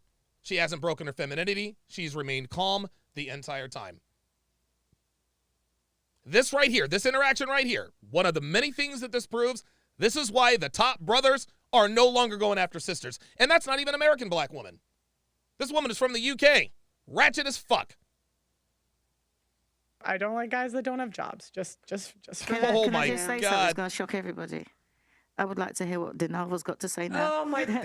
You know how much I've been holding on to my seat. Like, when is it my turn to unleash everything that's been in my head? Okay, cool. Question was again, sorry. Honestly, what do you disagree with from the red pill? What I disagree with the red pill movement is the fact that it fails to understand that it has extreme limitations because you focus a lot on the extremities of things. And I will revert that back to me. I don't think the red I'll revert right back to me. Big surprise. pill addresses the fact that there were a lot of housewives that were left widowed quite young and therefore had no choice but to step up in transition into a strong and evolved modern woman. And I say that because my dad passed away when I was 12, and I didn't have... My. Yes, those women existed. They were the exception to the rule. When men went off to the war, they didn't all die, sweetheart. Let's get that right. Have a man in my life to be able to show me the way, not only because there's really just not many men in my life, because my mom focused her energies and efforts into raising us and providing for us because she didn't have a man. And I don't think it would be fair to even expect my mom to, when we're all 12, 13, 14, to go and find a new man, because actually that creates even more issues within the home for us to even to accept him, especially because we have a relationship with my dad. You know what? Check this out. I really don't give a fuck what this woman has to say. I really don't. I can't believe they're letting her talk uninterrupted for this long. What the fuck? Be able to survive, because I didn't have a man around me. Okay, you think the red pill doesn't agree with believe in compromise? No, it doesn't deal with the victims of society, of situations that it's just life. Okay. Victims. All right. Do you have any points for them, both of those? Yeah, I can talk about the red pill. I can complain about it just too. I think there is. I to be fair, I do think there is a lot of angry, bitter men which are attracted to it. Absolutely. And those are the ones that will leave these stupid comments. Those are the ones that leave the stupid comments, and those are also the ones that comment the most. Those are the ones that comment the most. People are there. Somebody said something in a comment that says people are 9 times more likely to voice their opinion if their experience was negative. Which also means that people are 9 times more they are 9 times more likely to make a comment if they don't like you. That's the internet. My point was my point is that they're already being punished by God and by society, so don't worry about it. My point is that if a woman doesn't act correctly, she doesn't feel the true sting of punishment. No, she does not. In her prime years. Nope. She may feel it later, but in her prime years, it doesn't fucking even matter, which is why they do it. Whereas if a man doesn't have his shit in order, trust me, he knows very well, because his realities sucks. Thank you. And that's why he's sending you DMs, because he's lonely, because if he had a life, he wouldn't bother, right? So there's that part of it. It does attract a lot of angry, bitter people, but I think that's because life's very difficult as a man, like we said earlier, and some of them end up angry and bitter. The answer to all things, I believe, whether you're a man or you're a woman, to try and heal all rifts between the genders. I think whether you're a man or you're a woman, the answer to all things in life is to take absolute and utter self-accountability for all the good and all the bad. Thank you. You must look at yourself and realize that everything good that happened in your life is your fault, and everything bad that happens in your life is completely your fault. And with that, having that high degree of absolute accountability, it doesn't matter. Even if it rains outside, I blame myself because I didn't have to be in London, right? I could have stayed in Dubai. So I'm responsible for absolutely everything. And if you do that, you pay attention to things and you try your very best to mitigate the negative circumstances and work your hardest, you're going to have a pretty good life. I just want to finish by saying that I believe that men and women are best as a team. That's right. I don't think any woman will be truly happy without a man, and I certainly know that no man will be happy without a woman. I think it's absolutely beautiful when we work as couples and we create families and we stick to our strengths. When men stick to what they're good at and a woman sticks to what they're good at, that makes them the most powerful team on the planet. And the world we're living in now, we have societal pressures and propagandas which are trying very hard to divide and split the genders. But truthfully, the power and the beauty of the universe relies on us working together. So it's been very nice speaking to you, ladies. I'm only upset that you ran out of clementines and I'm stuck with I was going to say, give this man an orange. And those are my limes, so you can There's keep melon them. out there. Oh, okay, we got melon. But yeah, all in all, I think it's good, and I also think that discussion is very, very important. And I think that a lot of these issues are delicate and they're nuanced, and people listening to conversations like these and hearing the different points of view and understanding each other is a fantastic way to progress. And we're entering brand new territory, and it's never been done before. And perhaps you can call me old-fashioned. I don't think it's going to be as good as it was in the olden days, but we're going to find out. So interesting. All right, I think we'll leave it there, guys. I think we'll leave it there. Man, I'll tell you what, dude. This was incredible. This was incredible, man. I think there are very few discussions. There are very few discussions that illuminate the consequences of a woman's bad decisions and decision-making and mindset more than this one. Like, all the way through. Like, there wasn't the only time it was useless to listen was when Donalva was talking. But this was so rich and dense with just solid gold. Like, dude, I don't know. I really don't know how. I mean, dude, yeah, kudos to Pearl. Kudos to Pearl, who, by the way, just cracked 900,000 subs. She just cracked 900,000 subs. So kudos to her. And I hope she keeps putting this stuff together, man. I hope she keeps putting this stuff together because, dude, it is men and women both benefit from watching and listening to these discussions. They really, really do. You can see it on all sides. You can clearly see the cause and effect. Wow. It is almost 8 o'clock. Thank you guys all for watching this entire time. I appreciate your support very, very much. Thank you to all of my super chatters. Thank you to all of my members, all of my patrons and Sharp Stream members. Thank you guys very much. I'm going to go have a glass of wine or 5 and relax with my woman.